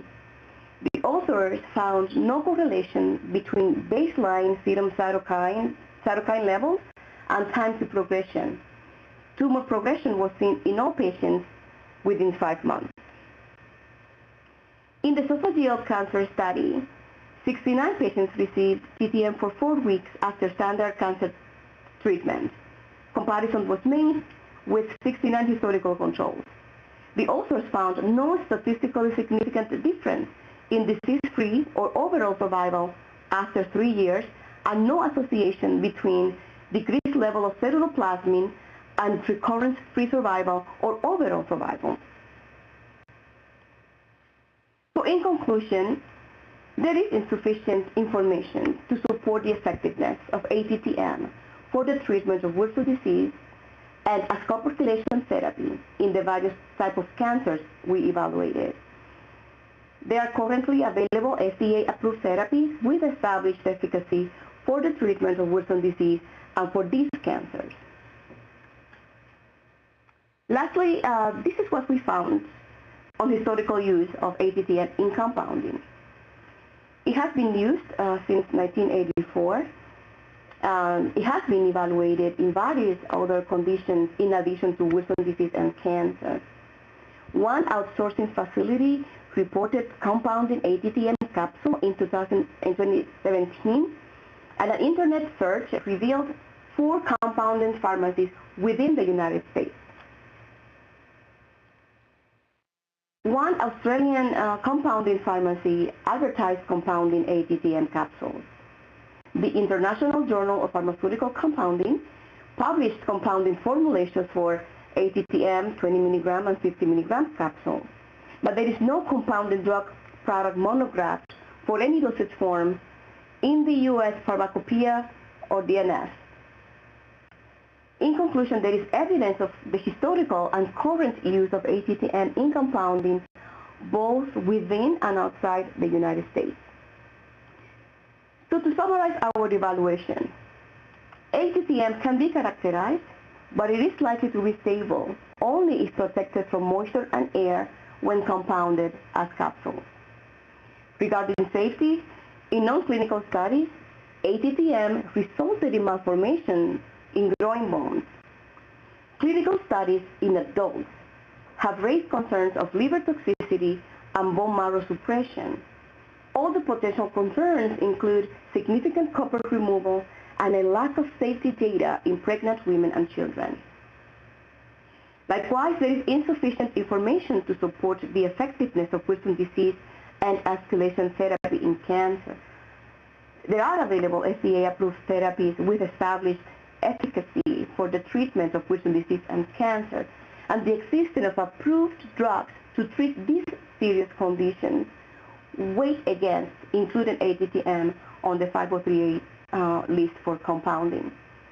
There is evidence that ATTM is used in compounding as an oral formulation both within and outside the United States. So after considering the information currently available, a balancing of the 4 evaluation criteria weighs against ammonium tetrathiomolybdate being added to the list of bulk drug substances that can be used in compounding under the 503A of the FDNC Act. Thank you very much. And this concludes my presentation. Thank you. We'll now take clarifying questions for the FDA presenter. Please use the raise hand icon to indicate that you have a question, and remember to clear the icon after you have asked your question. When acknowledged, please remember to state your name for the record. If you wish for a specific slide to be displayed, please let us know the slide number if possible. Finally, it would be helpful to acknowledge the end of your question with a thank you and the end of your follow-up question with "that is all for my questions," so we can move on to the next panel member.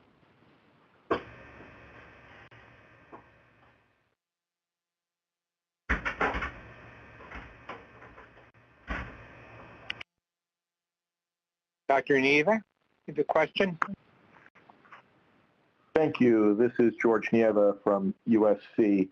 Dr. Tapia, was the bone marrow suppression that was seen with ATTM treatment associated with the typical vacuolization of copper deficiency, or was the cytopenia felt to be due to some mechanism other than generation of copper deficiency? Thank you for your question. In this study, I believe that causality assessment considered the impact of ATTM on copper, so it may be related to copper depletion rather than a direct toxicity of the molecule on the bone marrow. Thank you. And just to follow up, you mentioned in the studies evaluating efficacy of ATTM that the treatment duration was too short to have to be able to evaluate its effect. However, you also stated that the patients were treated with another copper chelator as maintenance therapy, which was oral zinc, and that treatment duration was 8 weeks. And in slide 30, you said that in one study, 75% of patients were depleted of copper within 1 month. Can you explain to me why you think that a strategy of what sounds like copper depletion followed by maintenance therapy was too short to evaluate the impact of copper deficiency? Thank you. Yeah, thanks again for your question. And I believe you were referring to the studies on Wilson disease. Let me, just give me 1 second to get that slide up.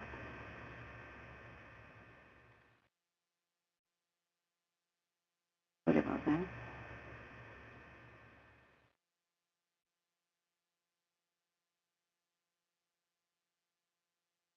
I think it's slide 25.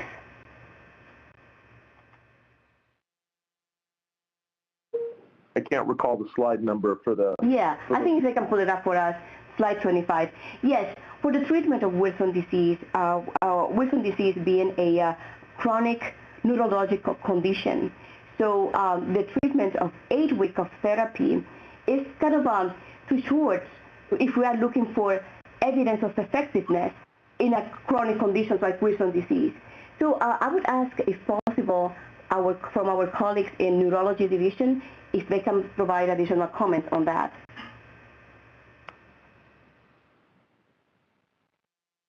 Hello, this is Dave Putskalny. I'm a movement disorders neurologist in the Division of Neurology 1 at the FDA. Sure, so neurologic symptoms are uncommon in Wilson's disease. Somewhere estimates vary between 30 and 60%, and Wilson's is already a rare disease. Generally, there's not a large number of controlled studies or active comparator studies for Wilson's neurologic symptoms of Wilson's disease. However, what's been learned is that patients who present with neurologic symptoms, about half to 65% never improve. About half to 65% have symptoms. Those patients may never improve despite years of treatment. I think studies have gone out to 4 to 5 years. Some of the patients improve depending on, in part, how long their symptoms have been present. Neurologic symptoms have been present. But there's no timetable for either getting better or worsening. Sudden worsening is thought to occur because of mobilization of too much copper into the circulation that deposits into the tissues, including the brain. There's no clear theory or mechanism for people who continue to worsen or show no improvement. And there are many mechanisms for that, such as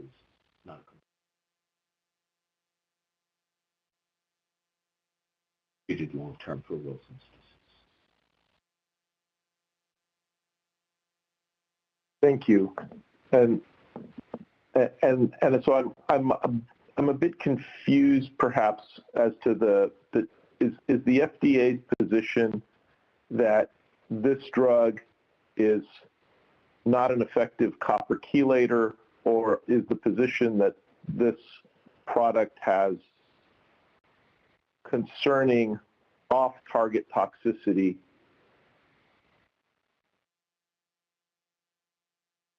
And maybe Dr. Tapia, maybe you would be the best person to ask that.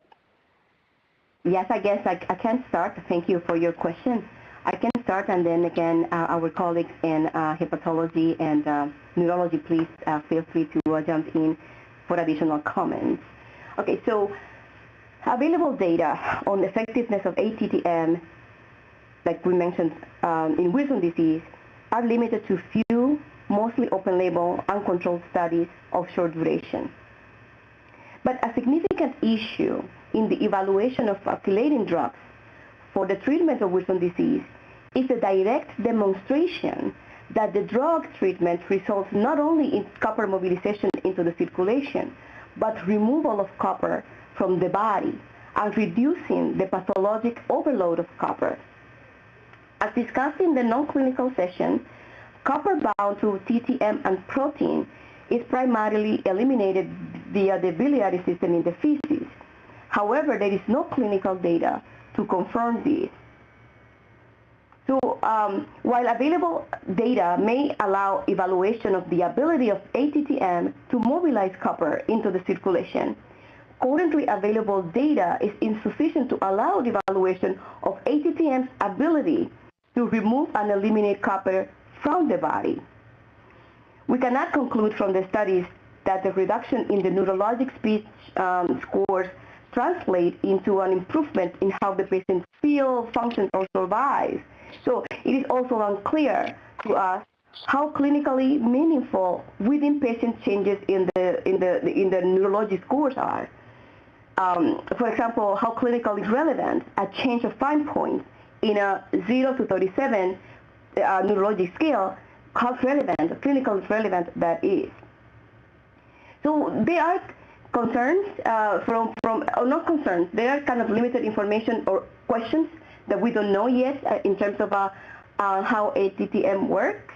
And there are also, the safety concerns that we mentioned. Any additional information or comments from neurology, please? Or hepatology? Hi, this is George McCarr. I'm from the Division of Hepatology and Nutrition. Can you hear me okay? Yes, we can. Yeah. So I think from a hepatology perspective, with the current copper chelators, such as trientine and D-penicillamine, you're able to monitor the amount of copper excretion in the urine. And so not only do you monitor, the non-ceruloplasmin-bound copper, which has its limitations, but you can also follow 24-hour urine copper excretion to sort of confirm that you're excreting copper and to be able to monitor things on an ongoing basis. With zinc, obviously, it does work differently as a metallothionein, but in general, the zinc is typically reserved for asymptomatic or for those who've been previously decoppered, and it's not nearly as profound as of a copper binder, and it doesn't work in the same way as D-penicillamine or trientine. The concern for trientine is that because ostensibly or theoretically it's excreted in a biliary process and fecal process, there's not an easy way to monitor copper excretion with the use of this drug. And there isn't a clear-cut that you can see sort of the concern of whether abnormal liver enzymes or cytopenias, that often they can occur soon after initiation of therapy. What we don't know is, would you need to, some of these can occur as early as 2 weeks into therapy. So would subjects have to be continually monitored every 2 weeks while they're on this therapy?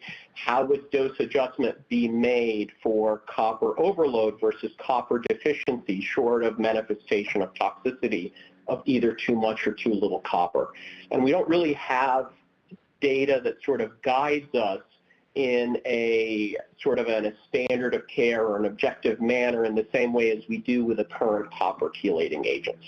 And I don't know if that adequately answers your question or not, but happy to answer any follow-up questions. No, Hi, this is Dave Putskalny again from neurology. So the trials that were done were open label, and I can't underemphasize the amount of missing data over the course of time, even over the 8-week follow-up period, but then there was a longer follow-up period. There were people missing baseline assessments, and over the course of 8 weeks, additional people had not had assessments done. So in essence, you're dealing with about half the data from the available number of patients. So there isn't a great database to pull from. There are patients that worsen during that time. There are patients that fluctuated by a point or two at different time points, and without having data on the reliability and validity of those instruments over time, it really is difficult to understand, even among the patients who appear to get better, how to interpret that. So it really isn't convincing evidence or even reliable information that we're staking our claim on. Thank you. That concludes my questions. Thank you. Does Dr. McKeenan from the FDA have a comment? It was already addressed. Thank you. Thank you. Dr. Assaid?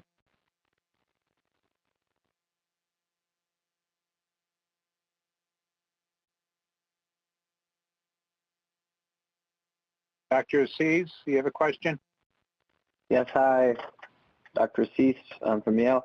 I have a question just regarding and I apologize for not having experience with the compounding arena quite as much, but my understanding of the bulk compounding bar is that these have a potential role for patients who have clinical needs that cannot be met through a standard drug approval process, and clearly this compound would not be nearly close enough to any degree of standard evaluation given the limited data. But I guess I don't have a baseline from prior experience as to how incomplete the data is and missing data for this compound even compared to other substances that are being debated under the bulk substances list, because I don't have a good benchmark for that. I agree that there's a lot of missing data. But how far, in a subjective asking, is this from the typical standard that's met under this provision? Thank you.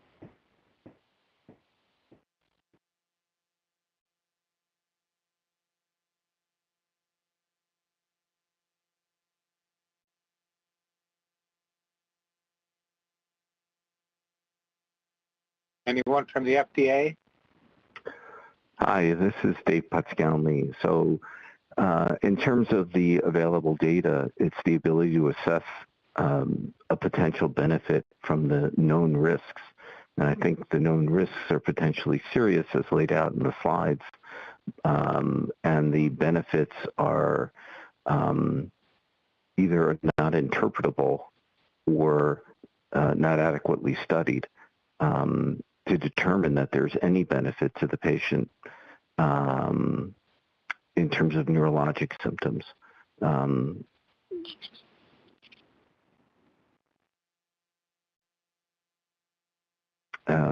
I hope that addressed your questions. Is there any follow-up? No, thank you. Dr. Garcia? Thank you. Jorge Garcia, University Hospital Simon Cancer Center. Just a comment and a question for the FDA.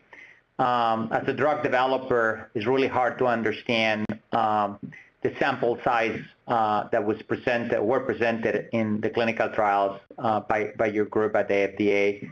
So it's hard for me as a clinical investigator to really, make too much when you have a sample size of 5, 40, and alike.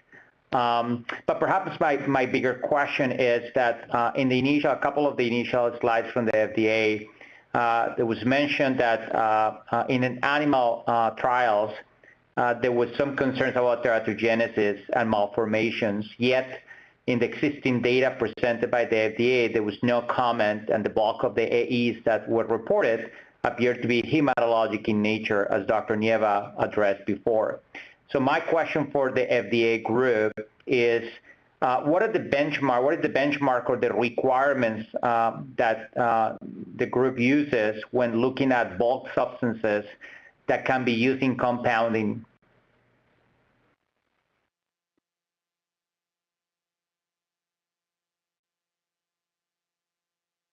Dr. Veda, this is Gail Bormel. I can answer some of those questions.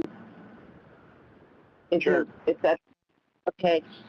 So, when we're evaluating the bulk drug substance for inclusion on the 503A bulk list, we look at 4 different criteria. We look at the chemistry and the characterization of the bulk substance. We look at the safety of the bulk substance when made into a certain formulation to treat a use.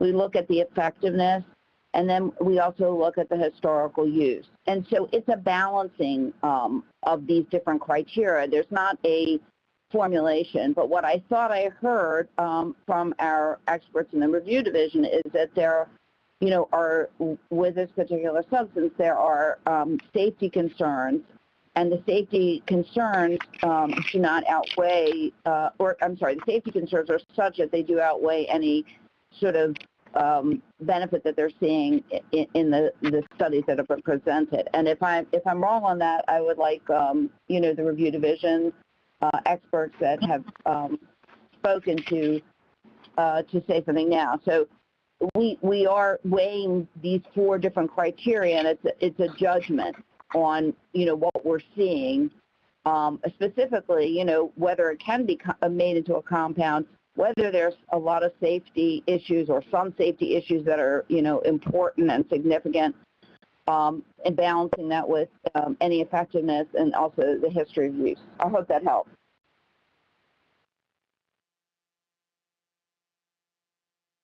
This is Dr. Tapia again. In addition to that, I would add that we also take into consideration other factors such as the disease itself or the condition.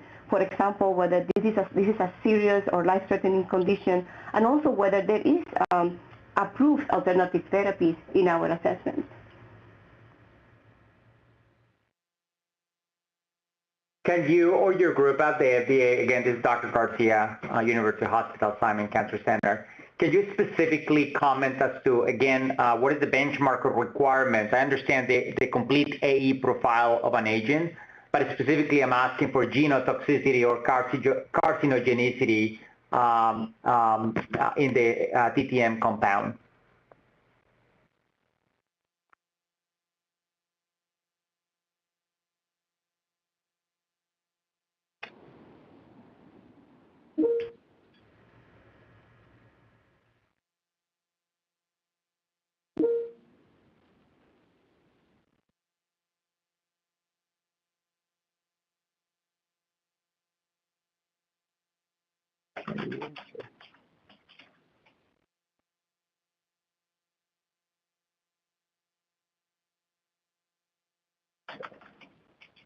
Hi, this is Charlie Ganley.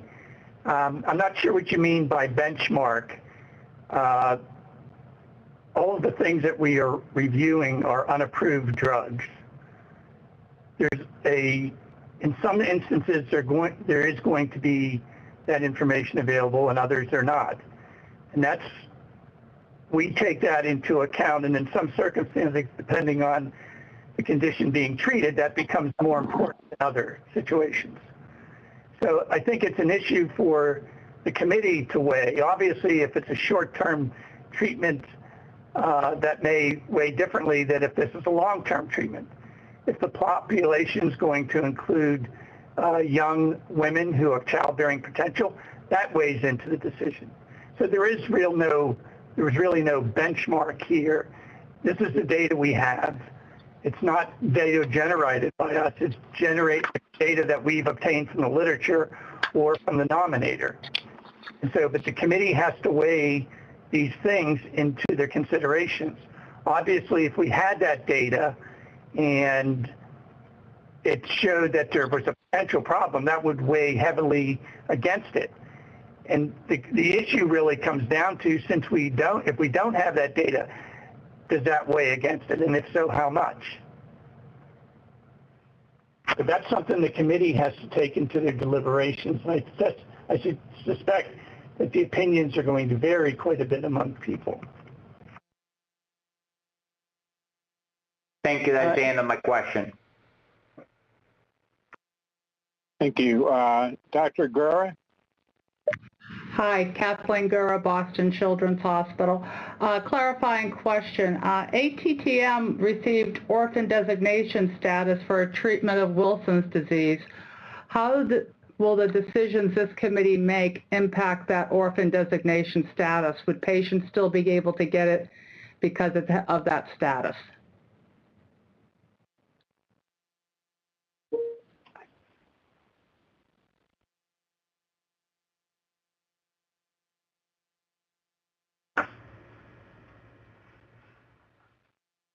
Correct. Let me just try to, this is Charlie Ganley again, let me just try to clarify. I'm not sure what people think of orphan designation status. You may get orphan designation status, but that's more important if the drug is approved and has to do with the exclusivity and things like that. So simply because it has orphan status has no meaning that it's been determined that it's an effective or safe therapy. All that information has to be collected yet. The impact is greater on if someone submits a new drug application or a BLA application and it essentially gets approved. But it's not going to have a status effect on that. On the orphan designation status has no bearing here. Okay, thank you very much. Dr. Desirati, you have a question? Yeah, can you hear me? Yes. Okay. So, I heard a lot about the copper. What I did not hear was what would be the consequences of the ammonium salt that is going to be provided, because the ammonium salt has a number of effects, even in people who have well-compensated liver function. So it can affect skeletal muscle, it can affect protein responses in the astrocytes.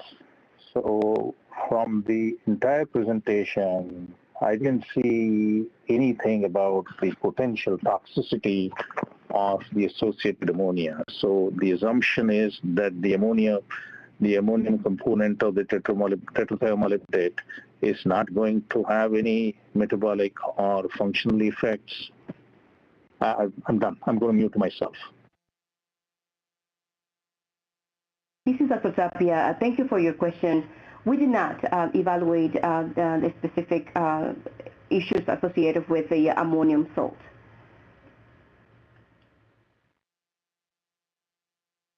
But would that not affect the responses? Because even in malignant cells, ammonium increases or decreases autophagy in a context-dependent manner and it could affect the responses to both other chemotherapeutic agents as well as growth of the tumors. So I'm just curious what unanticipated effects could occur because of the ammonium part. So because I tried to look up if there is any other salt of tetrathiomolybdate which has been studied which can allow us to dissect out the effect of the ammonium versus the non-ammonium salts of tetrathiomolybdate. Thank you.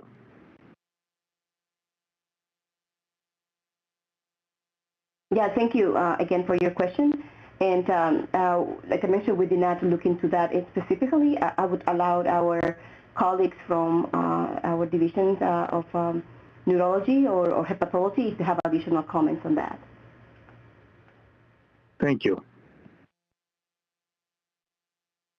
Hi, this is Dave Potscalny from neurology. So the studies that you're talking about would be very difficult to do, at least in the context of Wilson's disease, because there are, the patients that were accrued, or the case series that was accrued by Dr. Brewer started in 1994 and spanned well over a decade to collect 55 cases. So being an uncommon disease, it becomes very difficult to study specific questions or compare formulations. So there are other salts that have been looked at, mainly because the ammonium salt is so unstable.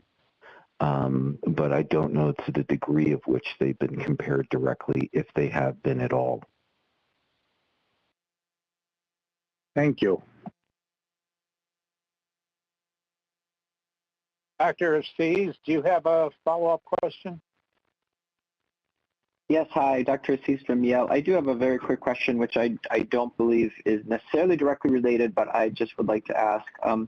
I understand that this meeting is to discuss bulk compounding, and the bar, again, still needs to be met for safety, of course, and efficacy, but these are primarily for compounds that may never see the light of day for patients. I do know there is a phase 3 study of this choline tetrathiomolybdate, which is in phase 3. I think there's probably a little bit of time still till that data becomes available. And even though that's a whole separate approval and regulatory pathway, it appears to me that the intent from the investigators or the company would be for that drug to be proposed as a more stable version of this ATTM, which is, I think, recognized as a problem. So I'm not entirely sure I understand the implications of approval for this, given the limited safety data and some of those concerns, especially if there is a medication that's being tested as a more stable and, I won't say more safe version of this. So I wonder whether there is a need to feel pressed against the wall for this approval, given the fact that there is something that's currently being evaluated in a more rigorous fashion. Thank you.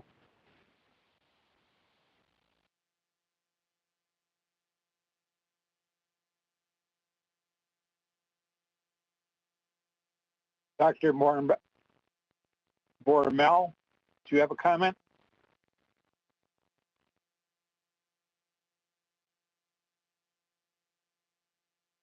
No, I apologize. I just forgot to clear my raised hand. All right, thank you. We'll now proceed with the nominator presentation. We have one presentation from Dr. Mark Rosenberg, who is speaking on behalf of Pharmacy Solutions.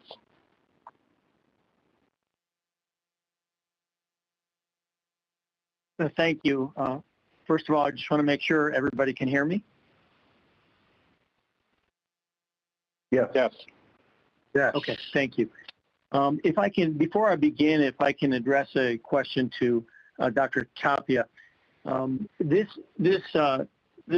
ATTM has been compounded for certainly, I guess, in excess of 20 years, and I'm just going to raise a question about safety.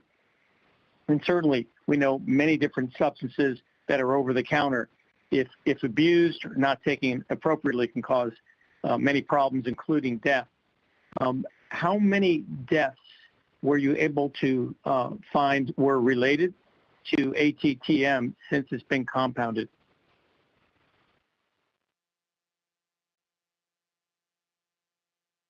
Yeah, thank you for your question, Dr. Rosenberg.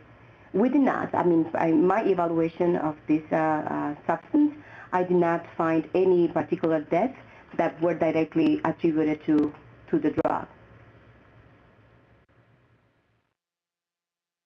Thank you. That answers my question. Thank you. You're welcome.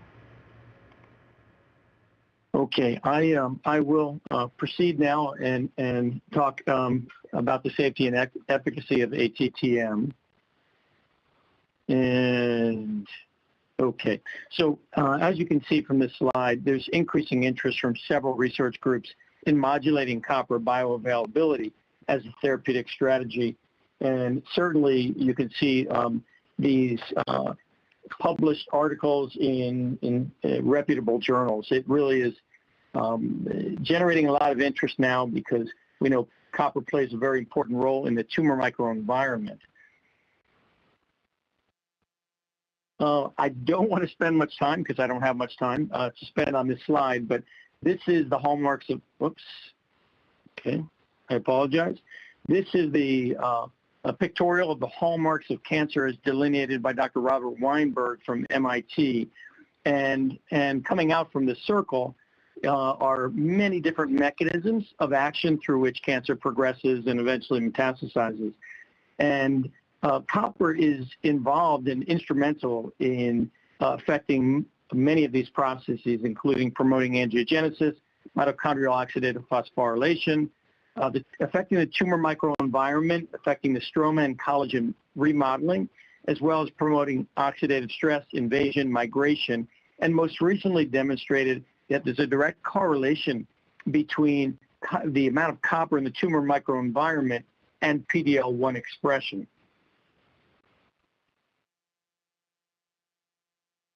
Okay, and so what you'll see on the right is the tetrathiomolybdate molecule bound to copper.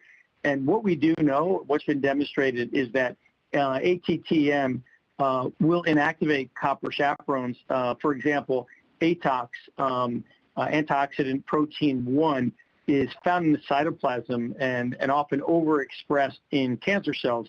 And what it literally does is it will chelate copper and shuttle it to other metalloenzymes that are important for proliferation and progression. And what ATTM does is it will bind stably to the complex of ATOX1 with copper and prevent that shuttling. As you know, there's been a phase 3 trial. There's a phase 3 trial in Wilson's disease underway, as was recently stated. Mouse models of cancer has shown tumor regression, and phase 1 and 2 trials in overt cancer have shown stable disease in humans at best response. Keep in mind that it really does depend on how low you get the ceruloplasmin. And a phase 2 study in high risk for recurrent breast cancer, that's been underway for a while with an expected completion date of approximately June of 23. Looking at some of the safety data of TM in advanced and high risk cancers, you can see TM was used alone in stage 4 renal, stage 4 prostate, resected mesothelioma, resected esophageal, and in combination with a 5-FU-based regimen in stage 4 colorectal cancer. And the most prominent side effects that we see are reversible neutropenia. And when I say reversible neutropenia, almost all the time with simply cessation of the drug or decreasing dose, neutropenia rapidly resolves. This is a preclinical model in mice, an MMTV HER2 new expressing mouse model that was randomized to TM for 180 days versus water control. And what is not depicted in this graph is that in the control group, 67% of the mice had palpable mammary tumors at 180 days, whereas only 13% of the TM group did.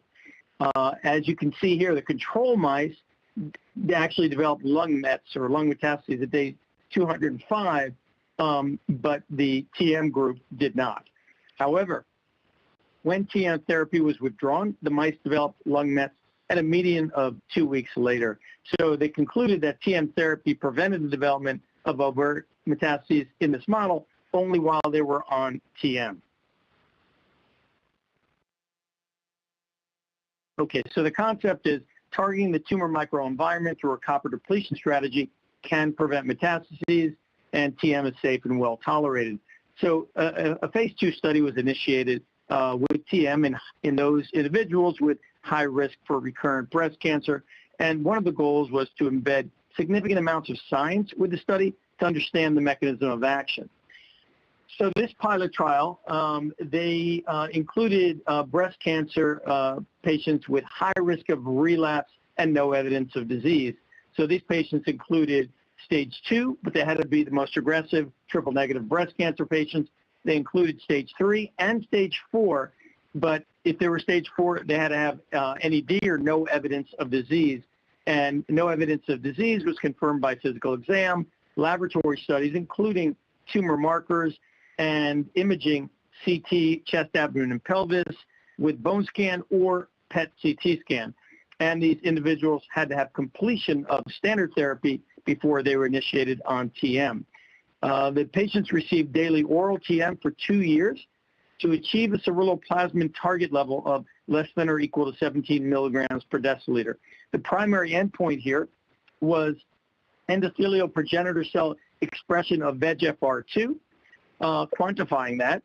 Secondary endpoints were progression-free survival, overall survival, and hematopoietic cell expression of VEGFR1, as well as looking at adverse events and circulating markers in the tumor microenvironment. The accrual for this was completed in 2014. As far as examining the patients, they were examined every 4 weeks, which was one cycle, with physical exam, again, basic labs including CBC, comprehensive metabolic panel, tumor markers, ceruloplasmin level, as well as flow cytometry for bone marrow-derived progenitors, as well as other research blood, which was banked. In addition, imaging studies with either CT, chest, abdomen, pelvis, and bone scan, or PET CT was performed every 6 months. Okay, so there were 75 patients enrolled. 1 dropped out prior to treatment, leaving 74, and 24 patients discontinued before 2 years. And the reasons for discontinuation were 12 had developed recurrent disease, 3 had toxicity, and toxicity was 1 patient had diarrhea, another patient had a grade 3 B12 associated anemia, and the third patient had febrile neutropenia and decided not to continue. As far as the 9 others, logistically, they just were not able to make the monthly appointments. So 51 patients completed 2 years of ATTM or TM therapy, and then 39 patients continued TM therapy on extension only. Of those 39, 25 patients were in the adjuvant group, meaning stage 2 or 3, whereas 14 patients were stage 4 NED. As of March 2020, 16 patients continued on TM. 14 of them were stage 4 NED, whereas 2 of them, it was not clear whether they were stage 3 or stage 4. The study was closed due to loss of drug supply. The patients transitioned to non-GMP grade material after that. And on the right is just simply showing the demographic variables as well as where the cancer was located, and of course the subtypes of cancer as well. Perhaps the most important slide to look at here is that the grade 3 or 4 adverse events were less than 3%. And remember, a cycle was 4 weeks, so they looked at a total of 3,478 cycles. And again, it was less than 3%, but most common was neutropenia, again, which was reversible with either cessation of the drug or decreasing dose. The most common side effect that includes all adverse events was sulfur bursts. And then we look at survival. So the going to a median follow-up of 9.4 years, the event-free survival was 71.4%, with overall survival being 64.7%.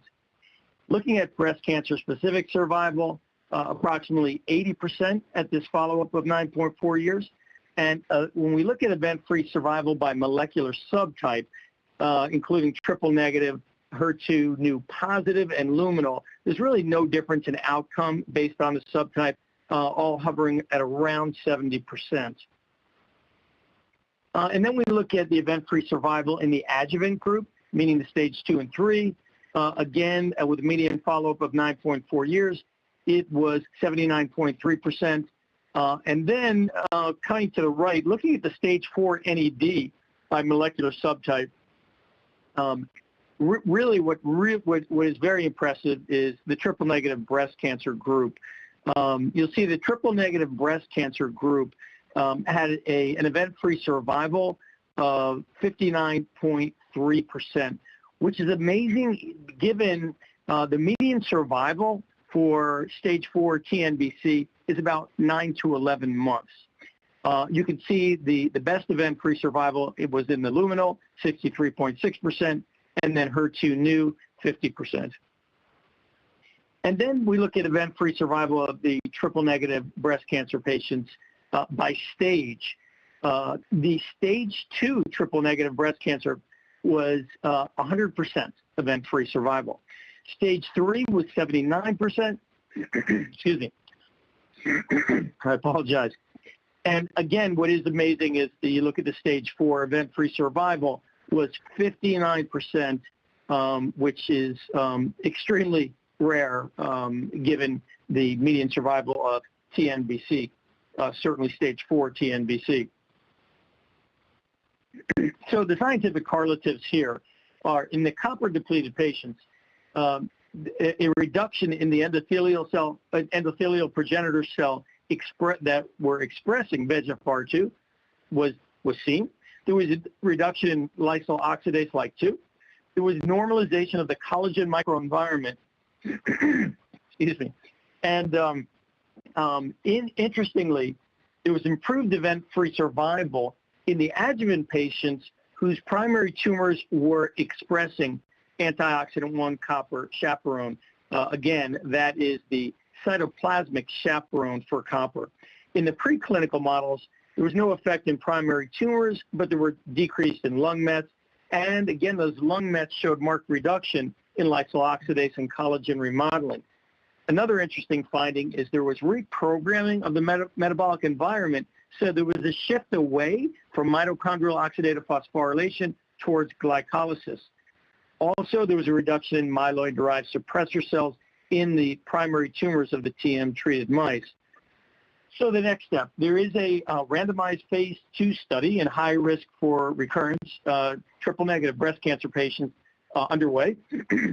Planning is underway, and supported by multiple groups, the NCI Research Project Grant, the NCI Next Program, Gateway Foundation, Breast Cancer Research Foundation, Translational Breast Cancer Research Consortium, as well as philanthropic donors.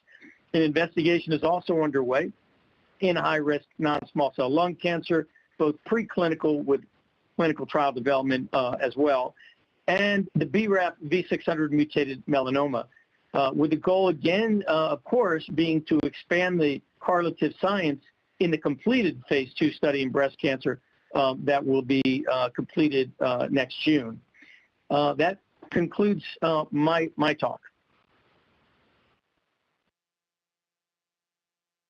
Okay. Thank you, Dr. Rosenberg. We'll now take clarifying questions for the nominator. Presenter, please use the raise hand icon to indicate you have a question, and remember to clear the icon after you've asked your question. When acknowledged, please remember to state your name for the record before you speak. If you wish for a specific slide to be displayed, please let us know the slide. Finally, it would be helpful to acknowledge the end of your question with a thank you, and end of your follow-up question with that is all for my questions, so we can move on to the next panel member.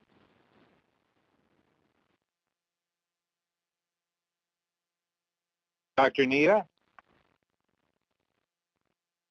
Thank you, Dr. Rosenberg.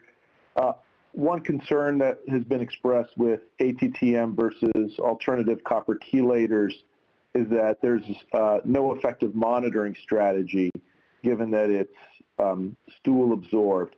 Can you comment on the current monitoring strategies for copper levels and copper deficiency development in patients who are using this compound, and how it differs from that using other chelators? Thank you. Thank you for your question. I can tell you from personal experience that I've been using this substance in high-risk individuals with cancer for approximately 14 plus years.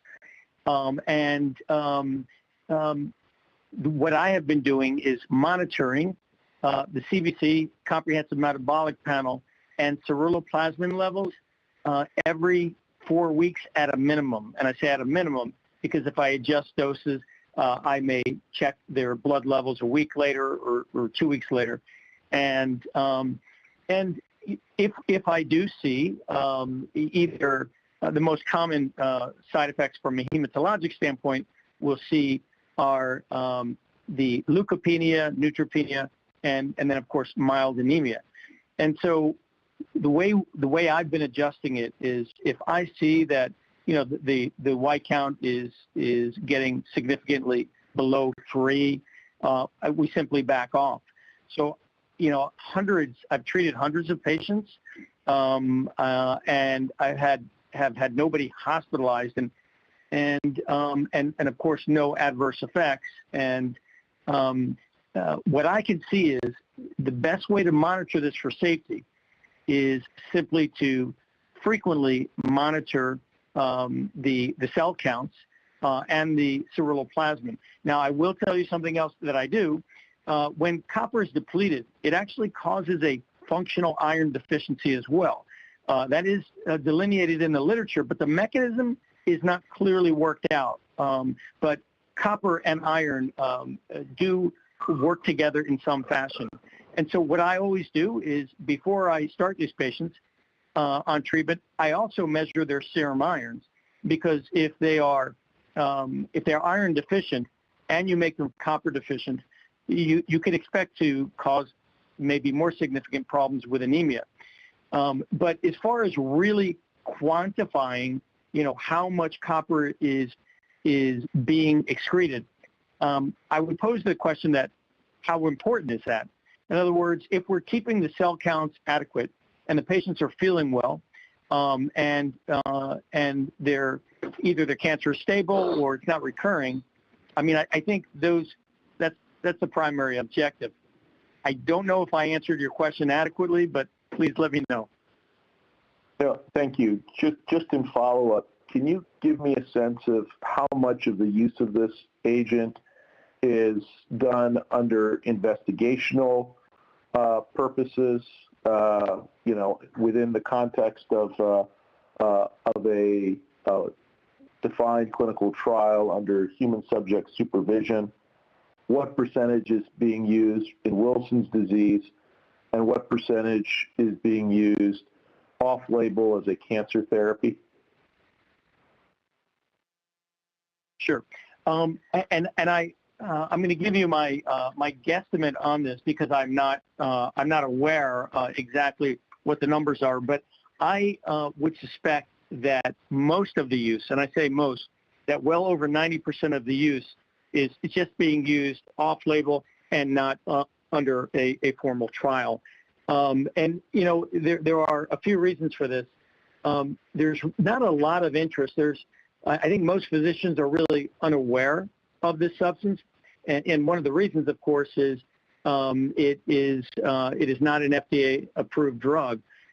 So most of the physicians that I know that are using this, and I don't know how many there are, but they're simply using it in a non-controlled fashion, meaning not under a clinical trial. But having said that, it's been used probably for since at least the 80s. Thank you. That concludes my questions. Thank you. Thank you. Dr. McKinnon, from FDA. Do you have a comment? Hi, thank you. Chairman Veda, Dr. Osgood from O&D would like to be recognized for a comment, please. Yeah. Hi, this is Dr. Osgood. I'm one of the clinical team leaders in the breast cancer division in the Office of Oncology Drugs. And I just wanted to offer a perspective on some of the clinical data that was submitted. And basically, this is data from single-arm trials where multiple agents were being used, and it looked at endpoints that are basically uninterpretable in a single-arm trial, such as progression-free survival and overall survival, as far as regulatory endpoints or us to sort of evaluate the safety or efficacy of this agent. So, although there may be some interesting preclinical data as well as some hypothesis-generating data that was presented, most of this data would need to be followed up with a much larger randomized trial in order to determine, if this drug is safe and effective. And clearly there are concerns about the safety of this drug, and we don't really have any data to say that it is safe even in a TNBC or breast cancer population. And so I think from oncology's perspective, we would encourage all of this data be submitted to us for review with a new protocol in order to answer some of these questions that are still outstanding, rather than giving this off label or not under an IND at this point. And I think that's sort of where oncology comes down on it. Thank you very much. And if you have any questions for me, I'm happy to answer them. Dr. Moore-Bell, do you have a comment? Yes, thank you, Dr. Veda. I think there was the nominator posed a question about were there any deaths.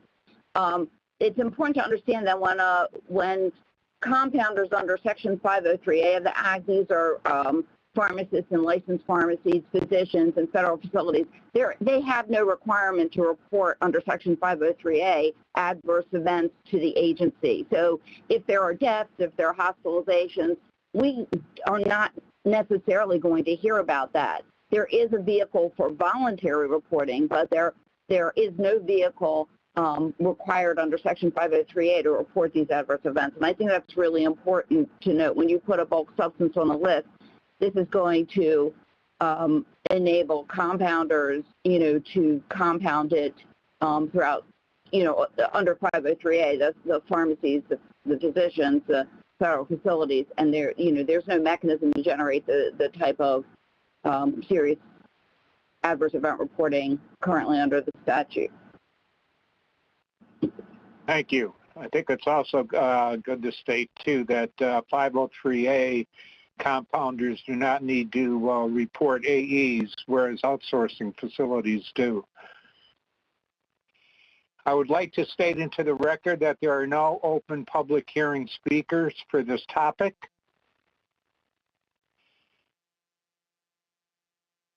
And we'll move on to the question to the committee.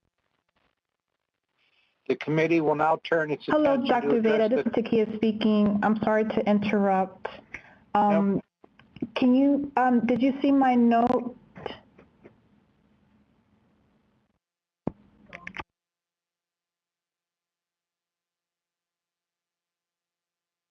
Dr. McCann has a question or comment? Chairman Veda, Dr. Ganley would like to be recognized for a comment. Fine.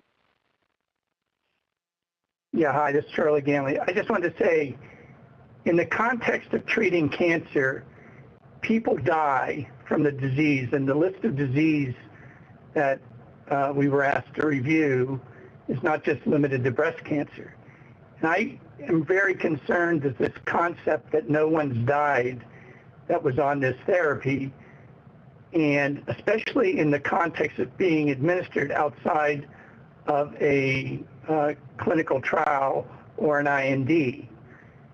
There's no, I don't know how, if someone is on the drug and whether it's related to their disease or not, and they die, under an IND, that would be reported to the agency, and we can make an assessment of whether the drug contributed to that. And I suspect there have been many deaths in patients who are being treated with cancer, for cancer, with this drug, and there's just an assumption that it's unrelated to the drug. And we have no evidence of that. I think the other thing, just to emphasize Dr. Osgood's comments about an IND, it just seems very peculiar that the National Cancer Institute is supporting a phase 2 study, presumably to establish that it's safe and effective, yet it can be administered under compounding to patients outside of an IND. And I'm assuming that study is done within the IND framework. That's all my comments. I have no further questions or comments. Thank you. Hi, to add to that as well, even in the oncology setting, this would need to be studied at more doses to ensure that you have the optimal dose, as well as to be studied for effectiveness. I think that based on the data provided, there hasn't been enough dose optimization as well as safety data collected on top of efficacy data. And I agree, cancer patients do die, and I would suspect that patients have died while receiving this drug, and we just don't have reports of it, because even if they didn't die from the drug, you would expect a certain number of cancer patients of mesothelioma, colon cancer, and or breast cancer to have died while receiving this drug.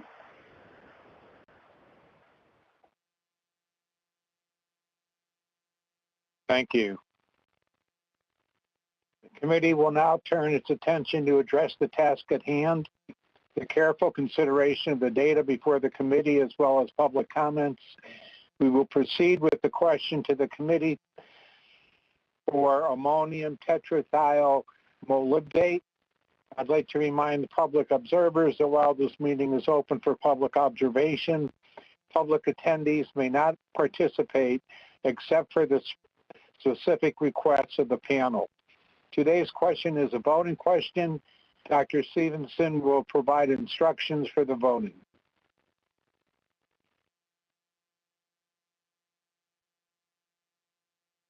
Question 3 is a voting question. Voting members will use the Adobe Connect platform to submit their votes for this meeting. After the chairperson has read the voting question into the record and all questions and discussion regarding the wording of the vote question are complete, the chairperson will announce that voting will begin. If you are a voting member, you will be moved to a breakout room. A new display will appear where you can submit your vote. There will be no discussion in the breakout room. You should select the radio button, that is the round circular button in the window that corresponds to your vote, yes, no, or abstain. You should not leave the no vote choice selected. Please note that you do not need to submit or send your vote. Again, you need only to select the radio button that corresponds to your vote. You will have the opportunity to change your vote until the vote is announced as closed. Once all voting members have selected their vote, I will announce that the vote is closed. Next, the vote results will be displayed on the screen. I will read the vote results from the screen into the record. Next, the chairperson will go down the roster, and each voting member will state their name and their vote into the record. You can also state the reason why you voted as you did if you want to. Are there any questions about the voting process before we begin?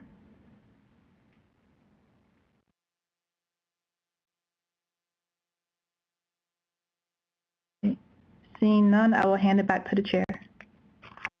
Thank you. Section 503A, bulk drug substances list, ammonium tetrathiomolybdate.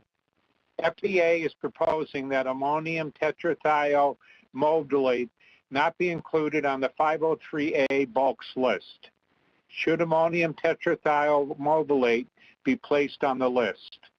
If you vote no, you are recommending FDA not place the bulk drug substance on the 503A bulks list. If the substance is not on the list when the final rule is promulgated, compounders may not use the drug for compounding under Section 503A unless it becomes subject to an applicable USP or NF monograph component of an FDA drug. If there are no questions about the wording of the question, we'll now take a vote.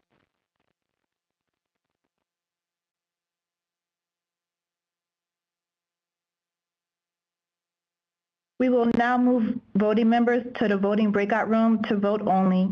There will be no discussion in the voting breakout room.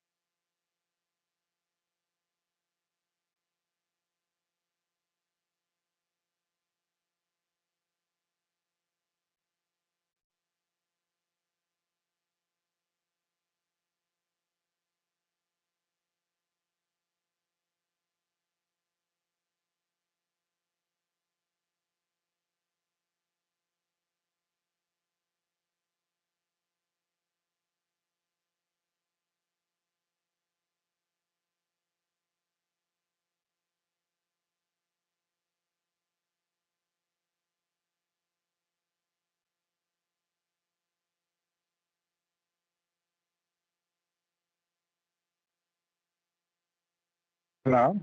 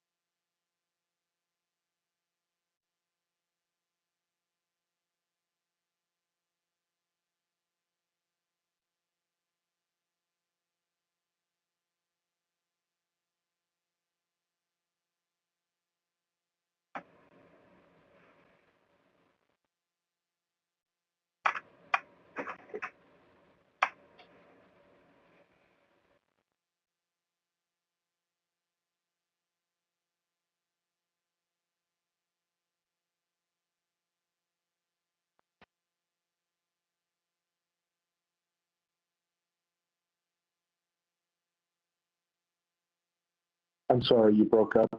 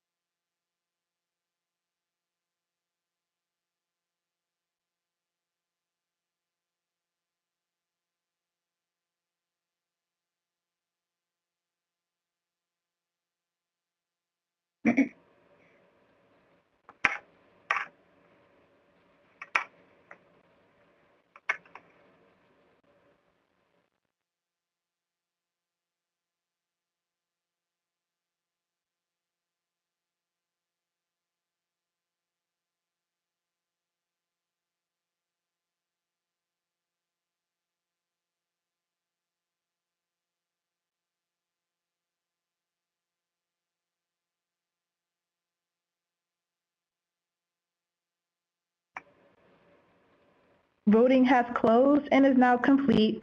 Once the vote results display, I will read the vote result into the record.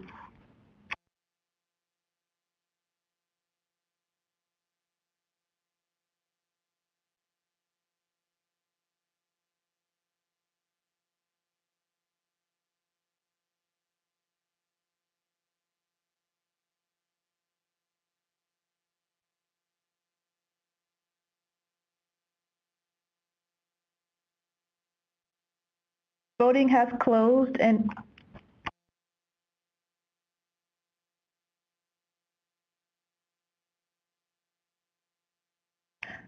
voting has closed and is now complete. The vote results are displayed. I will read the vote totals into the record. The chairperson will go down the list and each voting member will state their name and their vote into the record. You can also state the reason why you voted as you did if you want to. There are 2 yeses, 13 noes, and 0 abstentions.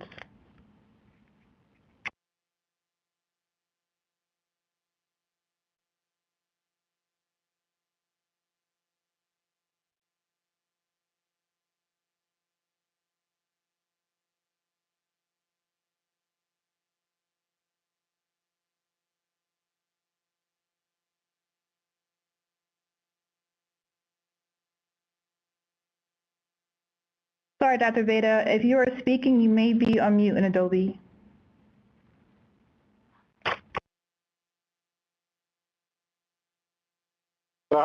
Sorry, we'll now go down the list and have everyone who voted state their name and vote into the record. You also provide justification for your vote if you wish to. I'm Alan Veda. I voted no because I felt there wasn't enough evidence and there may be some upcoming trials and studies that this may get revisited in the next couple years. Dr. Gupta? Hello, this is Dr. Anita Gupta, and I voted no.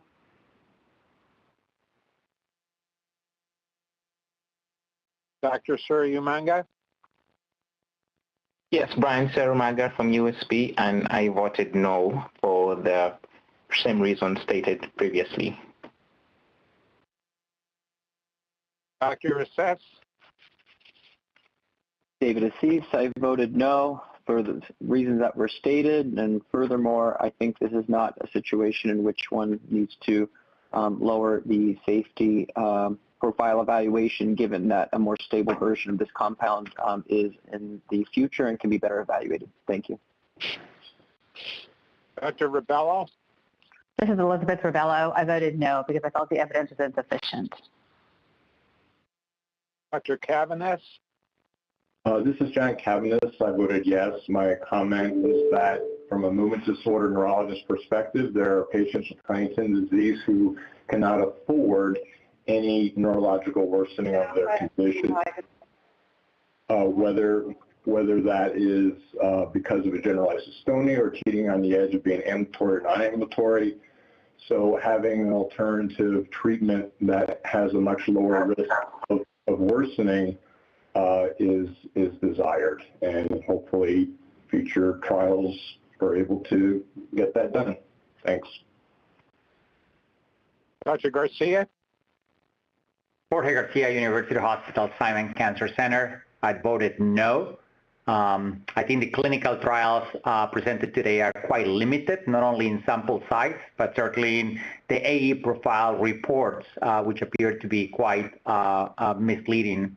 In addition to that, the clinical benefit that was observed in the cancer studies, to me, is pretty minimal, if at all, especially when you have other existing agents now that are part of the standard of care and life-prolonging in nature across all those malignancies where this agent was analyzed. And lastly, the data of microenvironment is limited and certainly does not explain the mechanism of action, or even can be considered as a predictor or prognostic biomarker for treatment efficacy with this agent. Thank you. Dr. Neva? I voted no. This is George Neva. I voted no. ATTM appears to be an effective copper chelator, but like any copper chelator, it can cause copper deficiency. And there are risks that exist whenever any copper chelator is ineffectively monitored. This agent appears to be at a disadvantage relative to approved drugs for monitoring. The data in cancer are clearly inadequate to justify its use as a cancer therapy outside of a clinical trial. And the fact that its primary use is being presented as a cancer therapeutic is highly concerning. There may be people who benefit from copper chelation for cancer, but we will never know how to do this correctly in the absence of well-controlled clinical trials. I do not have any sense from this meeting that ATTM is serving any unmet need for patients who cannot tolerate currently available copper chelators. Thank you. Thank you. Dr. Gura? Hi, Kathleen Gura. I voted yes. Similar to Dr. Cavanis, I think there are patients who have neurological complications who may benefit, so for that reason I voted yes. Thank you. Dr. Patel? Hello, this is Kuldeep Patel. I voted no for some of the reasons mentioned before and lack of robust and convincing evidence. Dr. McElhenney? This is Linda McElhaney. I voted no because I'm concerned that uninformed practitioners may not monitor their patients as closely as Dr. Rosenberg does. Dr. Bogner? Robin Bogner. I voted no, but I look forward to the clinical studies. Sandra Fusco? Sandra Fusco-Walker. I voted no. The lack of evidence for these compounds is concerning. Informed consent with all the facts when using an unapproved compounded drug is critically important to patients, and I look forward to the upcoming trials. Thank you. Dr. Dassarafi? I voted no because I wasn't too convinced about the safety, and I'm also concerned that there is literally no data on the ammonium component, which has really not been studied, and we have spent 3 decades working on ammonia toxicity in different organs. And Dr. Fensky? This is Tim Fensky. I voted no for many previous reasons, but especially we do the monitoring parameters that may not be taken into effect. Thank you. This is Takia Stevenson speaking. Dr. Dasarathi, could you please state your full name and your vote for the record? Oh, I'm sorry. My name is Srinivasan Dasarathi, and I voted no. Thank you. All right, thank you, everyone. Unless there's any concern with the committee, I would like to skip this break and move on to the next topic, and then we could take a short break after that, if that's okay.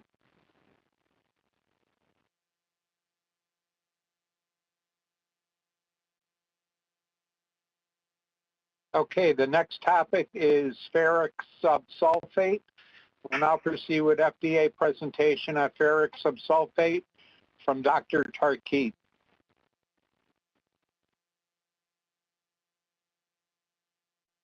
Hi, this is Dr. Anam. Can you hear me okay? Yes. Perfect, thank you. Good afternoon. My name is Anam Tariq, and I am from the Pharmacy Compounding Review Team. I will discuss the nomination for Ferric Subsulfate. I would like to acknowledge the review staff involved in the evaluation of Ferric Subsulfate, as well as a special thank you to the Division of Urology, Obstetrics, and Gynecology for their expertise. Ferric Subsulfate solid or powder was nominated for inclusion on the list of bulk drug substances for use in the 503A bulks list. It was proposed for use as an astringent and hemostatic agent during minor surgical procedures for topical routes of administration in the dosage forms of solution and 10 to 21% powder. FDA reviewed publicly available information based on these 4 criteria. The first criteria is physical and chemical characterization. Ferric subsulfate is also called Monsul salt and basic ferric sulfate. There is no ferric subsulfate drug substance monograph in the United States Pharmacopoeia, British Pharmacopoeia, European Pharmacopoeia, and the National Formulary. Very limited information was found for ferric subsulfate solid or powder, which we will discuss in this slide. Although ferric subsulfate solid or powder is available directly through several vendors, we found information regarding its use in industrial waste processing as a coagulant and pigment in pickling baths for steel and aluminum. It is unclear how ferric subsulfate solid or powder is synthesized, manufactured, isolated, purified, or characterized. Because ferric subsulfate solid or powder is not well characterized physically and chemically, we do not have assurance that its properties and toxicities when used in compounding would be the same as the properties and toxicities reported in the literature and considered by the agency. Due to the lack of clarity in the nomination and the literature submitted by Fagron regarding whether ferric subsulfate and Monsul solution or paste refer to a bulk drug substance and a drug product compounded from that substance respectively, or whether the nominator intended to mean that they are the same products and the names are used interchangeably, FDA interprets the nomination to be for the bulk drug substance ferric subsulfate solid or powder, and data submitted by Fagron on Monsuls will be considered for the overall assessment and recommendation with respect to the use proposed by the nominator. Earlier on slide 5, I discussed that there was no ferric subsulfate drug substance monograph. However, please note, there is a USP drug product monograph for ferric subsulfate solution, which is also referred to as Monsul solution. We conclude that there is information available for ferric subsulfate solution, which is Monsul solution, and it is chemically and physically well characterized when the USP drug product monograph is followed. But the solution is made from ferrous sulfate and not ferric subsulfate, solid or powder. We conclude that there is, non-clinical safety data for ferric subsulfate solution, defined as Monsul solution, was limited to pharmacology studies that investigated the mechanism of action of this substance as an astringent and hemostatic agent. In the rat tail bleeding model, hemostasis was improved when Monsul solution was used. In the pig model, application of Monsul solution on punch biopsy sites resulted in the delay of re-epithelialization on the rate of wound healing. No data were found in the literature that describe the acute toxicity, repeat dose toxicity, reproductive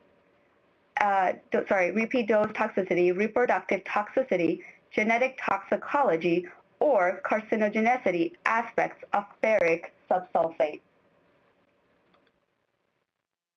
Now we will discuss clinical safety.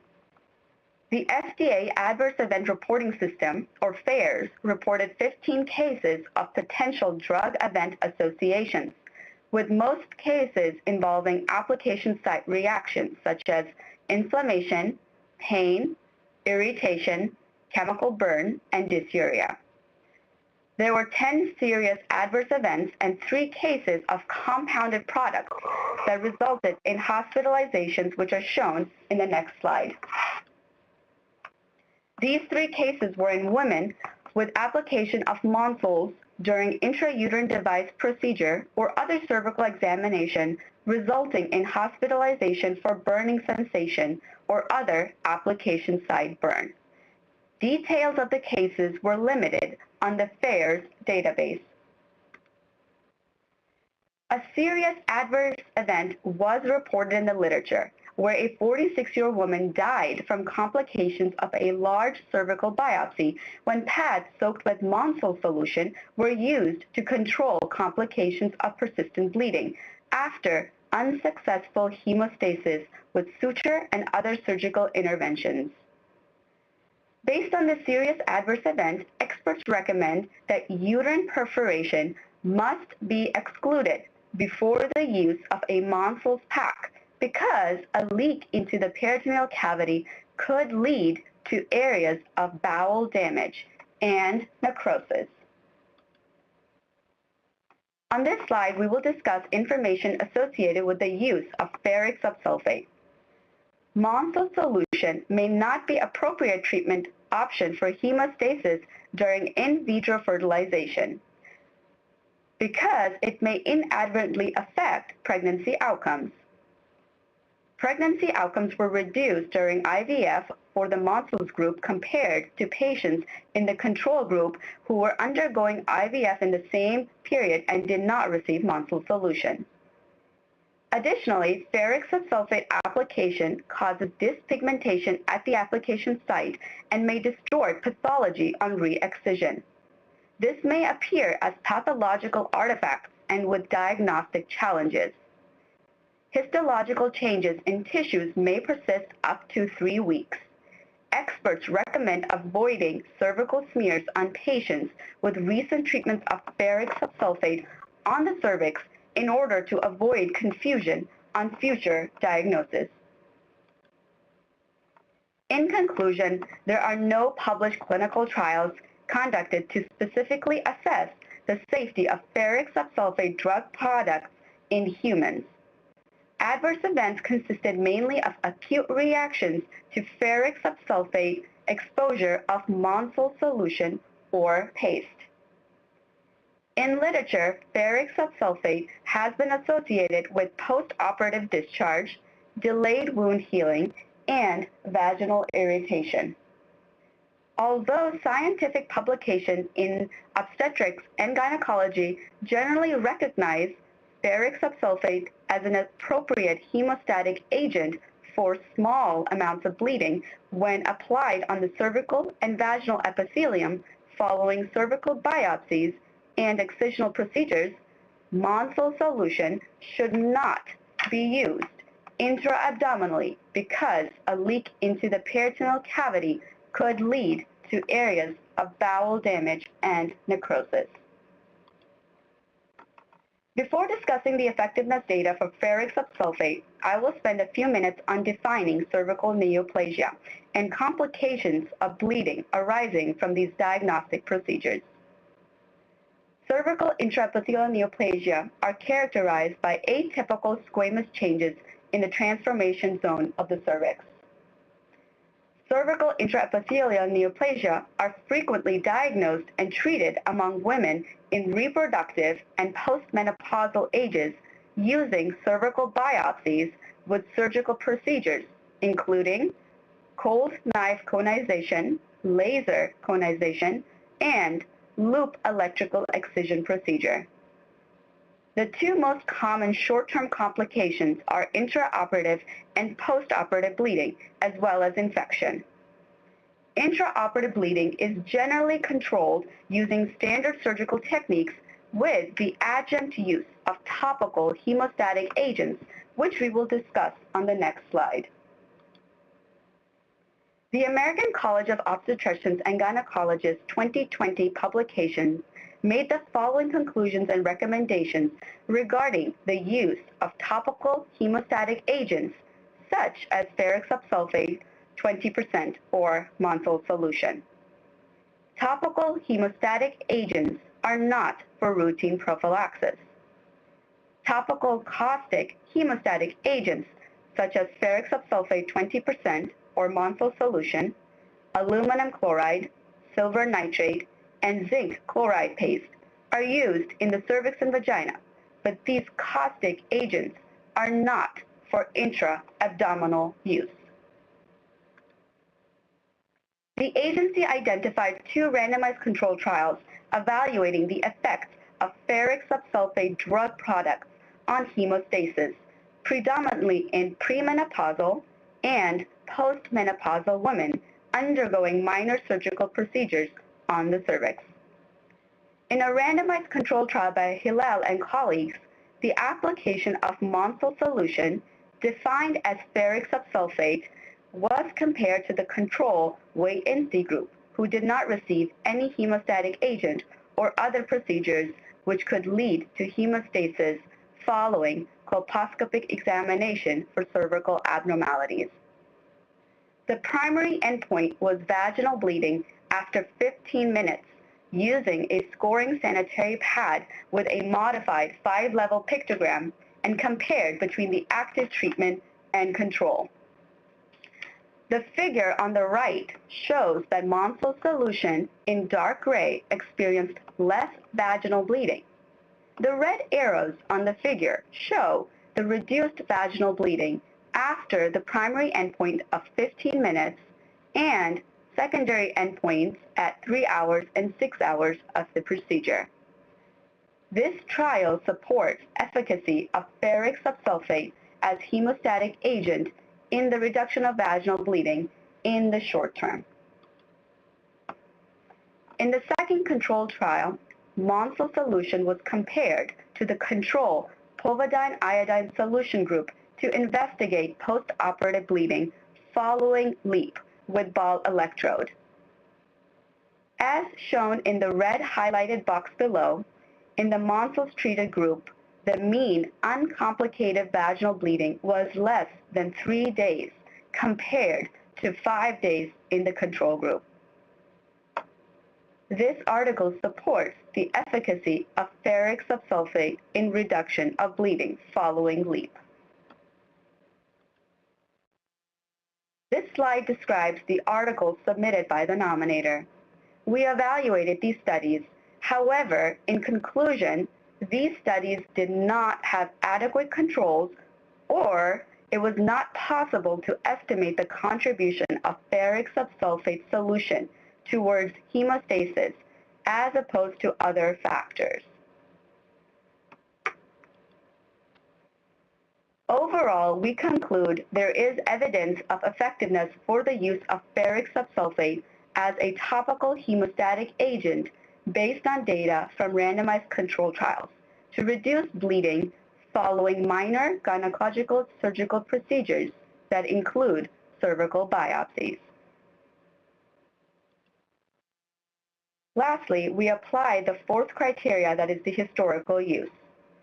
We do not have information on the extent to which the products are compounded starting from ferric subsulfate, solid or powder.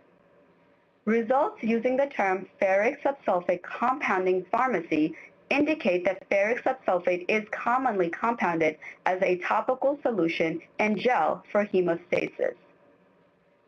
Additionally, the active ingredient is found in certain unapproved prescription and non-prescription products marketed in the United States for human and animal use for hemostasis.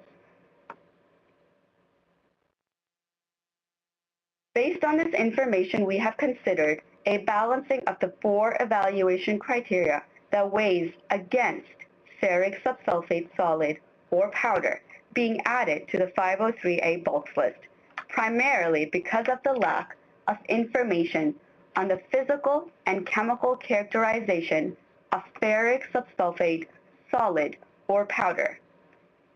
Thank you very much. That concludes my presentation. Thank you.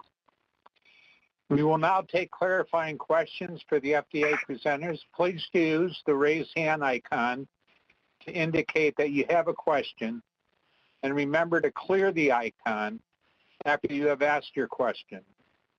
When acknowledged, please remember to state your name for the record before you speak and direct your question to a specific presenter if you can. If you wish for a specific slide to be displayed, please let us know the slide number if possible. Finally, it would be helpful to acknowledge the end of your question with a thank you and end of your follow-up questions with that is all for my questions, so we can move on to the next panel member.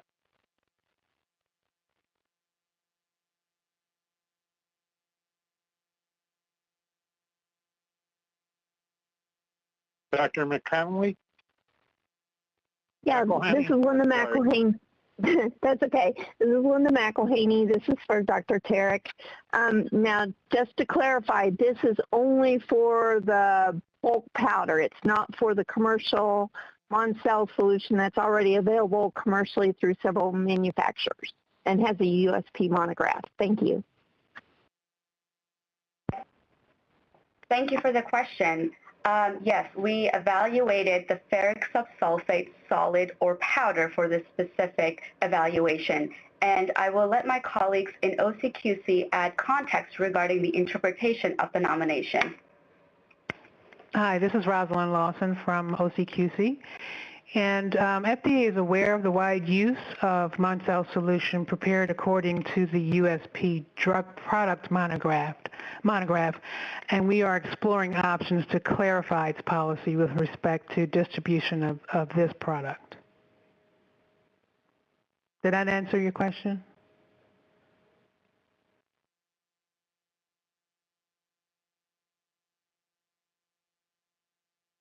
Right, Dr. Eisenberg?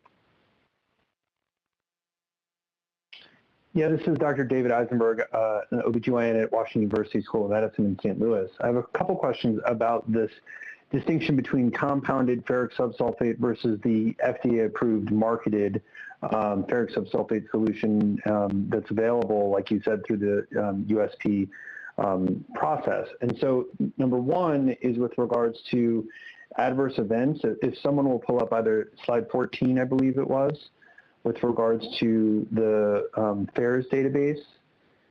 This was specific to reported adverse events with the compound, I guess it was slide 11. Stop, there you go, slide 11 was specific to, can you advance one more? There you go. These three were specific to compounded ferric subsulfate, is that correct? Thank you. Hi, this is Anam Tariq. Thank you for the question. Yes, for these 3 cases that we show here on this slide, specifically it was related to compounded products that contained ferric subsulfate. And then I have some follow-on questions, and I am aware of this case report of ferric subsulfate in the peritoneal cavity as a result of an unrecognized vaginal colpotomy occurring at the time of a large LEAP procedure. Do we know if that and or any of the other reports that were in the FAERS database, I believe there were 15 cases altogether as displayed on slide 14, were those related to the FDA-approved ferric subsulfate or compounded ferric subsulfate? Hi, this is Anand Zarek again. There is no FDA-approved medication that contains ferric subsulfate.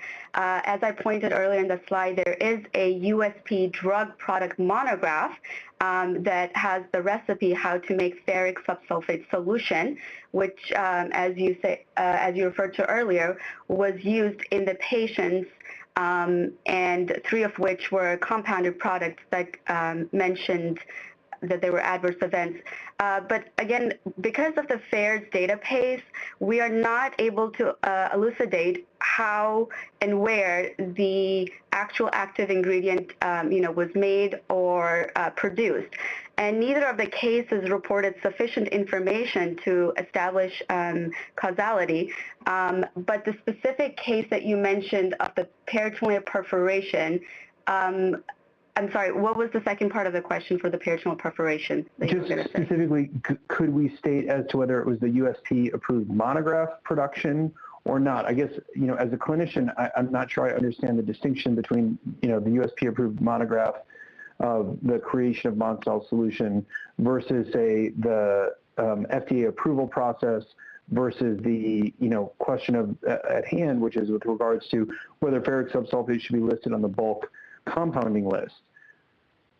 And so I'm just trying to understand the adverse event rate or the number of, adverse event reports for the USP-approved ferric subsulfate.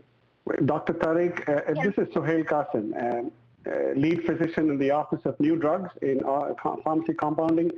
Do you mind if I respond, Dr. Tariq?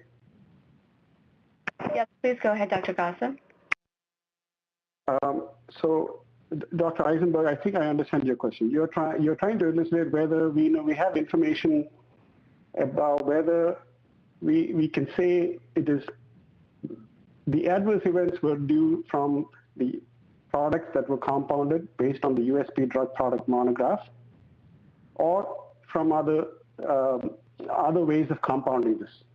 So to answer that, we don't know. As Dr. Tariq said, we don't know. And I think we try to acknowledge that in the evaluation, that the assumptions made that for most of the data that we have evaluated for safety or for effectiveness were based on what was available and reported in the literature. And the literature report called it as Monsells or ferric subsulfate, and the USP drug product monograph has a certain percentage of concentration associated with that ferric subsulfate that is compounded. Now, that is the limitation of the information we have. But the FAERS database, I think for these 3 cases, may have called out that it was based on Monsell's paste or Monsell's solution. So with that assumption, Monsell's may be that USP drug product monograph. I hope that answers your question. Yeah, that is helpful. You're exactly right that I was just trying to understand, is there a different safety profile for this idea of compounded versus the USP-approved production? And it sounds like the answer is we don't know. We don't know. And the next question I have is whether the FDA, in reviewing this, had any concerns about the very common widespread usage of the USP-approved Monsell solution, because we don't have well-controlled studies regarding safety and efficacy. And this product, as mentioned, has been around since Napoleon's army. And so it's just hard to say that it is the compounded product that is more concerning when it may just simply be that inadequate or inappropriate use, I should say, of this medication it can obviously result in adverse events. And I'll thank you for the clarifications. This is Rosalind Lawson again. And the USP drug product monograph for ferric subsulfate solution describes a procedure that starts with ferrous sulfate and to prepare the ferric subsulfate solution. And ferric subsulfate solution is chemically and physically well characterized when the USP drug product monograph is followed. But the solution that's being made from the powder or the solid, which we construe to be the subject of the nomination, is not well characterized, and that's why we recommended that it not be placed on the bulks list. Having said that, we recognize this unusual issue that's presented today and the wide use of Moncel solution prepared according to the drug product monograph, and we intend to explore options to clarify our policy on making that later, and with respect to distributing the product. Yeah, and this is Gail Bormel. You know, there's a couple layers to your question, and what my colleagues have said is absolutely correct. This is what we're dealing with now is ferric subsulfate as a solid or powder being placed on the bulk list, and that's separate from the USP drug product finished dosage form monograph of Moncel solution. There is no FDA-approved drug product of Moncel solution, just to be clear. So any data we're getting on, Moncel solution reported is going to be voluntary data, reported through the FAIR system. So, the data are what the data are. The Moncel solution has been made for a long time. The fact that there's a USP monograph means there's certain standards to how you make it and what it's supposed to come out to be, and that is in the USP, and we're not affecting, by what we're doing now, we're not addressing that Moncel product solution. What we're dealing with is the placement of a bulk powder or bulk solid on the 503A list of ferric subsulfate. And I'll just mention that the USP drug product monograph of Moncel solution starts with a different compound to make it. It starts with ferrous sulfate. So we are not opining on that Moncel solution today. We're only dealing with what we've talked about so far, which is the powder of ferric subsulfate or solid form. Is that a little more clear? Yeah, yes, I very much appreciate the clarification. It is an unusual situation that we find ourselves in. I do want to make sure that we are not somehow, criticizing or like you said, espousing on the utility or safety of the USP monograph. And it really is just confined to this question of the bulk product on the solid form. Thank you for the clarifications for everyone. Right. And if you notice, it has a lot to do with the lack of ability to characterize the ferric subsulfate substance itself. So you restated it perfectly. So I think you understand. Thank you. Dr. Bogner, do you have a question? I just wanted to make a comment that I don't think that the ferric subsulfate is very well characterized. I looked it up in various places, and in some places it's described as yellow, other places it's reddish brown, other places it's yellowish brown. Whether this is due to a difference in composition or particle size is possible, but I suspect that it's just not well characterized as a solid. In addition, one compounding supplier lists the formula as an approximate formula, meaning that I'm not sure it's well characterized there either. Thirdly, I was really surprised that there is no pH test for Moncel solution. It seems that that would be pretty important. I don't think people are making Moncel solution from ferric subsulfate, the ferrous, only because it has to be heated until red fumes cease to be evolved, and I doubt very many people are doing that in pharmacies. If anybody has a comment on understanding, a different understanding than mine, in other words, is it better characterized? I would like to hear that. Thank you. All right, let's, Dr. McElhenney, you had a follow-up? This is Linda McElhaney. I've got a comment. I'm a compounder. I compound for a large health system, and we've never compounded Moncels from the solid powder. We've always bought the commercial products, the commercial products from the chemical wholesalers, and it's always the USP grade. So I don't think that I've never heard of anybody compounding it, and it's probably another reason they don't do it is because if they're following the USP monograph and they should be using a ferric or ferrous sulfate, that might be a completely different concentration than using that straight ferric subsulfate powder. You know, it might end up being a lot more caustic or maybe stronger than using the ferrous sulfate. So I don't think that it's even necessary. There's so many manufacturers that do commercially produce the Moncels USP product. Thank you. Right. Thank you. I would like to state into the record that we do not have a nominator presentation for this topic. I would also like to state into the record that there are no open public hearing speakers for this topic.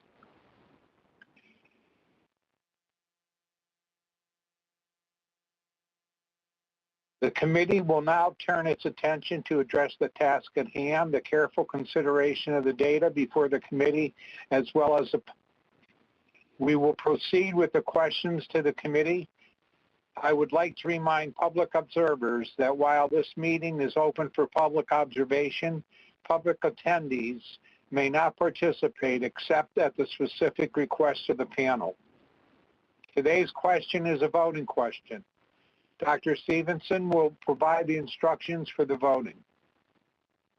Question 4 is a voting question. Voting members will use the Adobe Connect platform to submit their votes for this meeting. After the chairperson has read the voting question into the record and all questions and discussion regarding the wording of the vote question are complete, the chairperson will announce that voting will begin. If you are a voting member, you will be moved to a breakout room. A new display will appear where you can submit your vote. There will be no discussion in the breakout room. You should select the radio button, that is the round circular button in the window that corresponds to your vote, yes, no, or abstain. You should not leave the no vote choice selected. Please note that you do not need to submit or send your vote. Again, you need only to select the radio button that corresponds to your vote. You will have the opportunity to change your vote until the vote is announced as closed. Once all voting members have selected their vote, I will announce that the vote is closed. Next, the vote results will be displayed on the screen. I will read the vote results from the screen into the record. Next, the chairperson will go down the roster, and each voting member will state their name and their vote into the record. You can also state the reason why you voted as you did if you want to. Are there any questions about the voting process before we begin?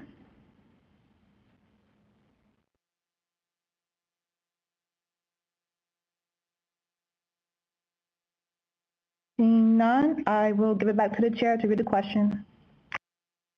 Thank you. Question number 4, Section 503A, Bulk Drug Substances List, Ferric Subsulfate. FDA is proposing that ferric subsulfate, solid or powder, not be included on the 503A bulks list. Should ferric subsulfate, solid or powder, be placed on the list? If you vote no, you are recommending FDA not place the bulk drug substance on the 503A bulks list. If the substance is not on the list when the final rule is promulgated, compounders may not use the drug for compounding under Section 503A unless it becomes a subject of an applicable USP or NF monograph or a component of an FDA-approved drug. If there are no questions or comments concerning wording of the question, we will now begin voting on the question for ferric subsulfate.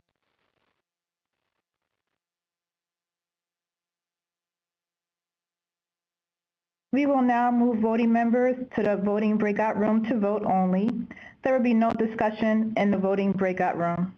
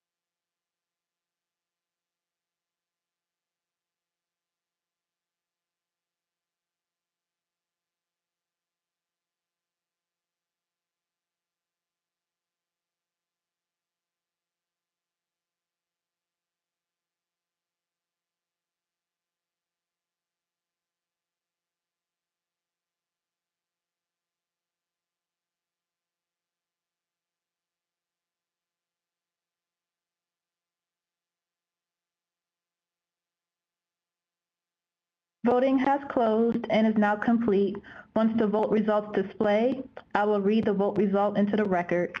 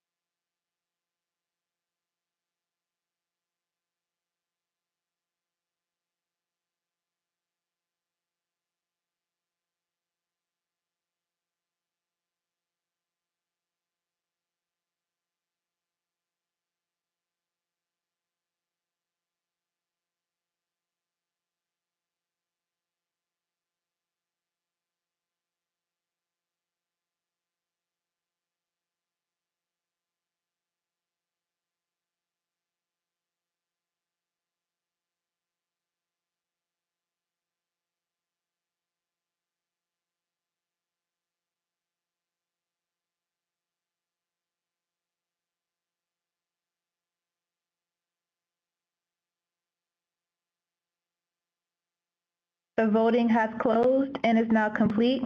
The vote results are displayed. I will read the vote totals into the record. The chairperson will go down a list and each voting member will state their name and their vote into the record. You can also state the reason why you voted as you did if you want to. There are 0 yeses, 12 noes, and 0 abstentions.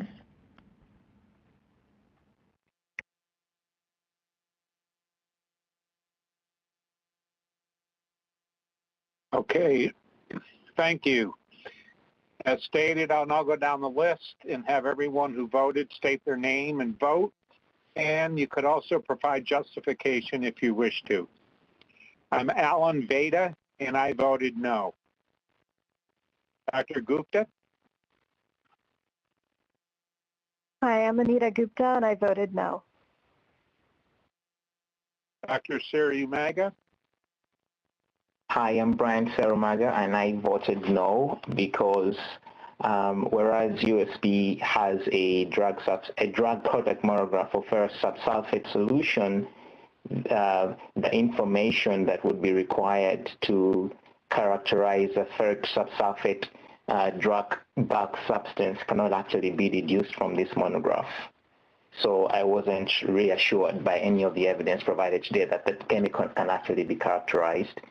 And also in scouring through the databases that are frequently used by compounders to source the ingredients used in compounding, there is sufficient evidence that ferric subsulfate solution, which conforms to the drug product monograph of ferric subsulfate solution, is actually readily available to compounders.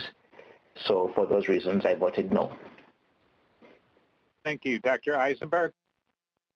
Yes, this is Dr. David Eisenberg. I also voted no, and in agreement with many of the conclusions the FDA made, specifically that there is a USP, available monograph for ferric subsulfate solution that's widely available, and while and that there is no need for this difficult to characterize product and bulk form to be available.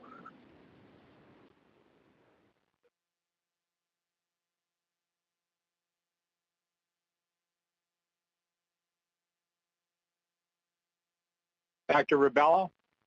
This is Elizabeth Ribello. I also voted no for the reasons that were stated previously.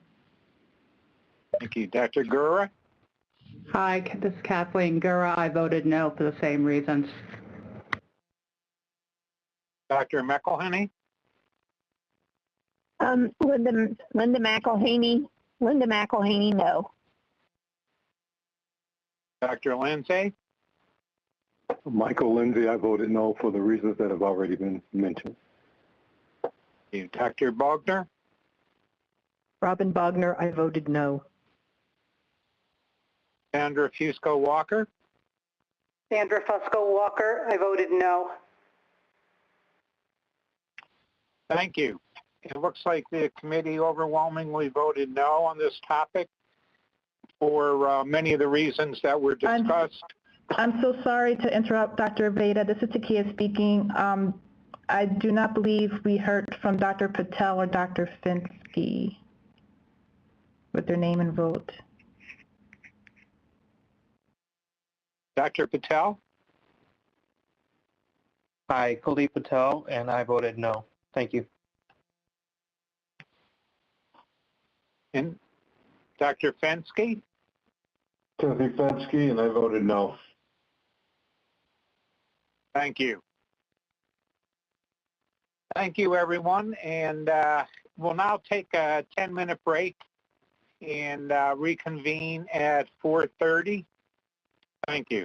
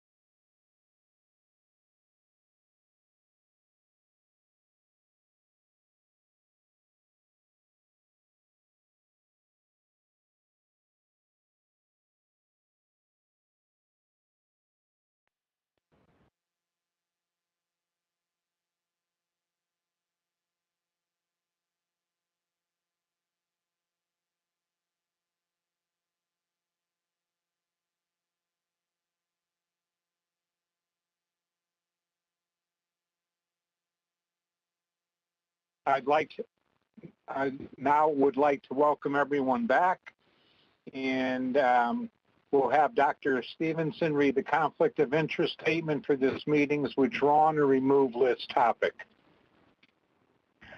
The Food and Drug Administration, FDA, is convening today's meeting of the Pharmacy Compounding Advisory Committee under the authority of the Federal Advisory Committee Act, FACA, of 1972, with the exception of the National Association of Boards of Pharmacy, NABP, and the United States Pharmacopoeia, USP, and the industry representatives. All members and temporary voting members of the committee are special government employees, SGEs, or regular federal employees from other agencies, and are subject to federal conflict of interest laws and regulations.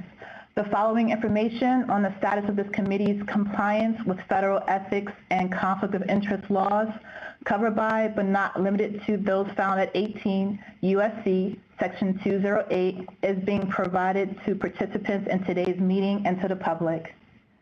FDA has determined that members and temporary voting members of this committee are in compliance with federal ethics and conflict of interest laws.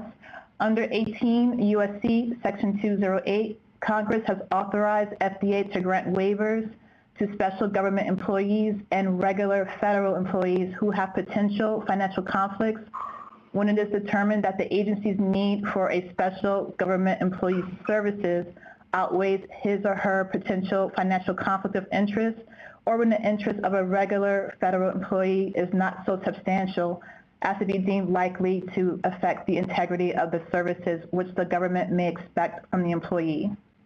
Related to the discussions of today's meeting, members and temporary voting members of this committee have been screened for potential financial conflicts of their interest of their own, as well as those imputed to them, including those of their spouses or minor children, and for purposes of 18 U.S.C. Section 208, their employers. These interests may include investments, consulting, expert witness testimony, contracts, grants, creatives, teaching, speaking, writing, patents and royalties, and primary employment. The committee will discuss the revisions FDA is considering to the withdrawn or removed list. FDA is not considering whether to amend the rule to add one more entry to the list, Lorcaserin Hydrochloride, all drug products containing Lorcaserin Hydrochloride. As previously explained in the Federal Register of July 2nd, 2014, 79 FR 37687 at 37689 through 37690, the list may specify that a drug may not be compounded in any form, or alternatively may expressly exclude a particular formulation, indication, dosage form, or route of administration from an entry on the list. Moreover, a drug may be listed only with regard to certain formulations, indications, routes of administration, or dosage forms because it has been found to be unsafe or not effective in those particular formulations, indications, routes of administration, or dosage forms. FDA plans to seek the committee's advice concerning the inclusion of this drug on the list. This is a particular matters meeting during which specific matters related to Lorcaserin hydrochloride will be discussed. Based on the agenda for this meeting and all financial interests reported by the committee members and temporary voting members, a conflict of interest waiver has been issued in accordance with 18 U.S.C. Section 208B3 to Dr. Kathleen Gura.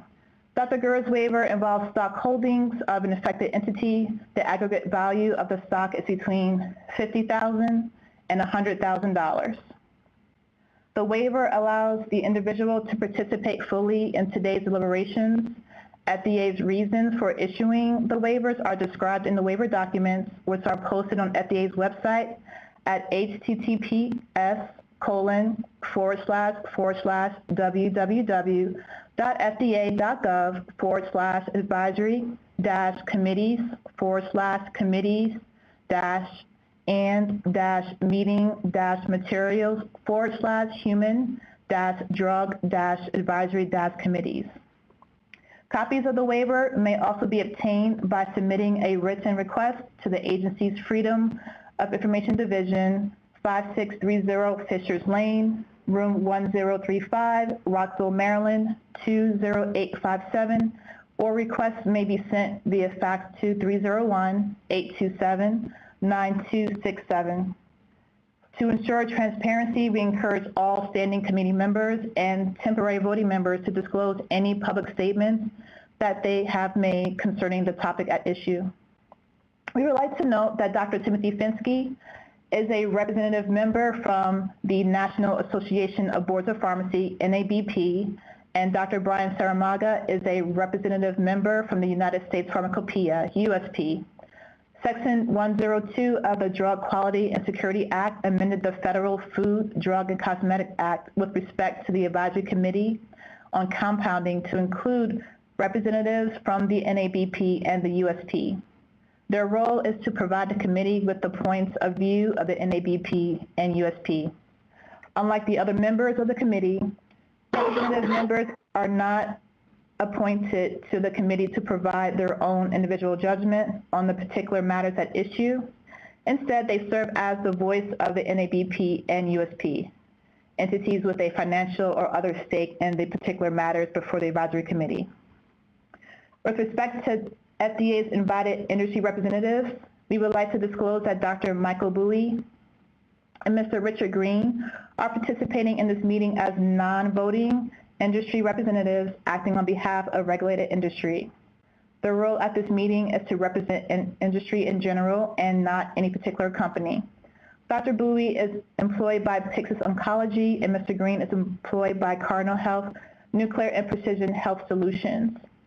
We would like to remind members and temporary voting members that if the discussions involve any other topics that are not already on the agenda, for which an FDA participant has a personal or imputed financial interest, participants need to exclude themselves from such involvement, and their exclusion will be noted for the record.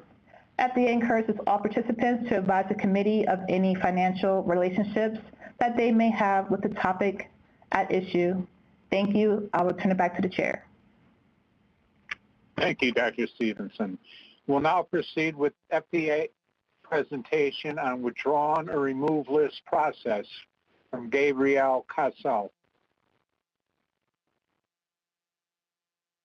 Thank you very much, and good afternoon. My name is Gabrielle Cassell. I'll be providing a brief overview of FDA's process for creating the withdrawn or removed list.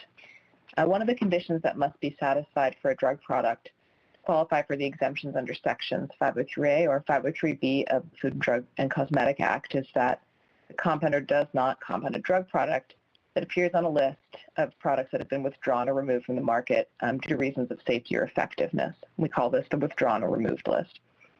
FDA has reviewed and added 85 bulk drug substances to the withdrawn or removed list to date. The way that we approach maintaining this list is that we periodically review available information on drugs that are withdrawn or removed from the market due to reasons of safety or effectiveness, with the goal of identifying possible new entries. And the information we review may include Federal Register notices announcing withdrawal of approval of a new drug application or abbreviated new drug application for safety or effectiveness reasons, or Federal Register notices announcing an agency determination that a drug product that was voluntarily withdrawn from sale was withdrawn for reasons of safety or effectiveness. We also review available information to determine whether any approvals of new drug applications would warrant modifications to existing entries on the list. Appropriate divisions within our Office of New Drugs evaluate each identified candidate or proposed modification using available information about the drug, and the responsible division will prepare a review of that information to document its recommendations. FDA will update the withdrawn or removed list through notice and comment rulemaking, as we clarified in a final rule in 2016. We intend to propose regulations to revise the list when we identify drugs that we tentatively determine should be listed, and we also intend to propose regulations when we determine that changes to the status of drugs already on the list should be revised. Generally, we will finalize any additions or modifications to the list after we consult the advisory committee about the product and after providing an opportunity for public comments to be submitted on a proposed rule. Today we'll be discussing one substance that FDA is considering including on the list, and that is Lorcaserin Hydrochloride, all drug products containing Lorcaserin hydrochloride. And with that, I'll turn it back to the chair.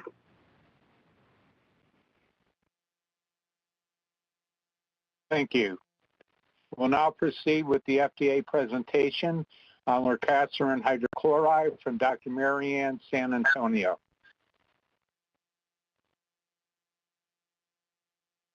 Hi, good afternoon. My name is Marianne San Antonio, and I am a physician in the Office of New Drugs. I will discuss the nomination for Lorcaserin hydrochloride for possible inclusion on the withdrawn or removed list. I would like to recognize the entire evaluation team as well as the contribution of many other FDA colleagues who helped with this evaluation. Special thanks to the Division of Diabetes, Lipid Disorders, and Obesity.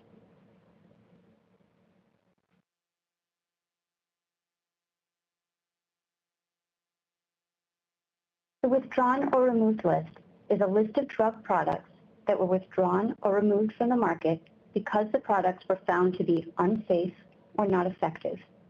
Drugs on the list cannot qualify for exemptions under sections 503A or 503B and cannot be compounded. Lorcaserin hydrochloride, whose trade name was Belviq, is a selective agonist of the 5-hydroxytryptamine or 5-HT2C receptors. It was available in 10 milligram immediate release or 20 milligram extended release oral tablets.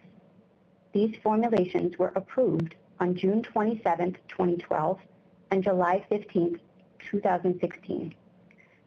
The approval for NDA 022529 included a post-marketing requirement for a study investigating cardiovascular adverse events associated with the use of Lorcaserin hydrochloride. It was indicated for use as an adjunct to a reduced calorie diet and increased physical activity for the treatment of chronic weight management in adults with either obesity or overweight and at least one other weight-related comorbid condition.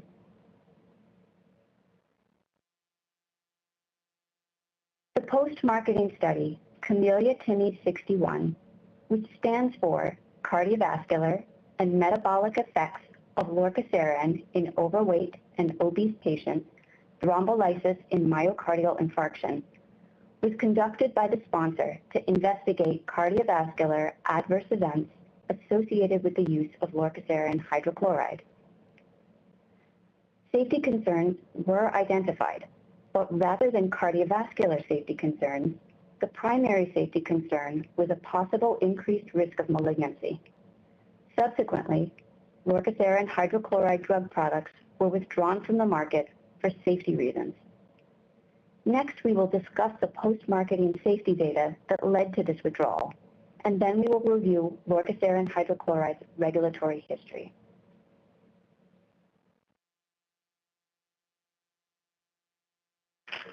A post-marketing safety study was required by FDA at the time of Lorcaserin hydrochloride's approval because of the occurrence of cardiovascular adverse events during treatment with other FDA-approved medications for weight loss. Those medications had similar mechanisms of action to Lorcaserin hydrochloride and were previously withdrawn from the market. The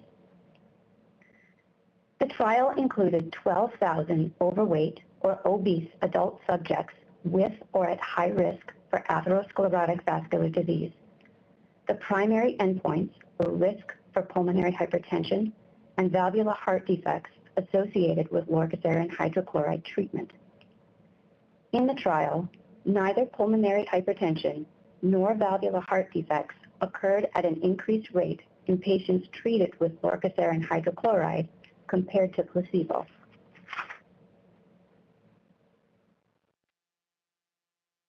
The FDA's analysis of the study data suggested an imbalance in cancer in humans, with an increased risk of malignancy when oral Lorcaserin hydrochloride was used for chronic weight management in adults. Rates of certain cancers were higher in the Lorcaserin hydrochloride group. These included colorectal cancer, pancreatic cancer, and lung cancer. Within the first 180 days of treatment, the number of patients with a new cancer diagnosis was similar in the Lorcaserin hydrochloride and placebo groups. However, beyond 180 days of treatment, cancer risk was elevated among patients in the Lorcaserin hydrochloride group. It is unclear by what mechanism Lorcaserin hydrochloride is associated with cancer. However, the signal persisted through multiple analyses, and the clinical findings were corroborated by the evidence from animal models. Additional evidence would be necessary to investigate this signal, but FDA determined that it is unlikely that the necessary safety endpoints, such as cancer, can be readily or ethically investigated in a clinical trial.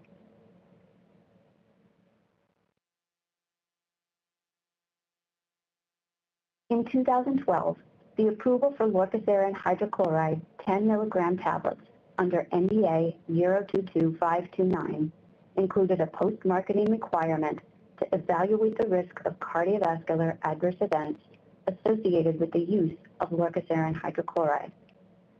The Camellia-Tinney study fulfilled this requirement, and data was collected from 2014 to 2018.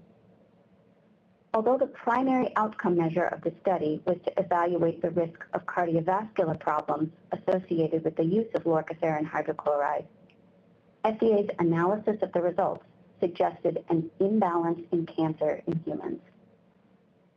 In a drug safety communication issued on January 14, 2020, the FDA alerted the public that study results showed a possible increased risk of cancer associated with Lorcaserin hydrochloride. In a drug safety communication issued on February 13, 2020, the FDA asked the sponsor to voluntarily withdraw Lorcaserin hydrochloride from the U.S. market. The sponsor requested FDA to withdraw approval of the NDAs for Belviq and Belviq XR. On September 17, 2020, FDA published a Federal Register notice withdrawing approval of the applications for Lorcaserin hydrochloride 10 milligram tablets and 20 milligram extended release tablets. On March 4, 2021, FDA published a notice in the Federal Register announcing that Belviq 10 milligram tablets and Belviq XR 20 milligram tablets were withdrawn from sale for reasons of safety or effectiveness, and both products were removed from the Orange Book.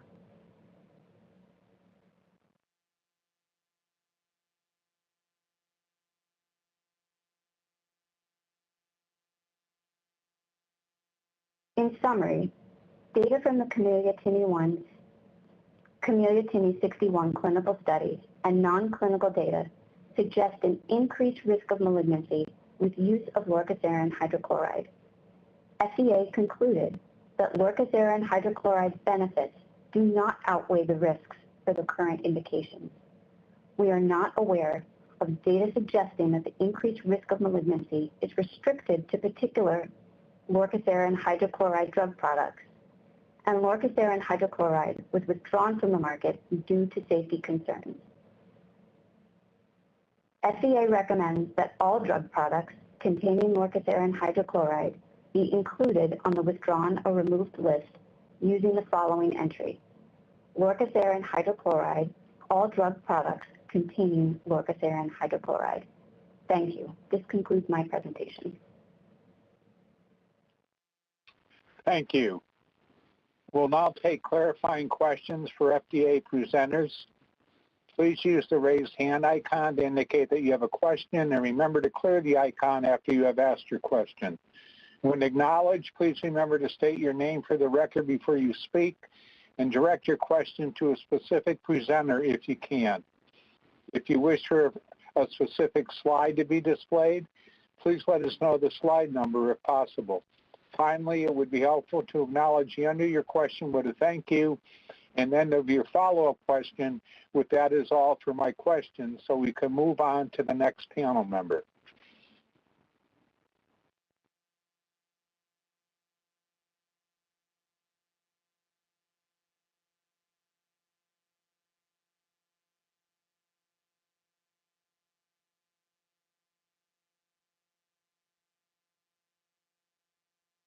I do not see any raised hands currently. Are there any questions from the panel?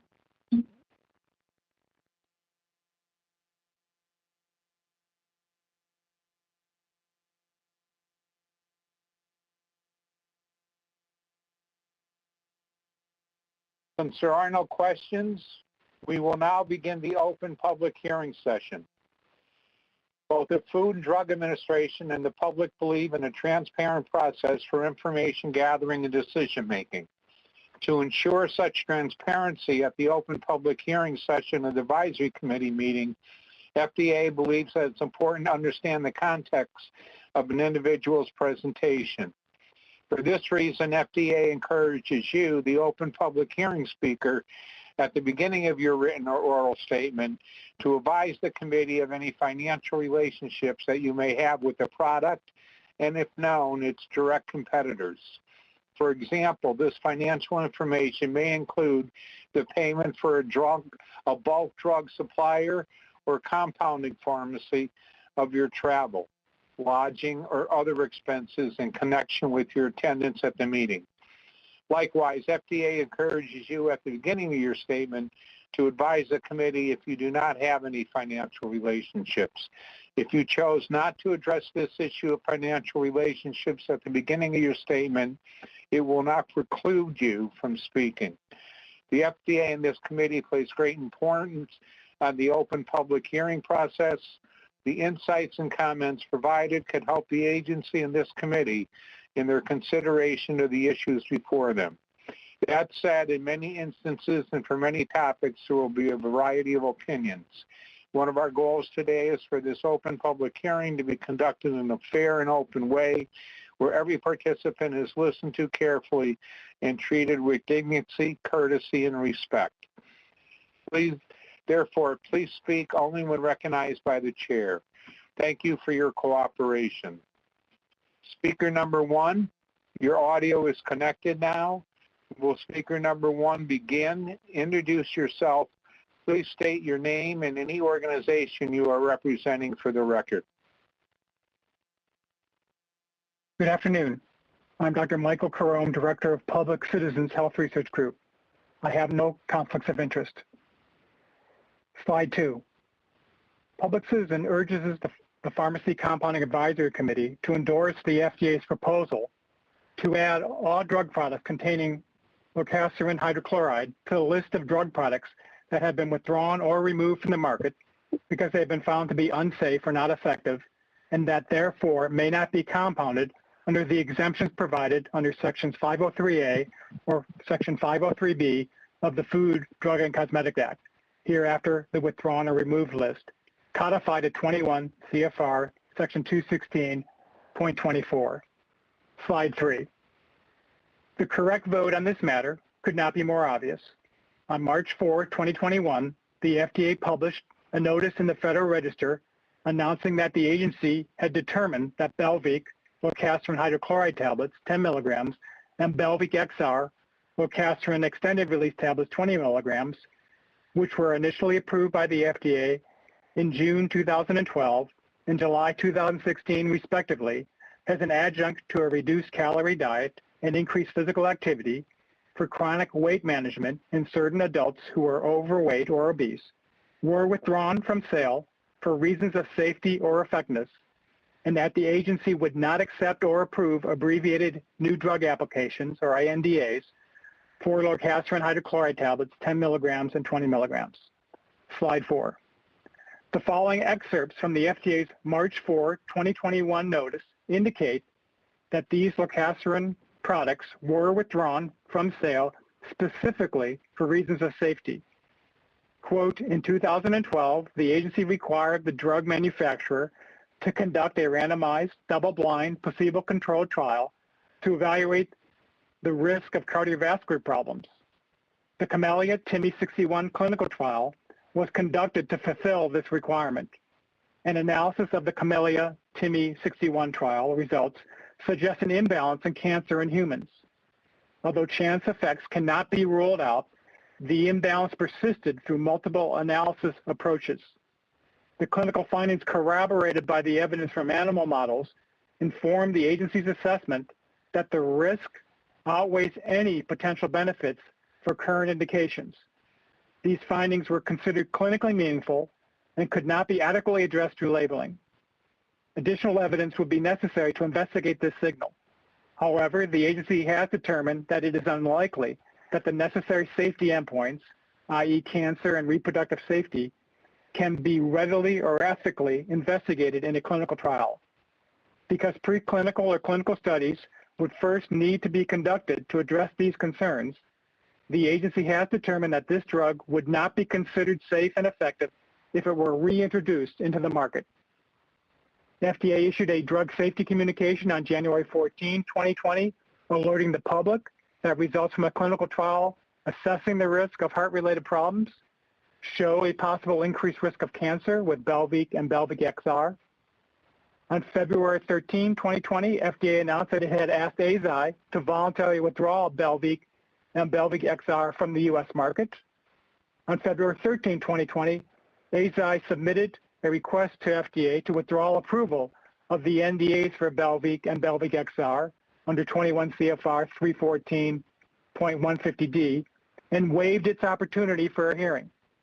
As requested by AZI, the agency issued a Federal Register notice on September 17, 2020, withdrawing approval of the applications for Belviq tablets 10 milligrams and Belviq XR 20 milligrams, effective September 17, 2020. Accordingly, the agency will remove Belviq Lorcaserin Hydrochloride tablets 10 milligrams and Belviq XR Lorcaserin Hydrochloride extended release tablets 20 milligrams from the list of products published in the Orange Book. FDA will not approve or accept or approve ANDAs that refer to this drug product. End quote. Slide 5. Importantly, the Pharmacy Compounding and Review Team from the Center for Drug Evaluation and Research's Office of New Drugs appropriately recommended that all drugs containing Lorcaserin hydrochloride be included on the withdrawn or removed list. In support of this recommendation, the OND observed the following. 1, Lorcaserin products were withdrawn from the market for safety reasons, with the primary safety concern being the drug's increased risk of malignancy that was observed in both the post-marketing trial data from the Camellia-Timmy 61 trial and non-clinical studies.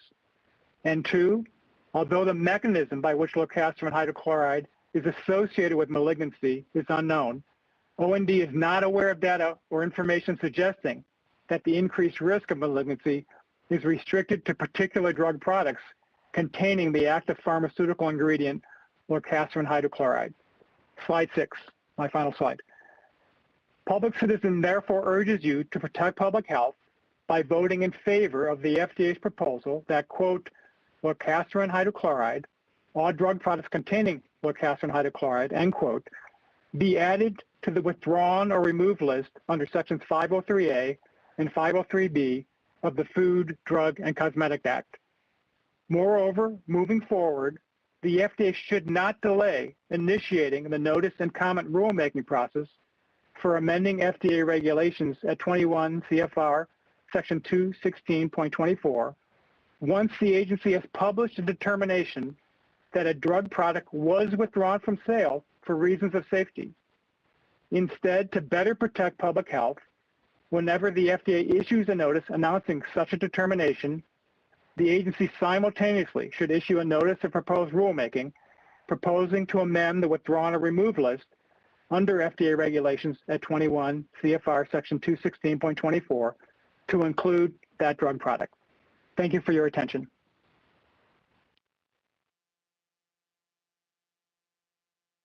Thank you. Thank you.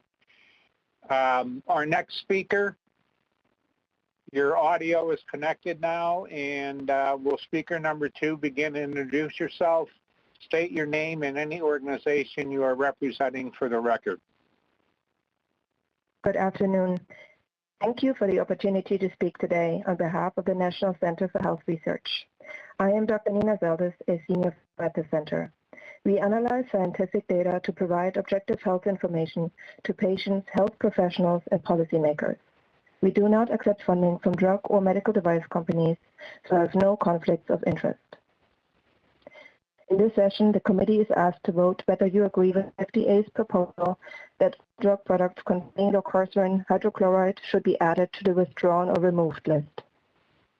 Since this list includes drug products that were withdrawn or removed from the market because they've been found to be unsafe or ineffective, and because Belviq has been withdrawn from the U.S. market for safety reasons, there is no reason why this product should still be available for compounding. In fact, it has long been clear that Belviq poses a risk to patients.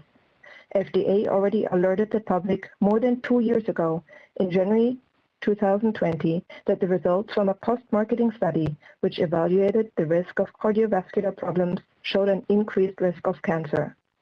As a result, FDA asked the drug manufacturer to withdraw this drug from the U.S. market 1 month later. This trial showed that compared to placebo, patients taking Lorcaserin had more total cancers, more cancer deaths, more patients with multiple primary tumors, and more patients with metastatic disease. Even if the observed excess cancer risk was small, FDA announced that the risks of Belviq outweigh any potential benefits and withdrew the drug from sale for reasons of safety or effectiveness in March 2021. And yet, this drug has not been added to the withdrawn or removed list. Delaying the inclusion of unsafe drug products poses an entirely avoidable risk to patients. This is unacceptable.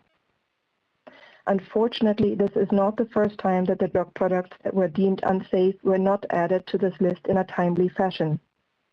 When the withdrawn or removed list was established in 1999, it included 59 drug products and has been updated only twice since then. Once in 2016 to include an additional 24 products, and once in 2018 to add another 2 drug products. These added drugs had in most cases already been withdrawn or removed from market over concerns of safety or effectiveness several years before.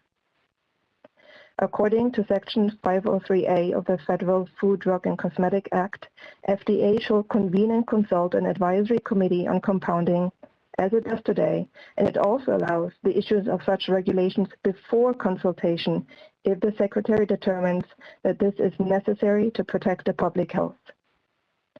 For many of these drugs, including Belviq, we argue that an inclusion on the list at the same time as the product is withdrawn from the market is necessary to protect the public health. In addition to adding Belviq to the withdrawn or removed list as soon as possible, we agree with Public Citizens' 2021 petition that the current regulation should be revised so that every time a drug product is withdrawn or removed from market over safety or effectiveness concerns, that product will also be included on this list at the same time. Such an amendment will reduce the time potentially harmful drugs continue to be available for compounding and will help eliminate this entirely unnecessary risk for patients. Thank you for your time.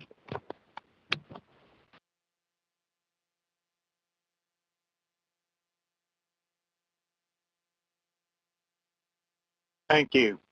The open public hearing portion of this meeting has now concluded, and we will no longer take comments from the audience.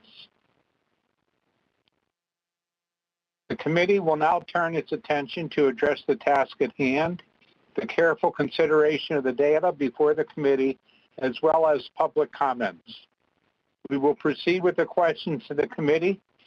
I would like to remind public observers that while this meeting is open for public observation, public attendees may not participate except at the specific request of the panel. Today's question is a voting question. Dr. Stevenson will provide the instructions for the voting. Question 5 is a voting question. Voting members will use the Adobe Connect platform to submit their votes for this meeting. After the chairperson has read the voting question into the record and all questions and discussion regarding the wording of the vote question are complete, the chairperson will announce that voting will begin. If you are a voting member, you will be moved to a breakout room. A new display will appear where you can submit your vote. There will be no discussion in the breakout room. You should select the radio button, that is the round circular button in the window that corresponds to your vote, yes, no, or abstain. You should not leave the no vote choice selected. Please note that you do not need to submit or send your vote. Again, you need only to select the radio button that corresponds to your vote. You will have the opportunity to change your vote until the vote is announced as closed. Once all voting members have selected their vote, I will announce that the vote is closed. Next, the vote results will be displayed on the screen. I will read the vote results from the screen into the record. Next, the chairperson will go down the roster and each voting member will state their name and their vote into the record. You can also state the reason why you voted as you did if you want to. Are there any questions about the voting process before we begin?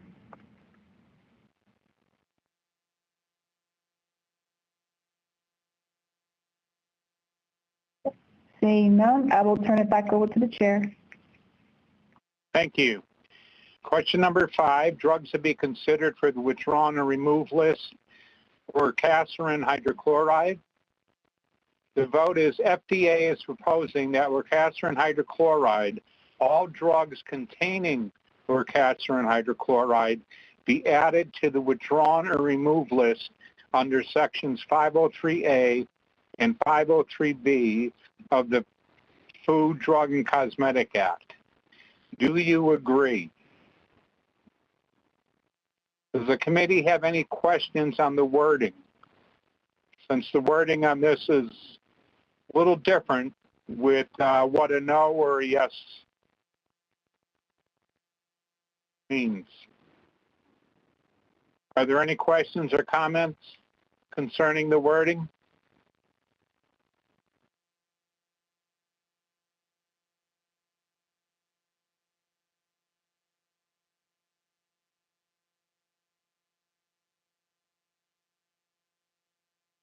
All right, seeing none, we will now move voting members to the voting breakout room to vote only. There will be no discussion in the voting breakout room.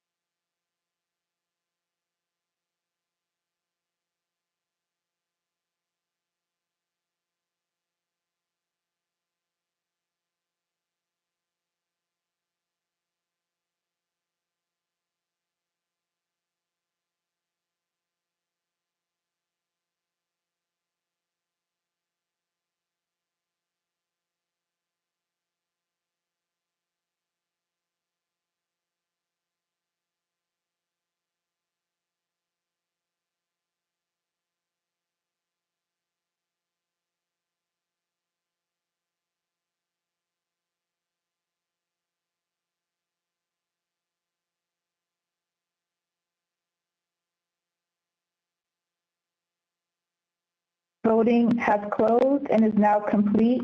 Once the vote results display, I will read the vote result into the record.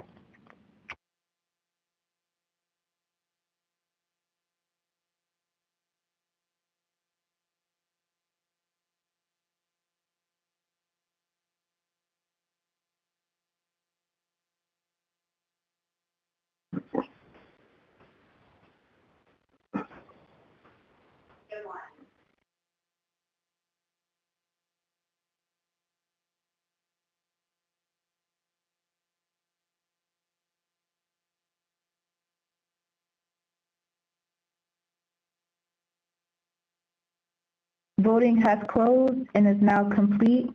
The vote results are displayed. I will read the vote totals into the record. The chairperson will go down a list and each voting member will state their name and their vote into the record. You can also state the reason why you voted as you did if you want to.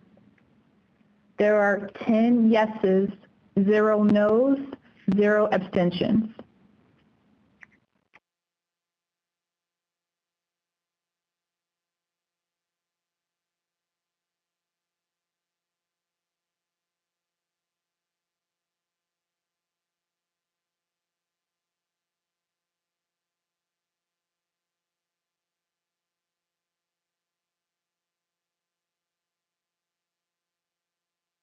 Dr. Veda, if you're speaking, I think I do see that you are on mute. Sorry about that. Thank you. We'll now go down the list and everyone who voted state their name and vote into the record. And as stated, if you want to provide justification for your vote if you wish. I'm Alan Vade. I voted yes. And I think our two open public speakers eloquently gave reasons why I voted yes. Dr. Gupta? I'm Anita Gupta, and I voted yes, and I agree. I believe that there's strong reasons to place this product on the withdrawn and remove list. Thank you. Dr. Surya-Manga? Brian Sarumaga, and I voted yes. Dr. Ribello? This is Elizabeth Ribello, and I also voted yes. Dr. Gura? Hi, this is Kathleen Gura. I voted yes. Dr. Patel? Hi, this is Kulik Patel, and I voted yes. Thank you. Dr. McElhenney? Linda McElhaney, and I vote yes. Dr. Bogner? This is Robin Bogner. I voted yes. Sandra Fusco-Walker? Sandra Fusco-Walker, and I voted yes. And Dr. Fensky? This is Timothy Fensky, and I voted yes. Thank you.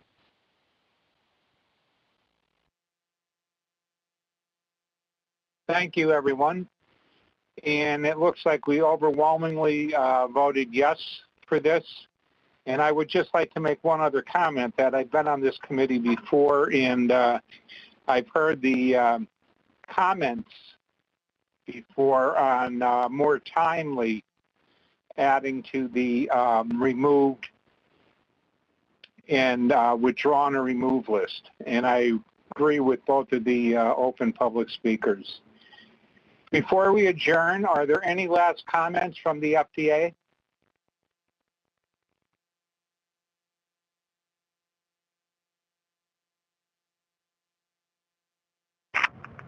Hi, this is Charlie again. I just wanted to thank all the committee members for their time today, and thank you for a great meeting. Thanks.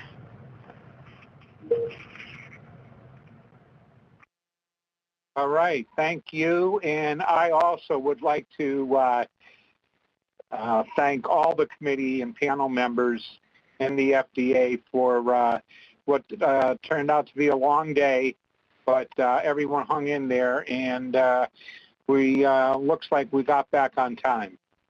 So thank you, everyone, and we will now adjourn the meeting.